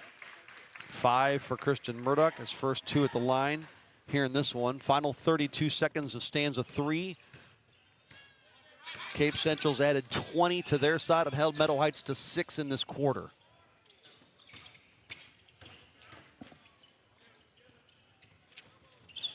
Panthers trying to hang on to it, and on the sideline was Deshaun Sims. It's back to Meadow Heights. Sykeston, indeed, to clarify, is in that district. They're plodding along at a pedestrian 8-0 here at the start of the year. They've had some teams. A lot of these schools have, but Sykeston has been right up there. Reach and foul by Landon Coney. Well, Sykeston has been Cape Central's kryptonite each of the last 3 years, ending the Tigers' season last year in the district semis, the 2 years prior in the district championship game. 5 seconds, long 3, Caleb Davis short. The second to go, Tigers gonna have to hoist, and they can't beat the clock.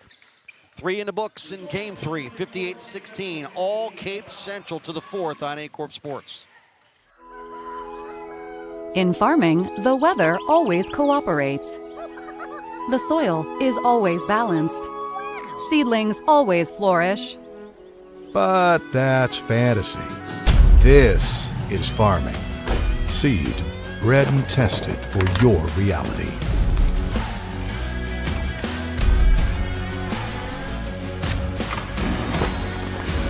Dynagrow Seed, for real. At First State Bank and Trust, protecting your money is easy. You don't have to bury it in the backyard or hide it under the mattress or stash it in your cabinets. With FSBT, your money is safe, secure, and always within reach. Choose your local and trusted bank for more than 90 years. First State Bank and Trust. Talking about Cape Central and Sykeston in district play. Cape Central, Mike, has had double-digit wins every year since at least 2009. 09, the last time they had a losing record when they went 10-17. They've had some success. Last district came in 2022, lost to Webster Groves in the quarters, lost to St. Mary's in the quarters in 2019 when they went 26-4. This year out to a 3-5 start. They were the 1 seed in the SEMO Conference Tournament and went 1-2, losing the 3rd place game. That floater short of the baseline for the Panthers. Martavian Robinson going to go coast to coast and then forget to have the basketball in his hands when he went to shoot. Picked up by Christian Murdoch. Down the lane, Sims will finish his first 2. Our 3rd consecutive running clock 4th quarter in a 60-16 game after blowout wins earlier today by Jackson and Woodland. This is Murdoch this time cradling and scoring. He's got 7. Meadow Heights last year 14-11. They lost to St. Vincent in the district semis. They've not reached a district final in any of the last 7 years. They have had double-digit wins, talking about Meadow Heights, every year since 2015. Last time they had single digits in the win column at the end of the season, they went 6-17 in 2014. So 2-5 this year. Obviously, some of the teams they might play here between now and New Year's is kind of the outlier of what their regular season schedule would offer. They do have a game with Woodland coming up on February 9th that they'll host.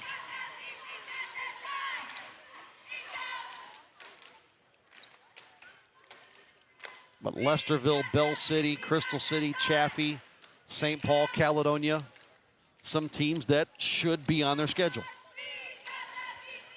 Well, as we just mentioned a minute ago what this tournament can mean. Just it means a lot to people because of the number of teams that are in it year after year after year. And I'm sure you and Matt talked a little bit about how they keep the teams here and why they're here. And he mentioned the revenue sharing, Mike. Yes, I mean what it means to the schools first of all, they get to do that, but it keeps them here and the consistency with the field. So everything you talk about is so relatable because you haven't had a turnover. You know who's here, and it's interesting to look at some of the ones who have had success here and also been towards the bottom of the field on occasion. Kind of that ebb and flow and roller coaster we talked about. Goliath Morris Young can't finish. Tried to give it right back to him, but he lost it out of bounds.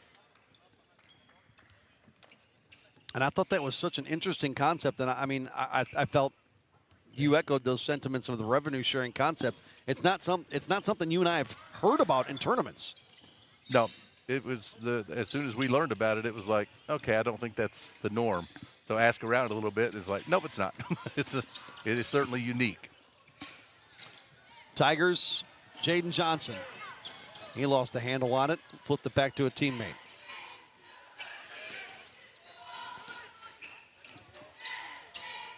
And we confirmed with Matt Asher that some of those numbers and all that information was sort of able to be shared publicly, and he said, sure.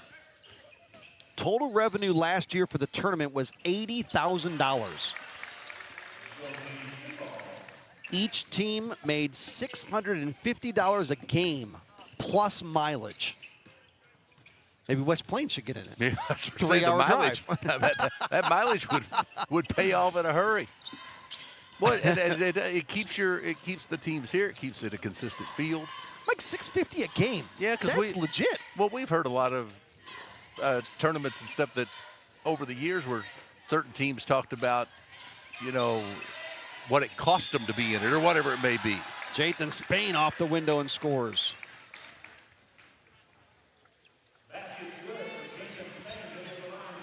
I'm glad, too, they've been able to use this facility to play this tournament in. And right now at this moment in time on a Friday early afternoon, you're not going to necessarily get that feel for what a packed place feels like. But as it moves on and the matchups get a little bit better and the time for people to come watch the games gets a little bit better.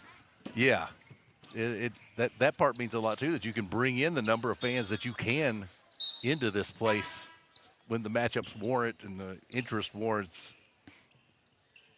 I believe seating capacity for basketball right around 7 for this place. I may be a tad off on that, but he said 8. You're close. Okay.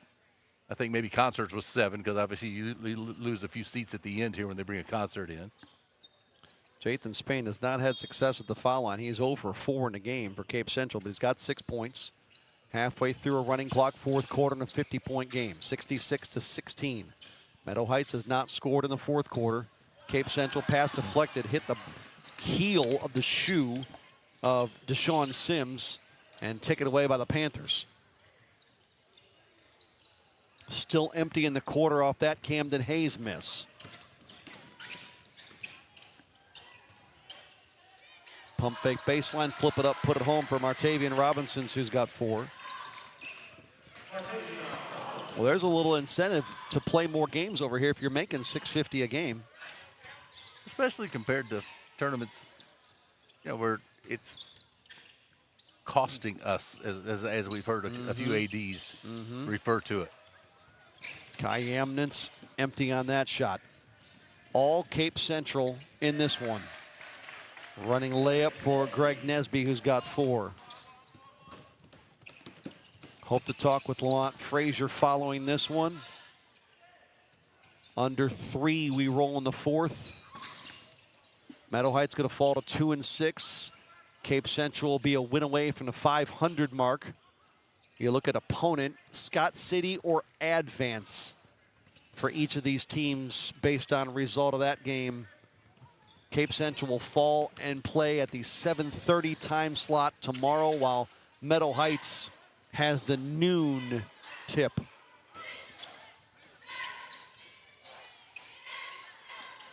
Man, you can lose track of the real world time in this gym. Yep. Basket by Mason Oliver.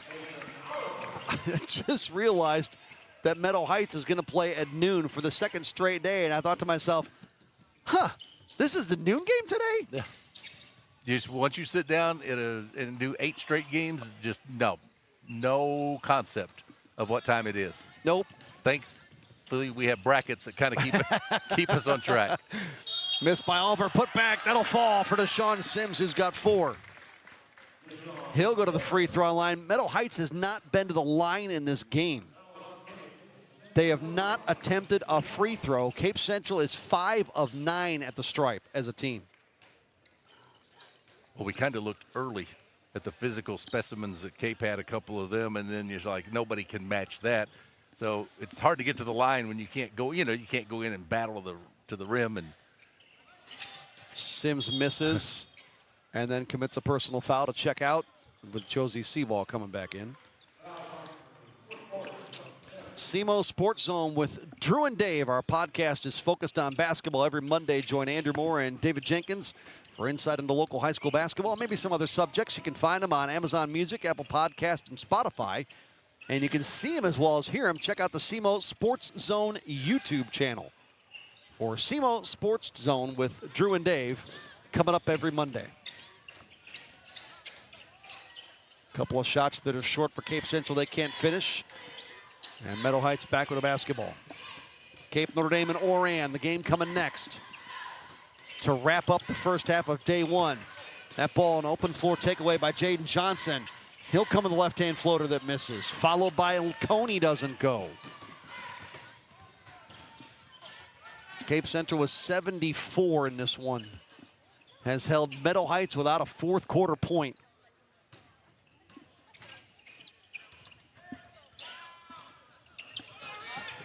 Coney all alone.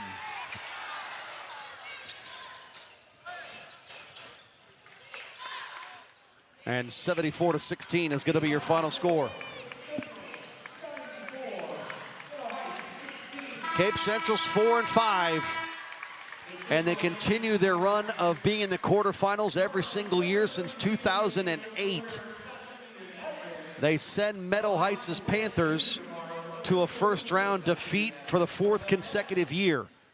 Cape Central wins it 74-16. The Panthers fall to 2-6. Final numbers to put a capper on Game 3 coming up here from the Show Me Center on Aycorp Sports.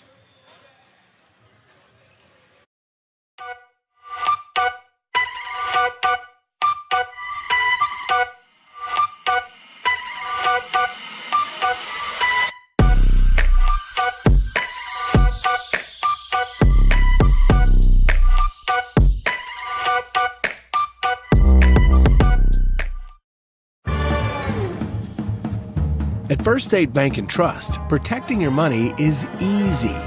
You don't have to bury it in the backyard or hide it under the mattress or stash it in your cabinets. With FSBT, your money is safe, secure, and always within reach. Choose your local and trusted bank for more than 90 years. First State Bank and Trust. Real estate isn't just about opening doors. It's about navigating contracts, inspections, and deadlines. Hi, I'm Karen Hillis, your full-time local realtor. I'll guide you every step of the way and handle the details so you can focus on the move.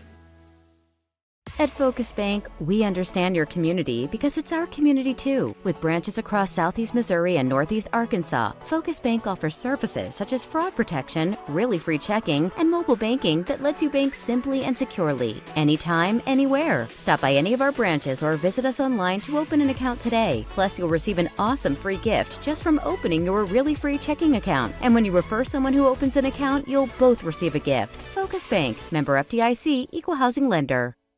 Agriculture is not a fad, and it's not for the faint of heart. Long days become long nights, sacrificing time away from your family, even on weekends, just so you can get the crop in and get the crop out. This is your way of life. At Farm Credit Southeast Missouri, we are 100% bought into your commitment. Because we are customer-owned, it is our mission to be your ag lender, and we intend to be your value-added partner for next year and the long term.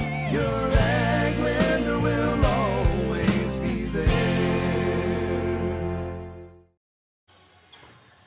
That's the look at the Show Me Center, home of the Southeast Missouri State University Redhawks and home to the Southeast Missourian Christmas Tournament. Its 81st installment.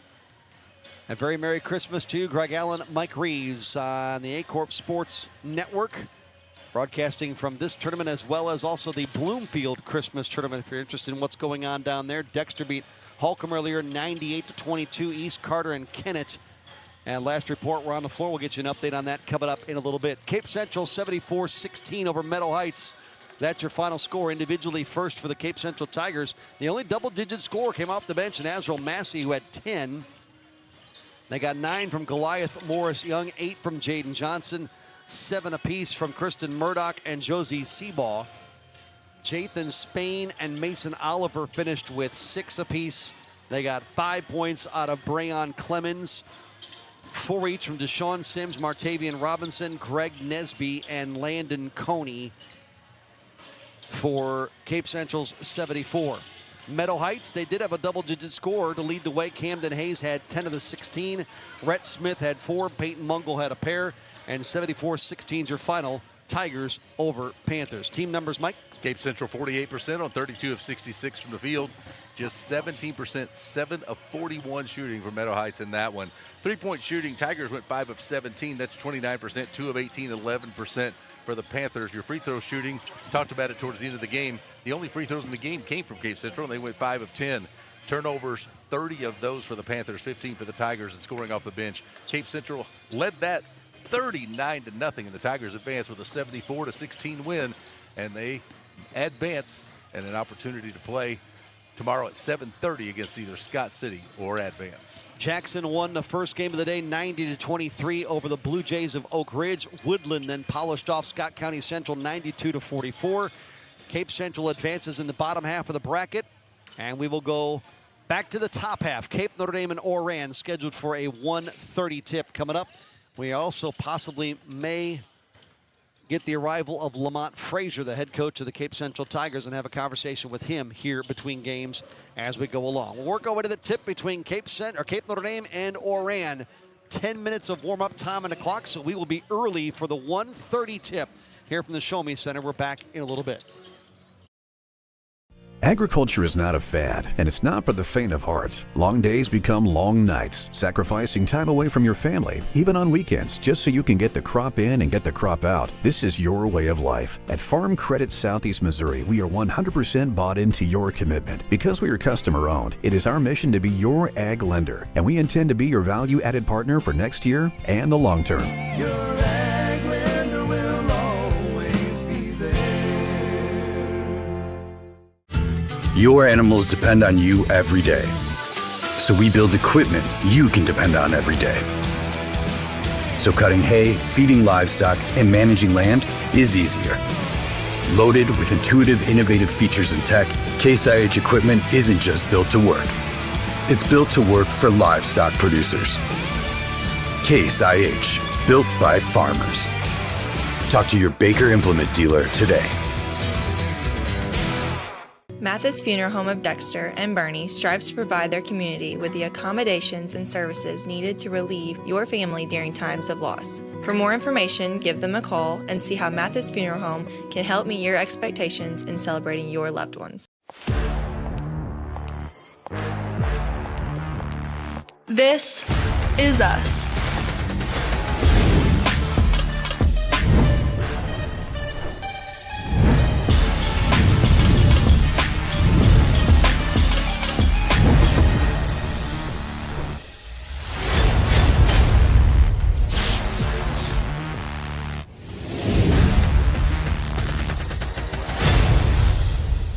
At SEMO Health Network, we strive to provide caring and affordable health care. We provide medical, dental, OB, and behavioral health services to everyone that may need it. For more information, visit our website and let SEMO Health Network take care of you. People come in here to shop that are visiting in Dexter. The first thing I always do is ask them where they're going to eat and give them pointers on some of our great local-owned restaurants. We have a lot of good local shopping that I always point them toward.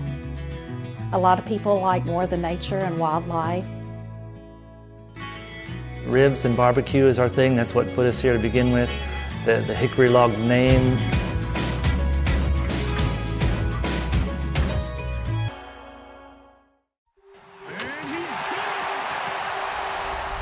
What does it take to stand tall? To let curiosity take root? To let your dreams take flight, you have to be fearless. Carve your path without permission. Turn your grit into greatness. This is your small town with big ideas. This is where you find your fearless. This is SEMO.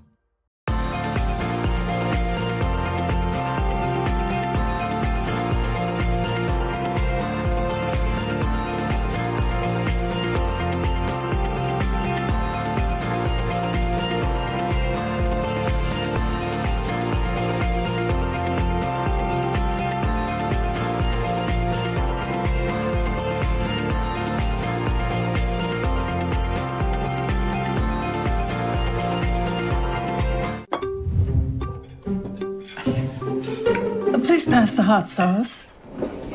No, none of that watered down ketchup. Give me the heat. At Southern Bank, we're never not helpful.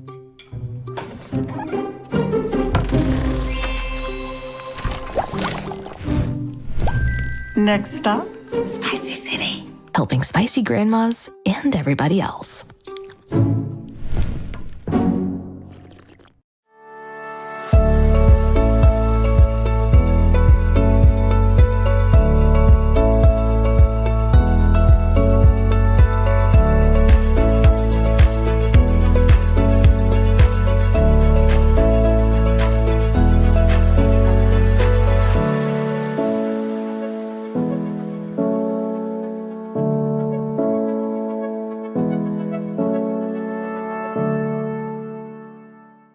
American energy dominance. It's how we secure our future. By harnessing homegrown energy, we fuel our economy, power industries, and drive innovation.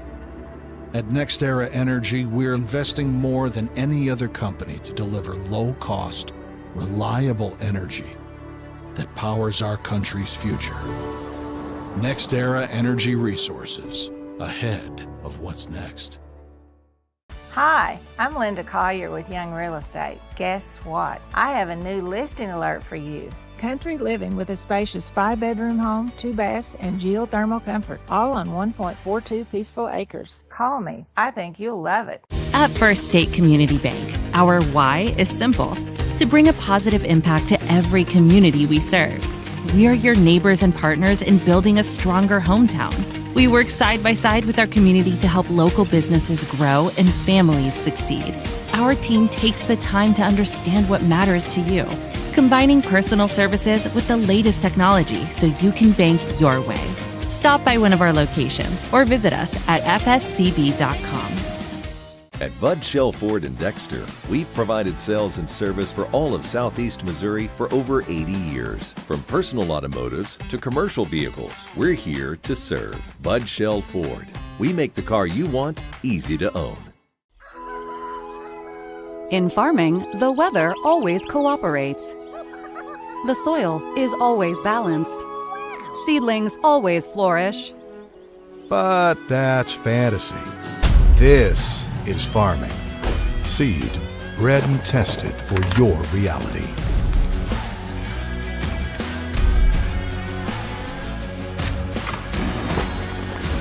Dynagrow Seed, for real. At First State Bank and Trust, protecting your money is easy. You don't have to bury it in the backyard or hide it under the mattress,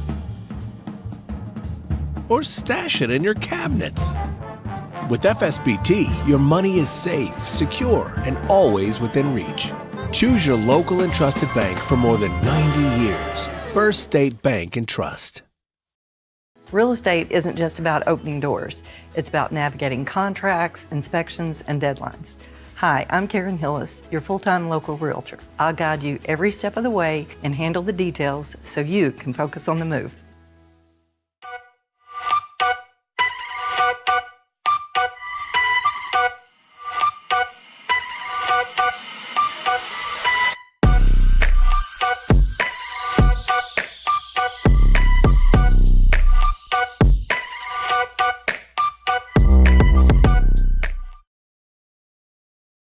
Like a lawn. Our lawn.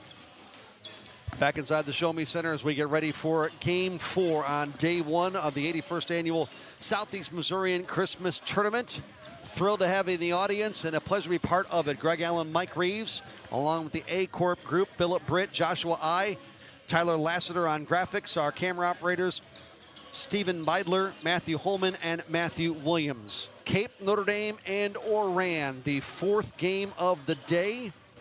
All part of 8 on day 1. Mike and I will be here for all 8 today, all 8 tomorrow. Then you get a break for Sunday, and then Monday things really kick into high gear on semifinal day, and to wrap it up coming up on the 30th. Earlier today, Jackson 90-23 over the 16 seed Oak Ridge. Then the 2 seed Woodland, no problem with a 15 seed Scott County Central 92-44.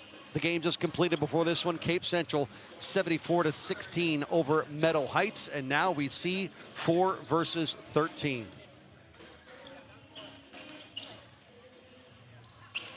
Back half of the day at 4:30 will be the 5 seed Charleston, the 12 seed Kelly.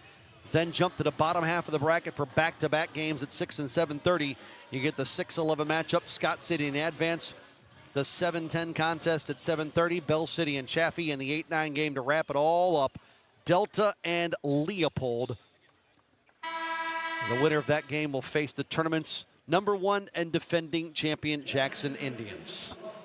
Mike has the particulars of the starters for this one between the Bulldogs and Eagles. Cape Notre Dame's Bulldogs, 4-4 is the record, and 4 is their seed. Jeremy Brinkmeyer, 3rd-year head coach, sends this group to the floor.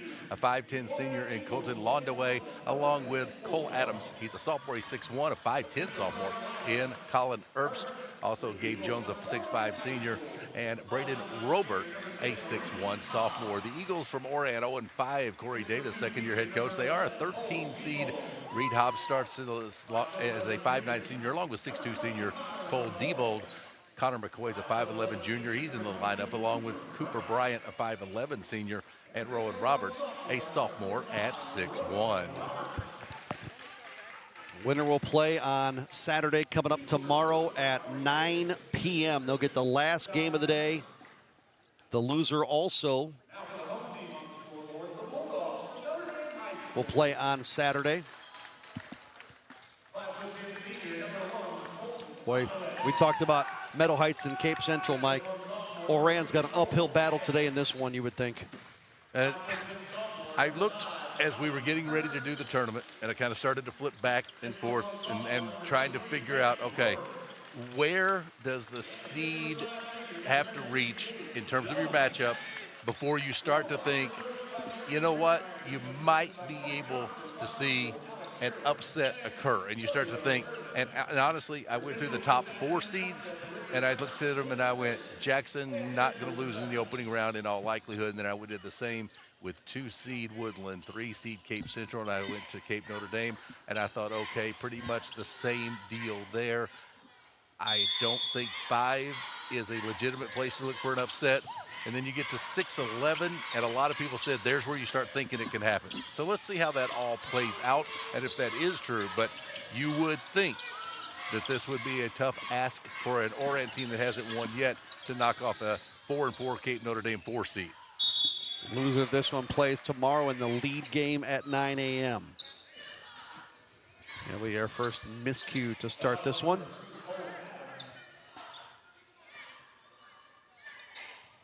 Oran and Cape Notre Dame.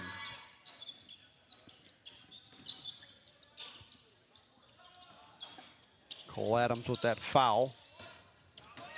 Notre Dame in white, Oran in the blue.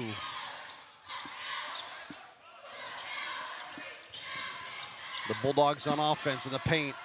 Flip it up with Robert, doesn't go.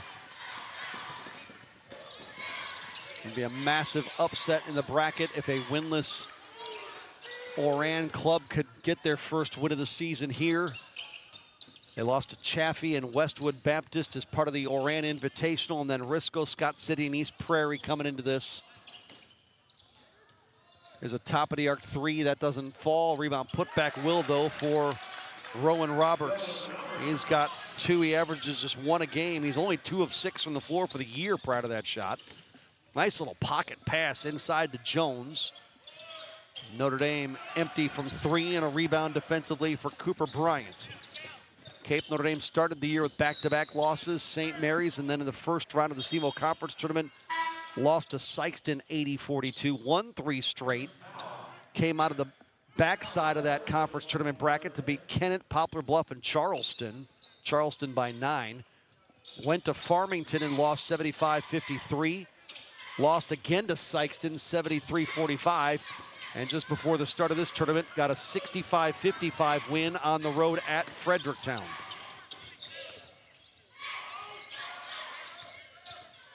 Only points of the ballgame so far the way of the Eagles. And an offensive opportunity to add to it here. Up floor with Cole Diebold. And he'll draw a foul. First 2 points of the game to Oran. First 2 fouls of the game to Cape Notre Dame. Braden Robert assessed his first. And a final in that second game from Bloomfield. Greg, I don't know if you shared that or not. I have not. East Carter 66-47 over Kennett in that one. And the game in progress now, do you know? Game in progress is Van Buren and Richland, the 4 and 13 seeds. Again, that game available to you on the Aycorp platform. Thrilled to have you along between the holidays for coverage here from the Show Me Center in Cape Girardeau. Fumbled a ball down the lane, picked it back up, continued to dribble, and drew the first Oran foul of the proceedings. And to reiterate, we don't want you to leave us to go to that game. We want you to watch both. It's what the expectations are of the sports fans across the area. Cooper Bryant picked up the foul. Trenton Powell at the line. And the Bulldogs are still looking at the goose egg.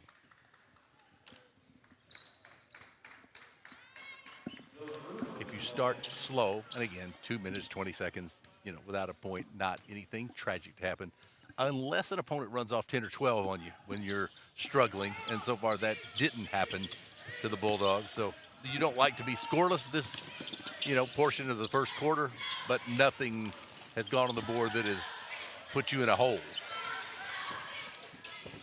Notre Dame comes the other way with Colin Farrell. Jeremy Brinkmeyer has already gone a little bit into his bench here. A couple of guys in the first 3 minutes. Looking for something offensively that'll work for him. Cole Adams trying to create and able to finger roll that one home. He's got his first 2. This, another one of those games, and if you've been with us for the previous 3, we've sort of talked about this and hit on it a little bit. This is another one that follows that same pattern of these 2 teams don't really see each other ever unless they play in the Christmas tournament. Connor McCoy from distance, where he's 36% on the year. Able to convert to make it the Eagles on top 5-2. McCoy averages 8.4 a ball game. Offensive board off the Powell miss. The follow's not there for Schweinbold. And it's out of bounds to Oran. This is the 4th meeting between Cape Notre Dame and Oran since 2010. And the previous 3 have all come in the Christmas tournament, and Cape Notre Dame has won the previous 3. Travel called against Reed Hobbs. They most recently met in the quarterfinals in 2018. It was a tight one. It went to overtime, as a matter of fact. And the 5 beat a 4. Oran was the 4 seed that year. 55-48, Bulldogs beat them. They met for the 5th place game in 2010 and 2013. Bulldogs won the 13 meeting 71-68. They won the 2010 meeting 63-36. Slow start, both teams yes. on the offensive side of things. Notre Dame, 1 of 6 from the field. Score 5-2, and given the fast pace of the previous 3 games, where the favored team put up lots of points and put them up pretty early and ended up with good totals. This one's off to a slower start. Not saying it won't get there, but it's not starting that way. Dylan Rubel on a path to the basket. He'll draw Oran's second foul. And one called against Brennan Cochran. It'll result in Rubel free throws. Yeah, this one has gotten underway in a struggle from both clubs.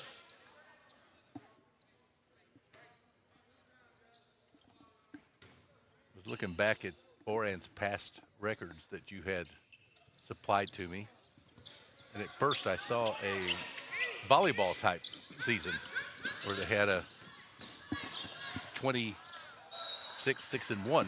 That was a COVID year, right? Where they were in the state playoffs and didn't get to finish them. That was not a fun year. That was a bad year. I'm not sure I want to meet the person that said COVID was fun. That was bad for all areas, but for sports fans, it was brutal. Just, it is. I want to erase it from the memory, but it won't go away. Devin Dannenmuller able to score. Well, the height advantage, there's no doubt Cape Notre Dame owns that. They got a 7'6" and a pair, or I'm sorry, 6'6" and a pair of 6'5s. Approaching 3 minutes to go with an Oran 5-4 lead. Eagles have struggled themselves offensively, had a number of shots. Oran from the floor is just 2 of 6. Notre Dame from the floor is 2 of 8. This is Dannenmuller, one of those 6'5 guys trying to go baseline to the kick out three that doesn't fall. Dannenmuller ran down the offensive rebound, trying to work in the post at the bucket, doesn't finish. I'm thinking we at least have some small percentage of youngsters that tune in and want to know what's happening in basketball. And they were so hopeful that you were going to have a player 6'7" in that list if you were going through. They were waiting. They heard 6'6", 6'5", 6'4", and they were like, he's going to do it. And you didn't. If they did, I'd have given him a 6'8" -1. How's that? Hopefully we'll get one game over here with a few youngsters and we'll hit that point and have a celebration, Greg. I know how much you appreciate that. It doesn't bother me as much as it bothers a lot of people, I'll be honest. It doesn't bother me at all. I just think it's fun for the kids or whatever. I would not want to deal with it every day. I don't have to, so. I couldn't help it. That's how much they've trained me, is that as soon as you started going down the list of heights, I thought, oh, he's going to say it. Oh, well. 2:31 to go, and what has been an offensive struggle first quarter. You see it there, combined 9 points and the 13 in front. Corey Davis in his second season with Oran still looking for their first win. Jeremy Brinkmeyer was with Kelly and the Hawks for a couple of years before he comes to Cape Notre Dame to become the head coach of the Bulldogs, now in his third season with the Bulldogs. Oran turns it over, pocket picked by Colton Laundaway. There's Robert, headed end line, and out of bounds on the sideline. Colin Earps before he let go of that three.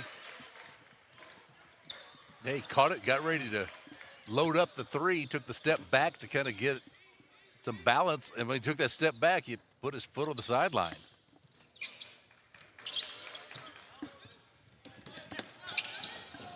Up the wing, Hobbs. 5-4 Oran. Trying to add to it with McCoy in the post. Gave it off to Diebold, who missed the shot. Bulldogs have dropped 2 of their most recent, 3 coming in here.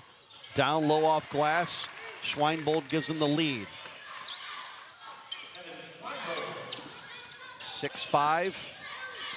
The 4 seed in front. Oran trying to take it back off glass. Doesn't go for Hobbs. Rebounded by Notre Dame.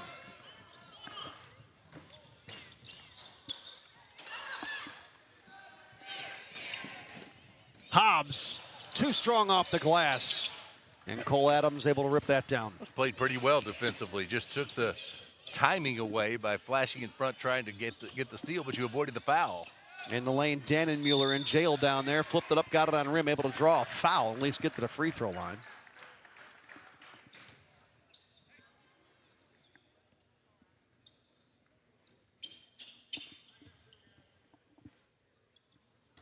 Colton Goodale with the foul, or Colin Goodale, beg your pardon.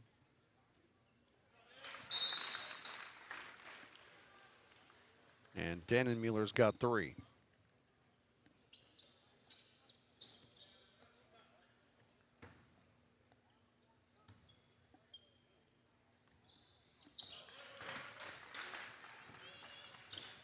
Well, the Brinkmeyer household has got to be a lonely place for Jeremy. His wife, Meredith, is the volleyball head coach at Cape Notre Dame. So it's like 2 ships passing in the night. The volleyball season ends, and the wife's going to come home. It's basketball season. I'm leaving forever now. Boy, it is so hard. They never see each other. That's a rough schedule. You'd almost like, can we find a way to just match up the schedules? Either they can spend time in the spring. How's that? Well, it's the coach's schedule, Greg. All levels varsity. It's incredible how many hours they put in. No doubt. McCoy can't hit from distance. Loose rebound in the paint. Picked up by Tyler Brashear, and then he had it taken away. Rubel in a hurry. A nice give off late. Adams is going to finish. He's got 4. Notre Dame has opened up a 10-5 lead. Oran jumped out to a 5-4 lead and have gone stone cold on offense. Bulldogs starting to warm up a little bit. And a foul on the floor rather than in the act of shooting. Well, there's no doubt on the coaching side of things. You're spot on there. Boy, there's so many. And it's not, I don't know how I want to put this. It's not like you have to put in all the hours you put in. Coaches there's a mechanism in your brain as the layup goes down, Greg, that says, I have to be as good as I can be to give these guys a chance, or girls to be a chance, whichever sport, to be as good as they can be, and you work way beyond your pay scale. Way beyond it. Londaway from 3, can't hit to finish the quarter. Oran had the lead, and the Bulldogs finish on an 8-0 run. At the end of 1, Notre Dame in front of Oran, 12-5 on Aycorp Sports. American energy dominance. It's how we secure our future. By harnessing homegrown energy, we fuel our economy, power industries, and drive innovation.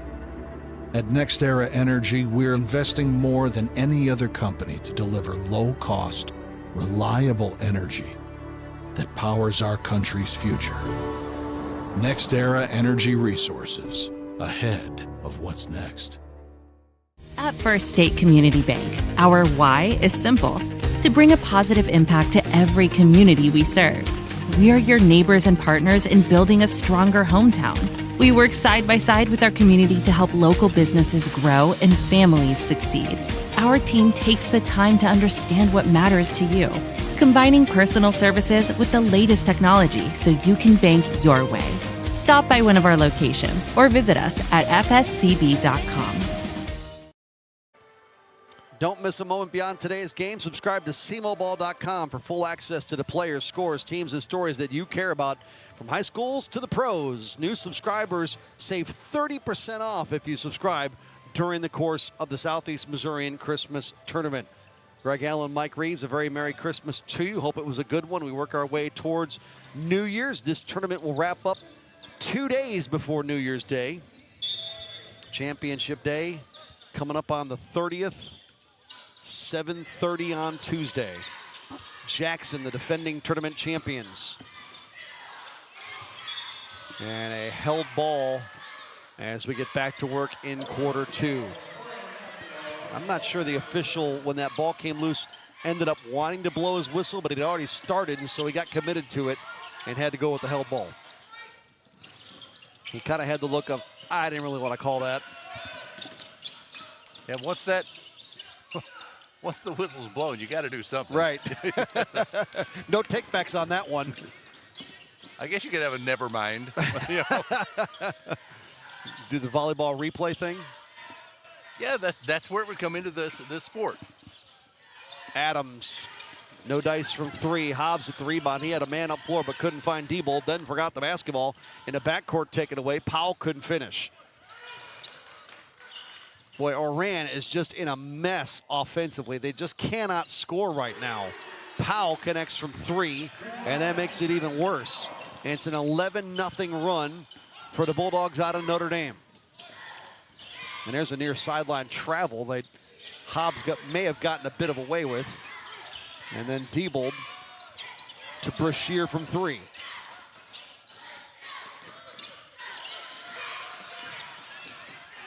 Powell, first to a loose basketball, length of the floor, lay-in. Love the way he went from right to left hand to make sure he could still score that with the defender right along his right shoulder. I know we've had numbers since we started the second, but Mike, those first quarter numbers, not very kind to Oran, even though where they sit right now. Now, they were 2 of 11 in that first quarter, 1 of 4 from 3, and that compared to Cape Notre Dame's 5 of 14. They weren't lighting it up. They went 0 for 3 from 3. The only free throws, Notre Dame shot those and went 2 of 6 there. And, yeah, it has been a struggle during this stretch in which Cape Notre Dame has taken a double-digit lead at 12 and a chance to break that scoreless stretch here at the free throw line for Hobbs. He's 7 of 10 for the year. It's the first free throws the Eagles have attempted today. He misfires there. Reed Hobbs averages 9.8 a game. They are ahead of schedule. This game was not supposed to tip off until 4 minutes ago. And we're already into the second quarter. Hobbs at least ends the scoring drought for the moment to get Oran back on the board now in a 17-6 contest. But they may need more of those field goals to go down. Dannenmuller fouled on the post. He'll go to the line. Rowan Roberts picks up the foul. And maybe for those, first year following tournament, getting involved with this thing, I think sessions today, so the morning session 1 concludes with this game, and then there will be a break before the second session begins with a 4:30 opening tip with Charleston and Kelly. And if you're a fan and thinking sessions, I can tell you what the broadcasters are thinking. That just means more time to eat. That's just eat the whole time. There's no way you can eat for 2 hours. Watch me. I can do it. Oran able to draw a foul. Second on the Bulldogs in the quarter. Dylan Rubel, the offender, his first. Notre Dame, the number 4 seed for the 3rd straight year over here. Cole Diebold will go to the free throw line, 68% from there for the season. 3rd team foul in the quarter on the Bulldogs, and the 2nd straight on Rubel.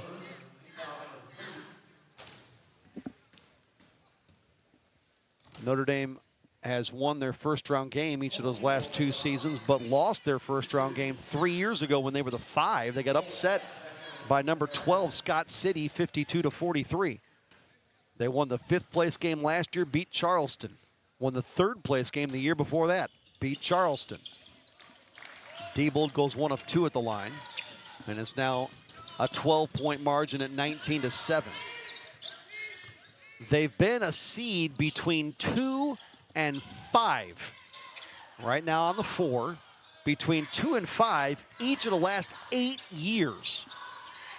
Little floater on rim, falls off Robert, but he was able to find it again and put it back up and in.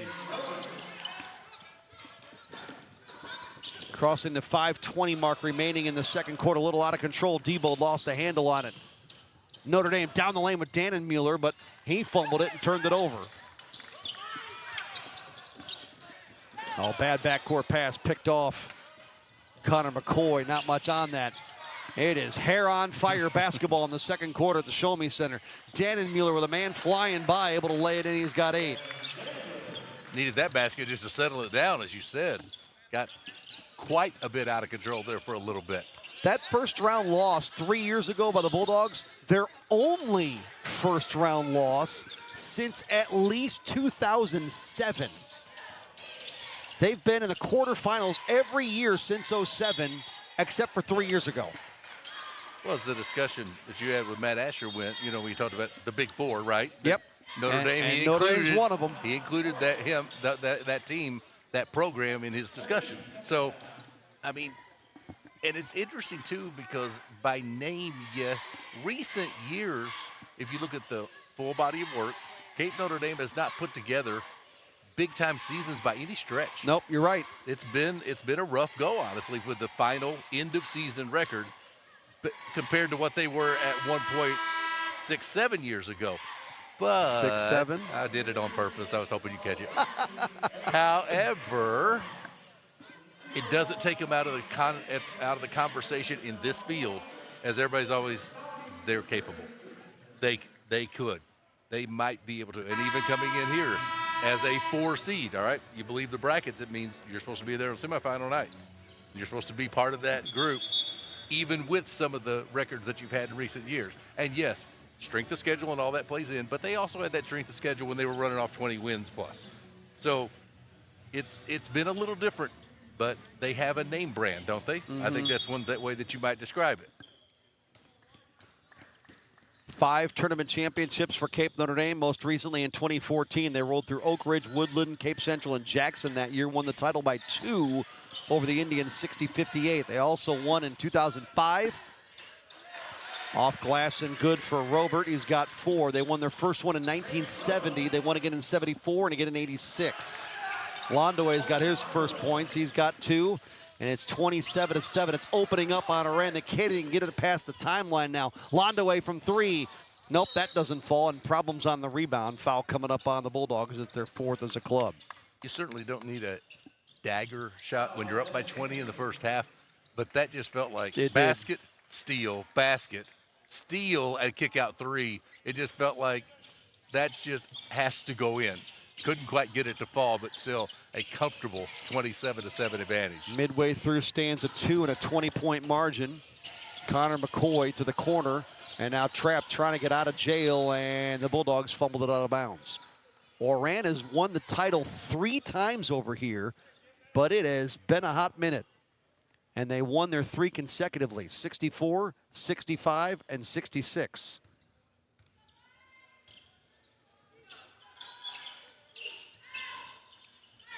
So they are the 13 this year. Tough times on the inbound and then take it away and trying to get the ball right back. Reed Hobbs just went over and ran into a Bulldog player.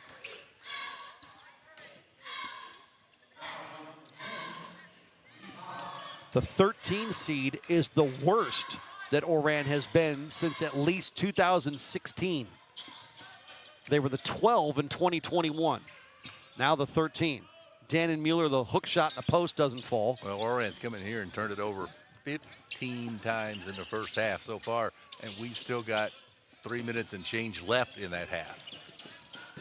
They were the 6 in 2022 and beat number 11 Chaffee.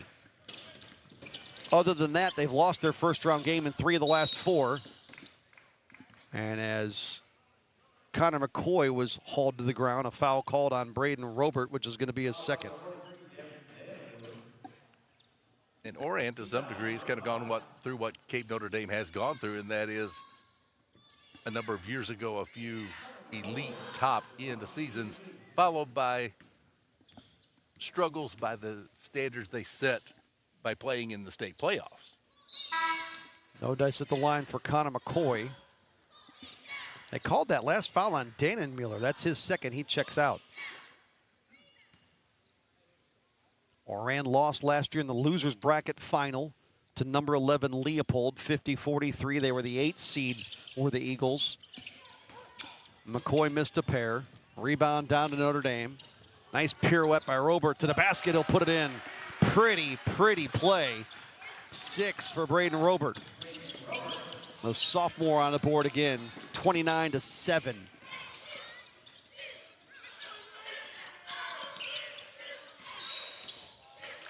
And a travel called on the Eagles. Add 1 to the 15.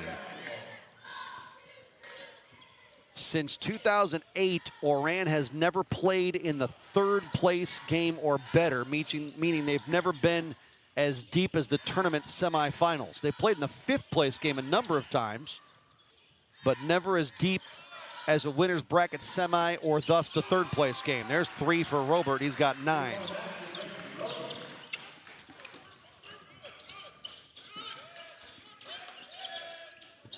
Cross-court pick, almost. And a foul called on one of those two right in front of us. See which way they go with it. They're going to go against Robert. And that will put Cooper Bryant at the foul line. That was the guy he was tangled up with. Bryant for the year, 4 of 6 at the line. He averages 4.6 a game. For about 1.2 seconds, I was way less concerned with who the foul was going to be on than how much technical, how much equipment was going to end up in our lap over here. Yeah, that was dicey for a split second. 32-8 Notre Dame in a game that Oran led 5-4.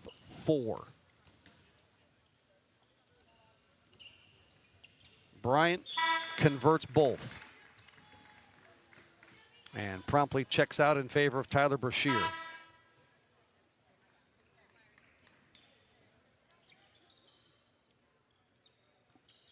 Coming in here, losing 2 of 3, has dropped the Bulldogs to 4-4 on the year. They went 14-14 last season, lost to Dexter in the district final. 2 cracks at it, second one good for Cole Adams. He's got 6. That 5-4 score you mentioned, it feels like forever ago, It doesn't does. And Oran got that 5-4 lead and just hit the switch to off as far as offensive success. They just couldn't hit anything. And they stuck on 5 for the longest time. Bulldogs run down a loose basketball in the backcourt and pick it up with Londaway. Under 2 minutes to go in the half. Robert, no, and then trying to get the ball back in a rebound. May have picked up another foul. It is. It's his 3rd.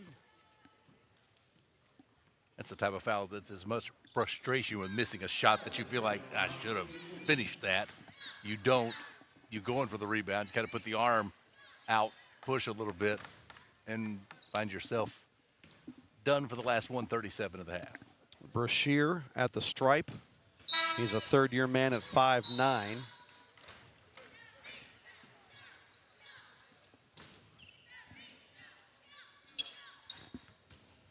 It's a 30-5 run by the Bulldogs. Brashear has his first point. It's a good way to end much doubt about where the end of the game is going when you have a run like that. Yeah, no kidding. I kind of feel Woodland did the same thing in their game. And their big run started in the second and extended all the way to the finish line. Here's Adams for 3. He's got 9. You know how they track every single thing at the college and pro level, right? Every stat in the world, and they can bring it up to you in a minute and a half. There would be one. That's the more impressive thing. They can bring it to you in a minute and a half. There would be one that would be fun to have somebody research. At the NBA or Division I college level, how many teams have ever taken a 30-5 hit and won the game? Oh, my gosh. I'm not sure you can sustain that. You would think 30-5 should end almost any game, Absolutely. right? Londaway, good. They probably know the answer, by the way. About the only way they think it might happen is if you had a substantial lead when you took right. the 30-5 right. hit. Then you wonder, how did you build a lead like that? And then give up a 30-5 run. Brashear couldn't triple. Rebound to Hobbs. And 2 free throws coming up for the Eagles. Mentioned it when it was happening. Cape Notre Dame got off to that slower start. But during that time, Oran didn't do anything to put any distance between them at all. It was 2-0, and then finally 5-4. And you kind of thought when the Bulldogs find their footing, which you believed would happen, they might be able to do exactly what we've seen them do. From 145 to another, Dylan Rubel's 3rd personal puts Rowan Roberts on the line. Roberts misses a pair. He's now 1 for the 6 for the stripe for the season. He scored the first 2 points of the game, did Rowan Roberts. Here's Gabe Jones on perimeter. Pass in the interior, never got there to its intended target. Picked off by Cole Diebold. Under 30 seconds to go. Diebold pull-up jumper, left elbow, strong. Rebound to Gabe Jones for the Bulldogs out of Notre Dame. A 39-10 advantage for the number 4 seed. day one of the 81st Annual Southeast Missourian Christmas Tournament. Gabe Jones came down with the basketball, a little acting job, I thought, on Connor McCoy trying to draw a foul. Instead, Eagles will commit one down low in the post. Diebold was in the area, and it is on him.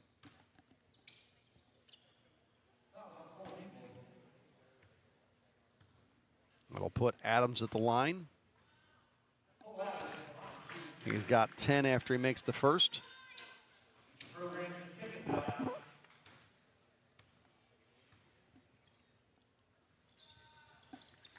And now 11. Oran comes in winless at 0-5. And they'll turn the ball over on that long inbounds pass. 3/4 court over the head of Connor McCoy. And so with 1.8 left, the Bulldogs have a chance from right around midcourt. Londaway, nope. And it is 41-10. Cape Notre Dame leads Oran at the half, and they finish the half on a 37-5 run.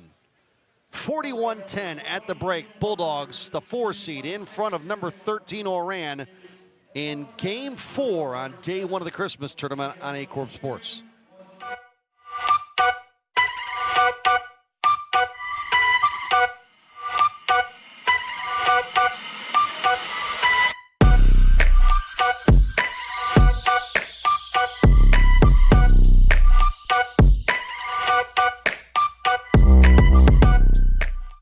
Real estate isn't just about opening doors. It's about navigating contracts, inspections, and deadlines. Hi, I'm Karen Hillis, your full-time local realtor. I'll guide you every step of the way and handle the details so you can focus on the move.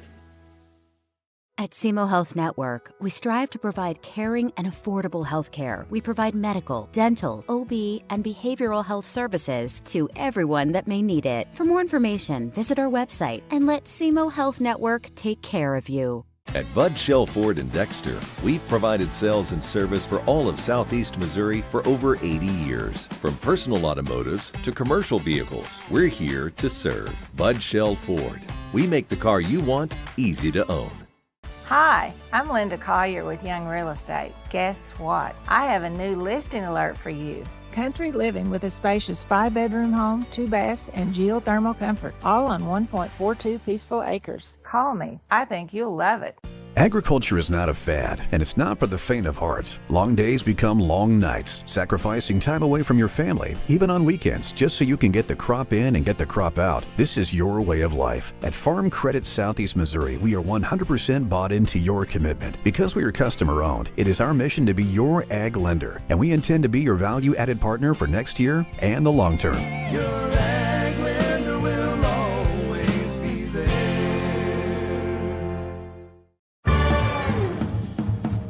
At First State Bank and Trust, protecting your money is easy. You don't have to bury it in the backyard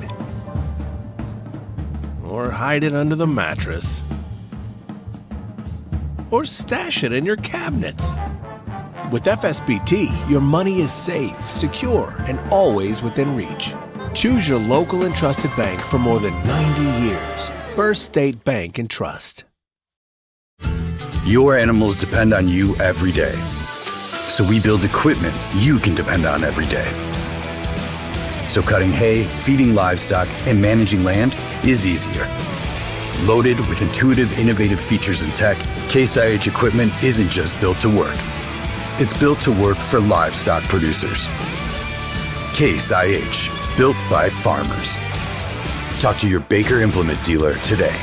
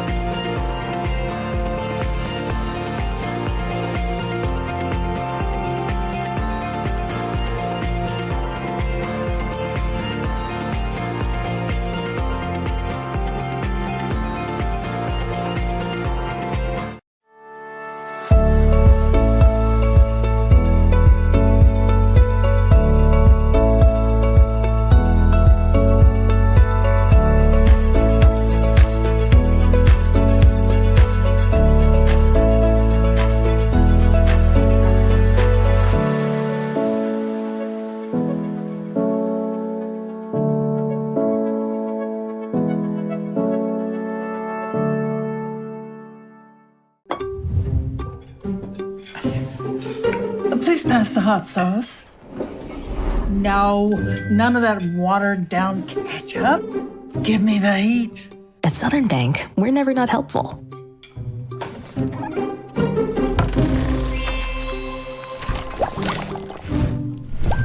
Next stop, Spicy City. Helping spicy grandmas and everybody else.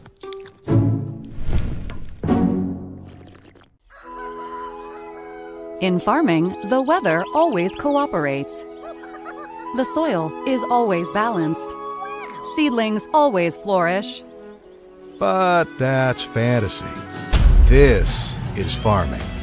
Seed, bred and tested for your reality.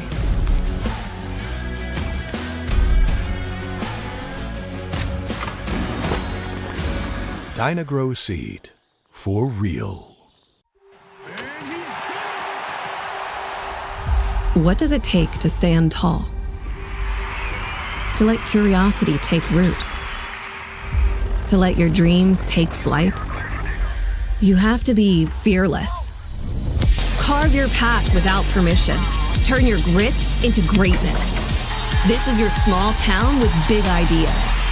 This is where you find your fearless. This is SEMO.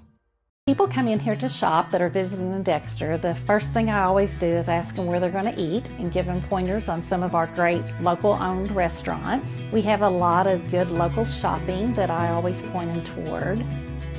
A lot of people like more of the nature and wildlife. Ribs and barbecue is our thing. That's what put us here to begin with. The hickory log name.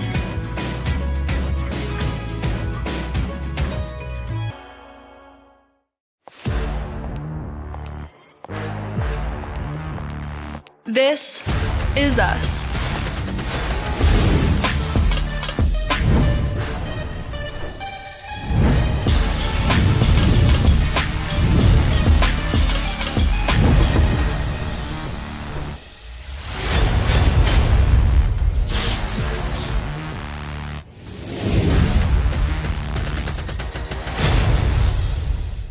American energy dominance. It's how we secure our future. By harnessing homegrown energy, we fuel our economy, power industries, and drive innovation. At NextEra Energy, we're investing more than any other company to deliver low-cost, reliable energy that powers our country's future. NextEra Energy Resources, ahead of what's next. At First State Community Bank, our why is simple: to bring a positive impact to every community we serve. We are your neighbors and partners in building a stronger hometown. We work side by side with our community to help local businesses grow and families succeed. Our team takes the time to understand what matters to you, combining personal services with the latest technology so you can bank your way. Stop by one of our locations or visit us at fscb.com.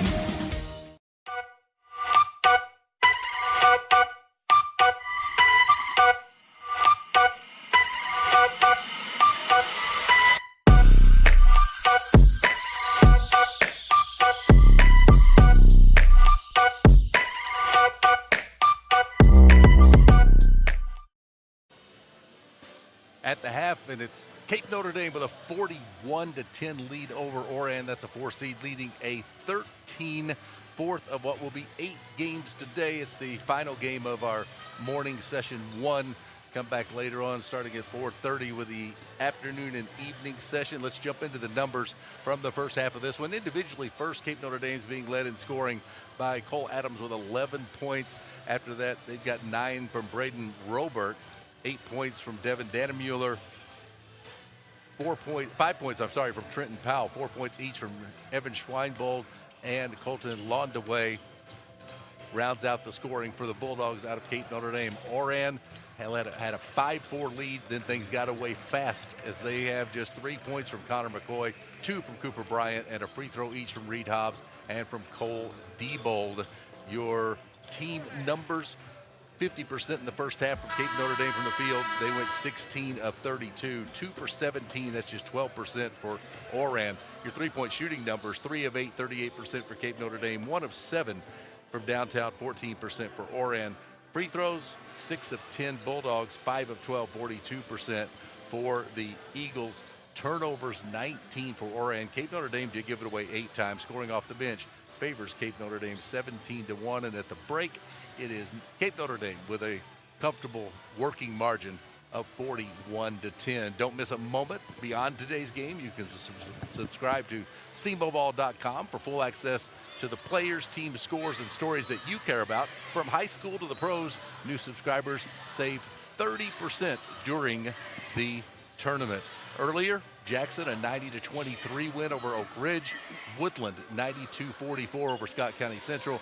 Cape Central, 74-16 over Meadow Heights. Schedule for this afternoon and evening at 4:30, Charleston Kelly. 6 o'clock, Scott City and Advance. 7:30, Bell City Chaffee. 9 o'clock tonight, we wrap things up with Delta and Leopold. Earlier today at the Bloomfield Christmas Tournament, number 1 Dexter beat Holcomb 98-22. That was a 1/16. And the 8th seed East Carter down number 9 Kennett 66-47. Underway in the third here.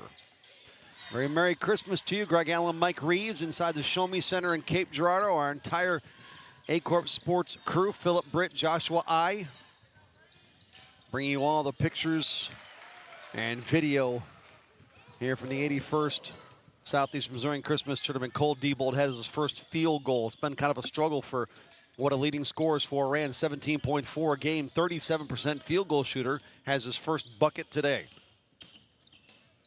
Pull up right of the wing jumper, no good for Colin Erbst.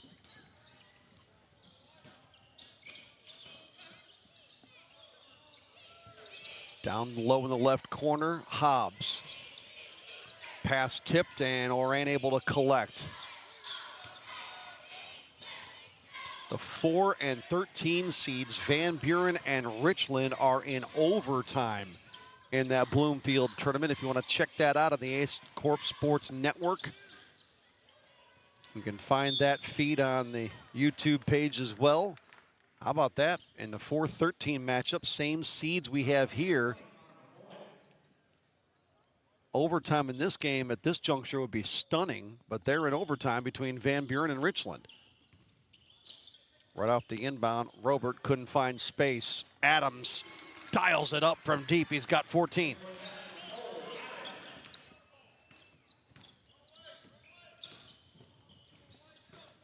Here come the Eagles. See what they can do offensively. That last foul on Connor McCoy.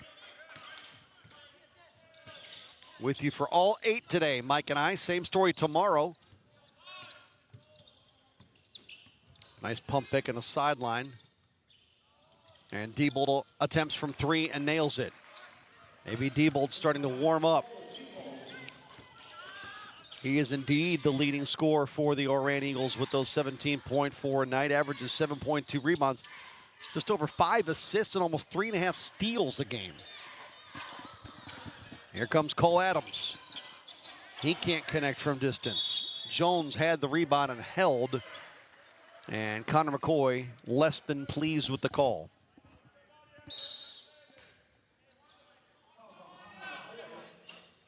Seeds have held true to form through the first 3+ games. None of those games have been all that competitive down the stretch. This one is trending that way at 44-15.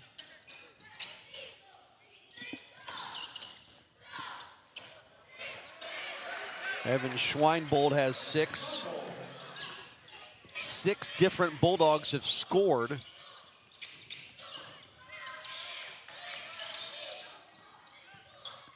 And right through the hands of McCoy in the corner. He couldn't handle the pass and turned it over. I know there's all kinds of different ways, Greg, to put together the schedule. Not the bracket per se, but the schedule of games. This is one of the rare ones where I've seen where you just go 1 through 8 as far as your seeds, play one after the other in the opening round.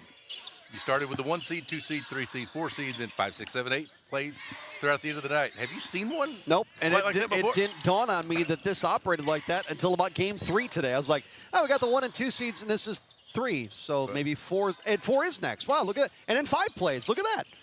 It took me about 3 games to figure that out today. Yep, it is a very unique bracket setup, not in terms of the way you put the bracket and the teams in the together to play each other, but in the order in which you play the games. It is different from anything that I've ever been a part of in terms of just playing 1 through 8. They get the games in that order.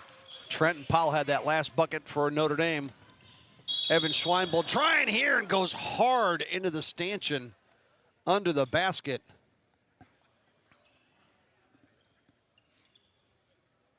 That foul likely on Rowan Roberts. Yeah, they're going to call it an intentional foul, too.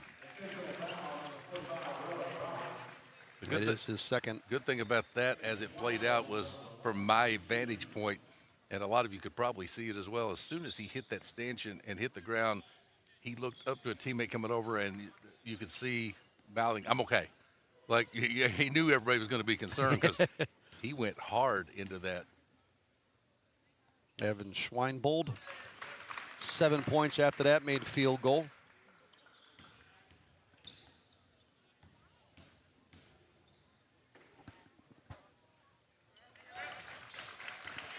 So if anybody ever wonders, why do you pad the stanchions? Now we have the answer.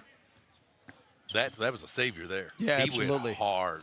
I mean, he took quite the blow, and fortunately was able to just step up from it and go to the free throw line.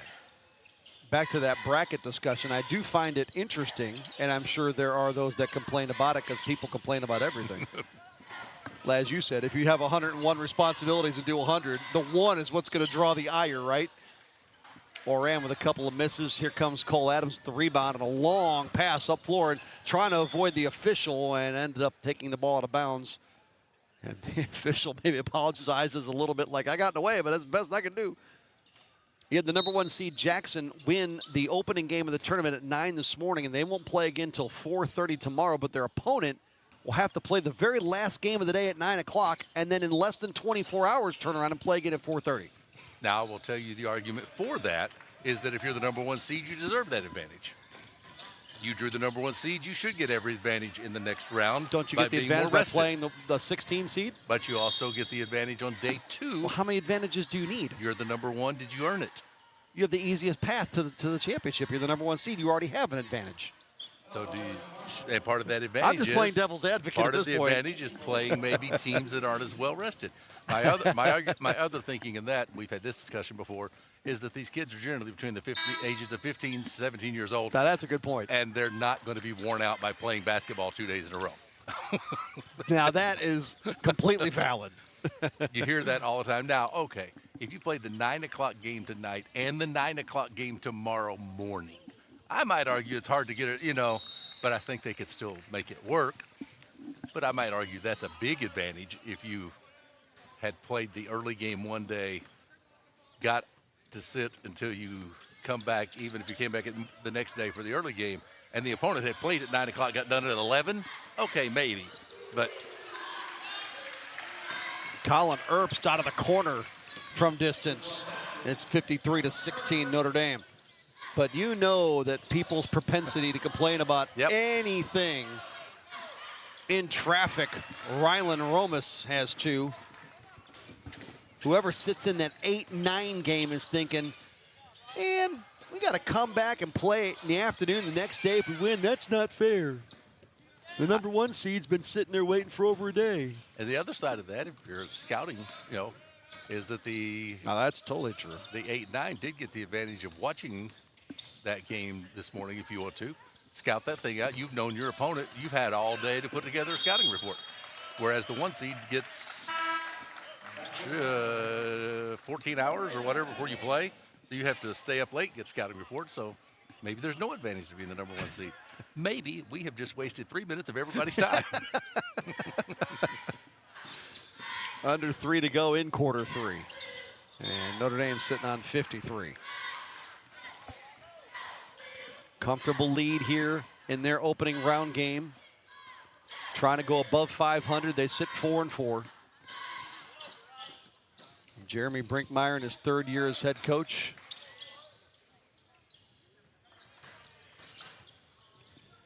Pull-up jumper left at the elbow won't fall for Connor McCoy. I've liked most coaches' philosophies in our long time doing this together, where they've almost always said, tell us what time to play, we'll be there. We hear that more often than not. Yep. Dylan Rubel also adding his name to the list of those that have connected from 3 for Notre Dame. His first points. Approaching 2 minutes to go in the third. Tyler Brashear attempting one, but short from 3, rebounded by Danenmuller. Notre Dame after the tournament, home for Cairo, Illinois, New Madrid, and Cape Central before they go to Kennett. Back home for Charleston and Jackson.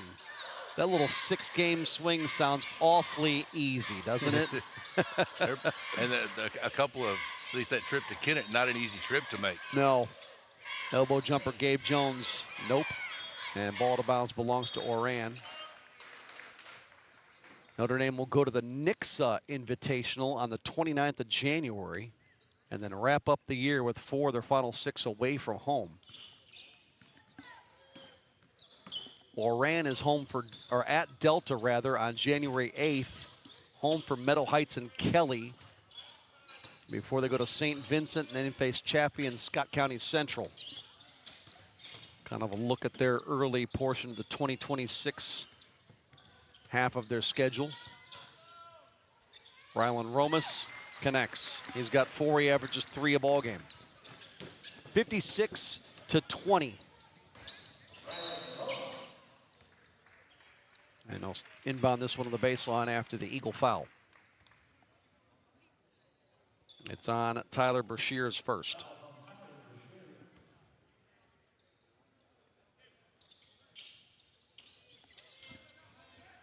In the corner, Colton Londaway couldn't find the range, under a minute to go, quarter 3. 15 in this quarter for Notre Dame, 10 for the Eagles. Rubel on the move on a give up, got it back, unloads from 3, got it. 6 for Dylan Rubel.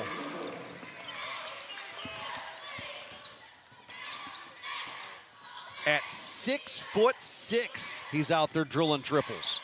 Well, look good too, though. I mean, everything about the shot just looks so smooth. Nice job to poke that entry pass away. Gabe Jones came around the top, able to get a hand on that and break up the intended pass. Final 15 of the third. Here's Londaway, just in front of his head coach. Dump it down to Danenmuller, 5 to go in the quarter. Danenmuller feels contact, put it up, no whistle. Oran got the rebound, and that is it for quarter 3. 59-20 is where we sit after 3 in game 4.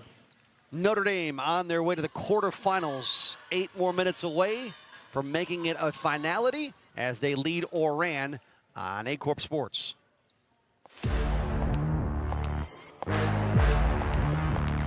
This is us.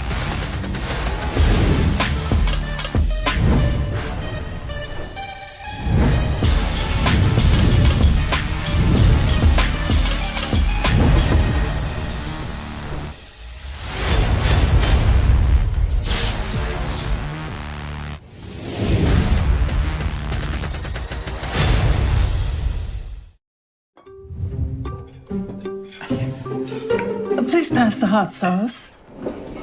No, none of that watered down ketchup.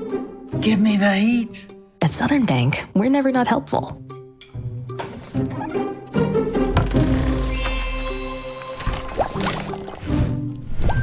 Next stop, Spicy City. Helping spicy grandmas and everybody else.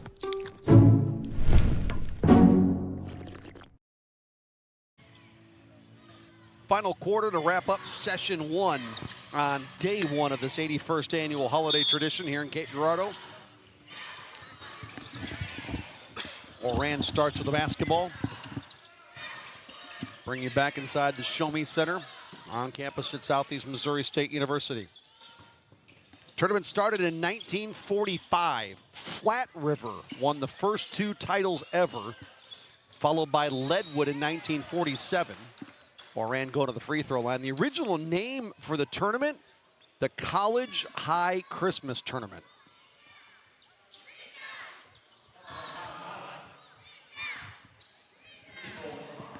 Greg, shooting numbers through 3. Bulldogs 22 of 43 from the field, 7 of 15 from 3, and 8 of 12 at the line. Oran 6 of 25 from the field, 2 of 10 from 3, and 6 for 14 at the line. Ty Blattle with that last foul, his first. Since you tend to know these kind of things, is this how many name variations have there been? That I don't know. Okay, so that was the first name. And of course, you get into sponsorships and things like that. That's all fair. Blattle working on the offensive end to the basket. Nice post moves by the sophomore at 6'3", Ty Blattle with his back to the basket. Kind of a lost art these days. At the other end, Diebold connects. He's got 11. He's the leading scorer for Oran, both on the season and today. Yeah, coaches will tell you there's not very often that you see the post move as part of the repertoire anymore, and part of it's just the way the game's played. Players aren't asked to go into the post as part of an offense much anymore. It's amazing how much of it at all levels is predicated on that three-point line. Yep. You can watch a lot of set offenses that never have anybody in the paint. Everybody is set up on the perimeter, maybe somebody at the foul line or the foul line extended to the elbow, and that's about it. I have a hard time watching the NBA these days. Yeah, because it really has become pass it around until somebody can shoot a three. Colin Ernst returns for Notre Dame for Cole Adams. Shaq couldn't play today. Rylan Romas couldn't finish inside, but Brennan Cochran will and get fouled. He's a 9.4 point per game scorer, and he's got his first bucket of the game here. Blattle with his second.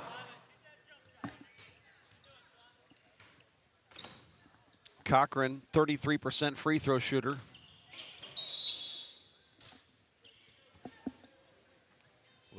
Would Shaq's only job now be to rebound those missed threes when they you're not going to throw it into him, right? Yeah, that's true. You're not just going to give it to him, let him try to go to work down there.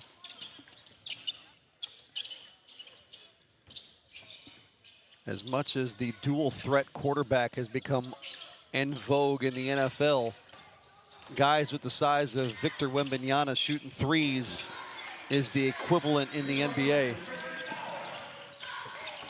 Trenton Powell's also shooting threes. He's got 10. Made that one.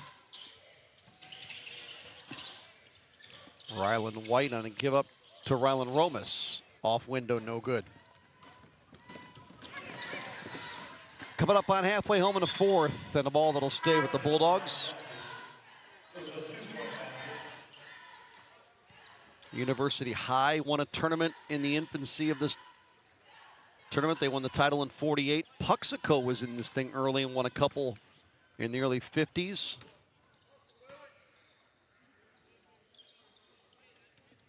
Well before the field was set at the current 16 that are in it. That sort of settled in the 80s. The most recent tournament title that came from a team that's no longer in the field. Schweinbold's got 10. Nice little hook off glass. 1969, the last time anybody not currently in the field won it. Portageville in 1969. Since then, it's been a familiar name as far as teams that are currently in the tournament.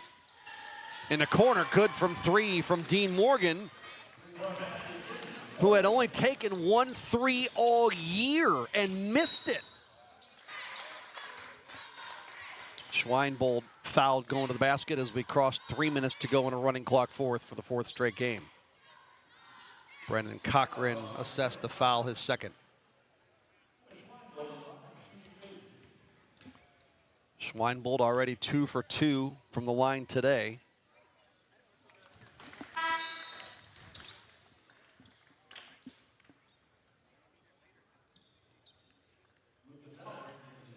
Delta won it the year prior to Portageville being in it in '68. Talk about teams that haven't won a title in a while. Oran's only titles came from '64 to '66 when they won 3 straight.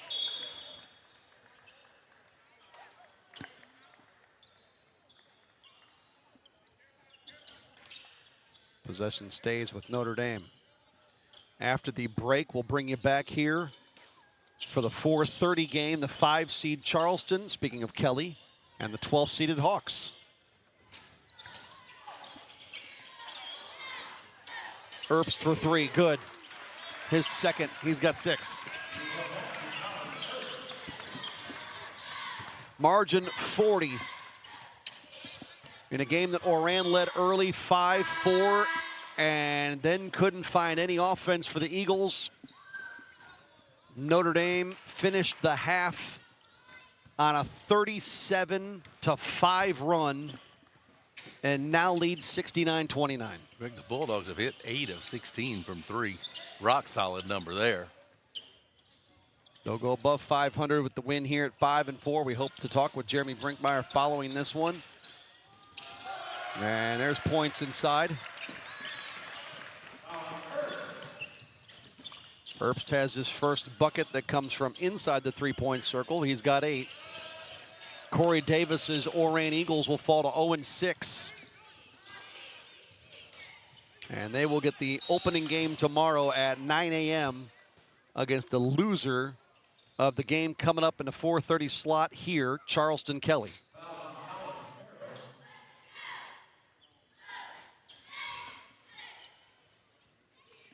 Colin Farrow, the personal foul for Notre Dame.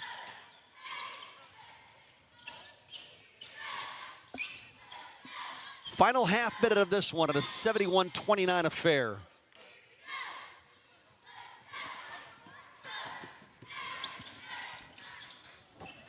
Looking for our first down-the-stretch competitive game of the tournament. Bloomfield had one in the 4-13 game that just went to overtime. Van Buren ended up winning that as the 4 seed, 77-66. Notre Dame started slow, but it's how you finish.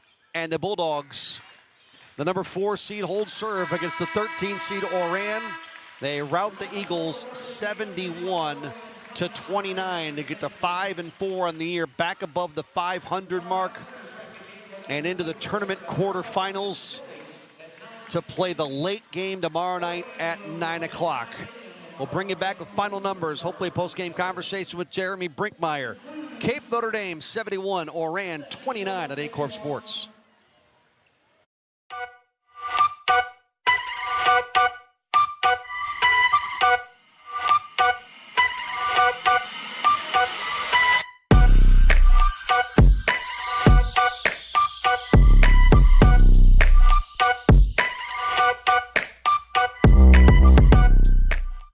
At First State Community Bank, our why is simple: to bring a positive impact to every community we serve.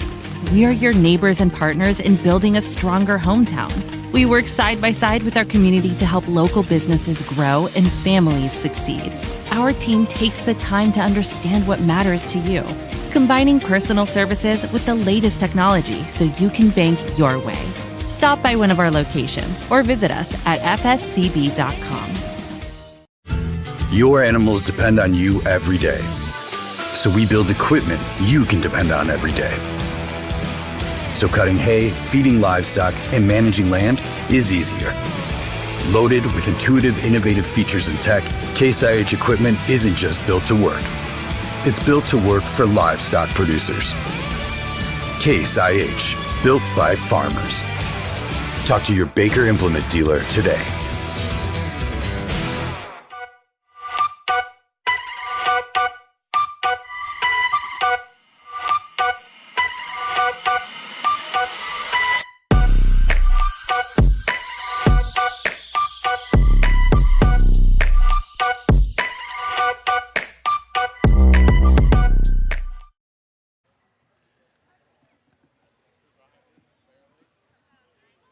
Cape Notre Dame 71, Oran 29, victorious and into the quarterfinals they go. Jeremy Brinkmeyer sits alongside, and Coach, in games like that one, we talk to coaches a lot about the main thing you're looking for. You feel like, hey, I've got the better team. We probably should win a basketball game, but we want to play well. We want to do the things that we do well. How would you grade your team in that perspective from that contest? I think it got better. When we started off, we were a little, I think, trying to win by 30 in the first 5 minutes instead of just, playing how we play. and changing the size of the floor and getting the ball inside. It took us a little bit to just kind of settle down a little bit. But defensively, I thought there's some things that we've been trying to fix in our matchup zone, and I think we did a good job in that. So overall, I'm definitely proud of that. Definitely think we need to push the ball better, run the floor better. I know it's a big floor, and they've had 2 days off and a lot of Christmas cookies in their stomachs, so they're a little sluggish today. But we got to be ready tomorrow. Against a good team and be able to run the floor a little bit better. I wanted to ask you, when you're playing the way you want to, the way you guys talk about, and everybody talks about systems and things, when you are playing the way you want, what does that look like? If a fan's watching and going, yep, they're clicking, what are you seeing on the floor? Well, I'd say the first thing offensively, it would be, not a lot of dribbling, a lot of pushing the ball with the pass, and a lot of hitting cutters through the middle. That would be a good sign for that we're playing well. And working inside out. Defensively, us just flying around. It's no secret we play a matchup zone. We've played it since 2005, since Paul Hell's been here, and I played it and I've coached it for a long time. It's just what we are and it's who we are, and so there's no secret to it. If you see us flying around down on the floor, running around crazy and screaming and hollering, that's who we are system-wise. It's not pretty, it's gritty, and that's just kind of who we are and what we've accepted as the type of team we are. 29 points allowed would tell people, yeah, their defense was good today. Did you like what you saw from your defense? There's some things. I thought it was a little bit easy to get inside today. And if things play out and we play Charleston tomorrow, that's not going to go very well tomorrow. So those are things that we got to clean up. But I thought we guarded the ball really well. I thought our guards did a great job, especially our second group of guards that we sub in there. Farrow and Powell did a great job of causing chaos. It really brought us a spark. They kind of got us going. And if you haven't watched us, that's kind of what we are. We play about 10, 11 guys, and we just keep rotating until we find the right ones that game, and then we roll with it. Wrap it up with this. What does playing the type of schedule that you play mean for the group? Because I know a lot of years you're going to take losses because you're going to play so many good people. Then you come in here and you're going to do the same thing. What does that do for the kids and for the program as a whole to play the level of competition that you guys generally play consistently from start to finish? I mean, iron sharpens iron. And, you don't come to Notre Dame because you just want to go win, a few games here and there. You come here because you want to play against the best and compete against the best because you want to be the best. And if you look at our schedule, we do nothing but, play the best. I mean, our jamboree was against Vianney, who's number 1 in Class 6. We played Sykeston twice, who, that's a lot of fun. And then we also we sprinkled in St. Mary's, who's top 10 and, in Class 5. And so, obviously it makes your kids learn. And, we always say that the greatest gift that God gives us is failure. So there's a lot of things I like about it because when they fail, they tend to listen more. And you're able to get their ears a little easier. And so, our kids do a good job of just listening and getting better and watching film and learn from their mistakes, own it, and get better. Appreciate your time. Best of luck moving forward. Right, thank you. Head coach of the Cape Notre Dame Bulldogs with us. That's Jeremy Brinkmeyer. He's in his 3rd season, and they're victorious in this one, 71-29. We'll put a wrap on it by getting you your final numbers. We'll go team perspective on those numbers. Notre Dame from the field, 55%, 27-49. It was Oran going just 9 of 29 for 31%. 8 of 16 from deep for the Bulldogs. 3 of 12 from downtown for the Eagles. Free throws, 9 of 14. Cape Notre Dame, 64%. Just 47% on 8 of 17 for Oran. Turnovers were an issue, honestly, for both teams. 27 for Oran. Notre Dame did give the ball away 16 times, but Cape Notre Dame does enough to get the win, and they do so handily, 71-29. Individual numbers to wrap up session 1. 14 from Cole Adams leads the way for Cape Notre Dame. He led all scorers in the ballgame. Evan Schweinbold finished with 11. Trenton Powell had 10. Braden Robert finished with 9. They get 8 apiece from Devin Dannenmuller and Colin Erbst. It was 6 points from Dylan Rubel, 4 from Colton Landaway, and 2 from Ty Blattle. Oran had 11 to lead the way from Cole Diebold, the only Eagle in double figures. After that, it goes all the way down to Rylan Romas, who had 4. Dean Morgan finished with 3. They get 2 from Rowan Roberts, Brennan Cochran, Cooper Bryant, and a free throw apiece from Tyler Brashear and from Reed Hobbs. Final score, Notre Dame 71. Oran 29. The Bulldogs go to 5-4 in the season. Eagles fall to 0-6.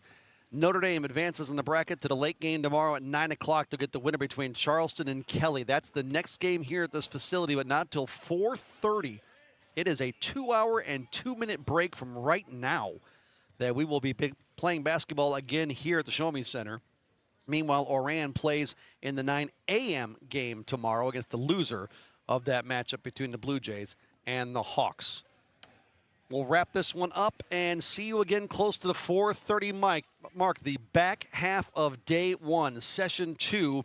It is Charleston Kelly, Scott City Advance, Bell City Chaffee, and we'll wrap it up with the 8-9 game, Delta and Leopold. For everybody so far involved in the broadcast, Philip Britt, Joshua I, and the rest of the Aycorp Sports crew, that's Mike Reeves, Greg Allen saying so long for the time being. Back later this afternoon from the Show Me Center on day 1 of the 81st Annual Southeast Missourian Christmas Tournament on Aycorp Sports.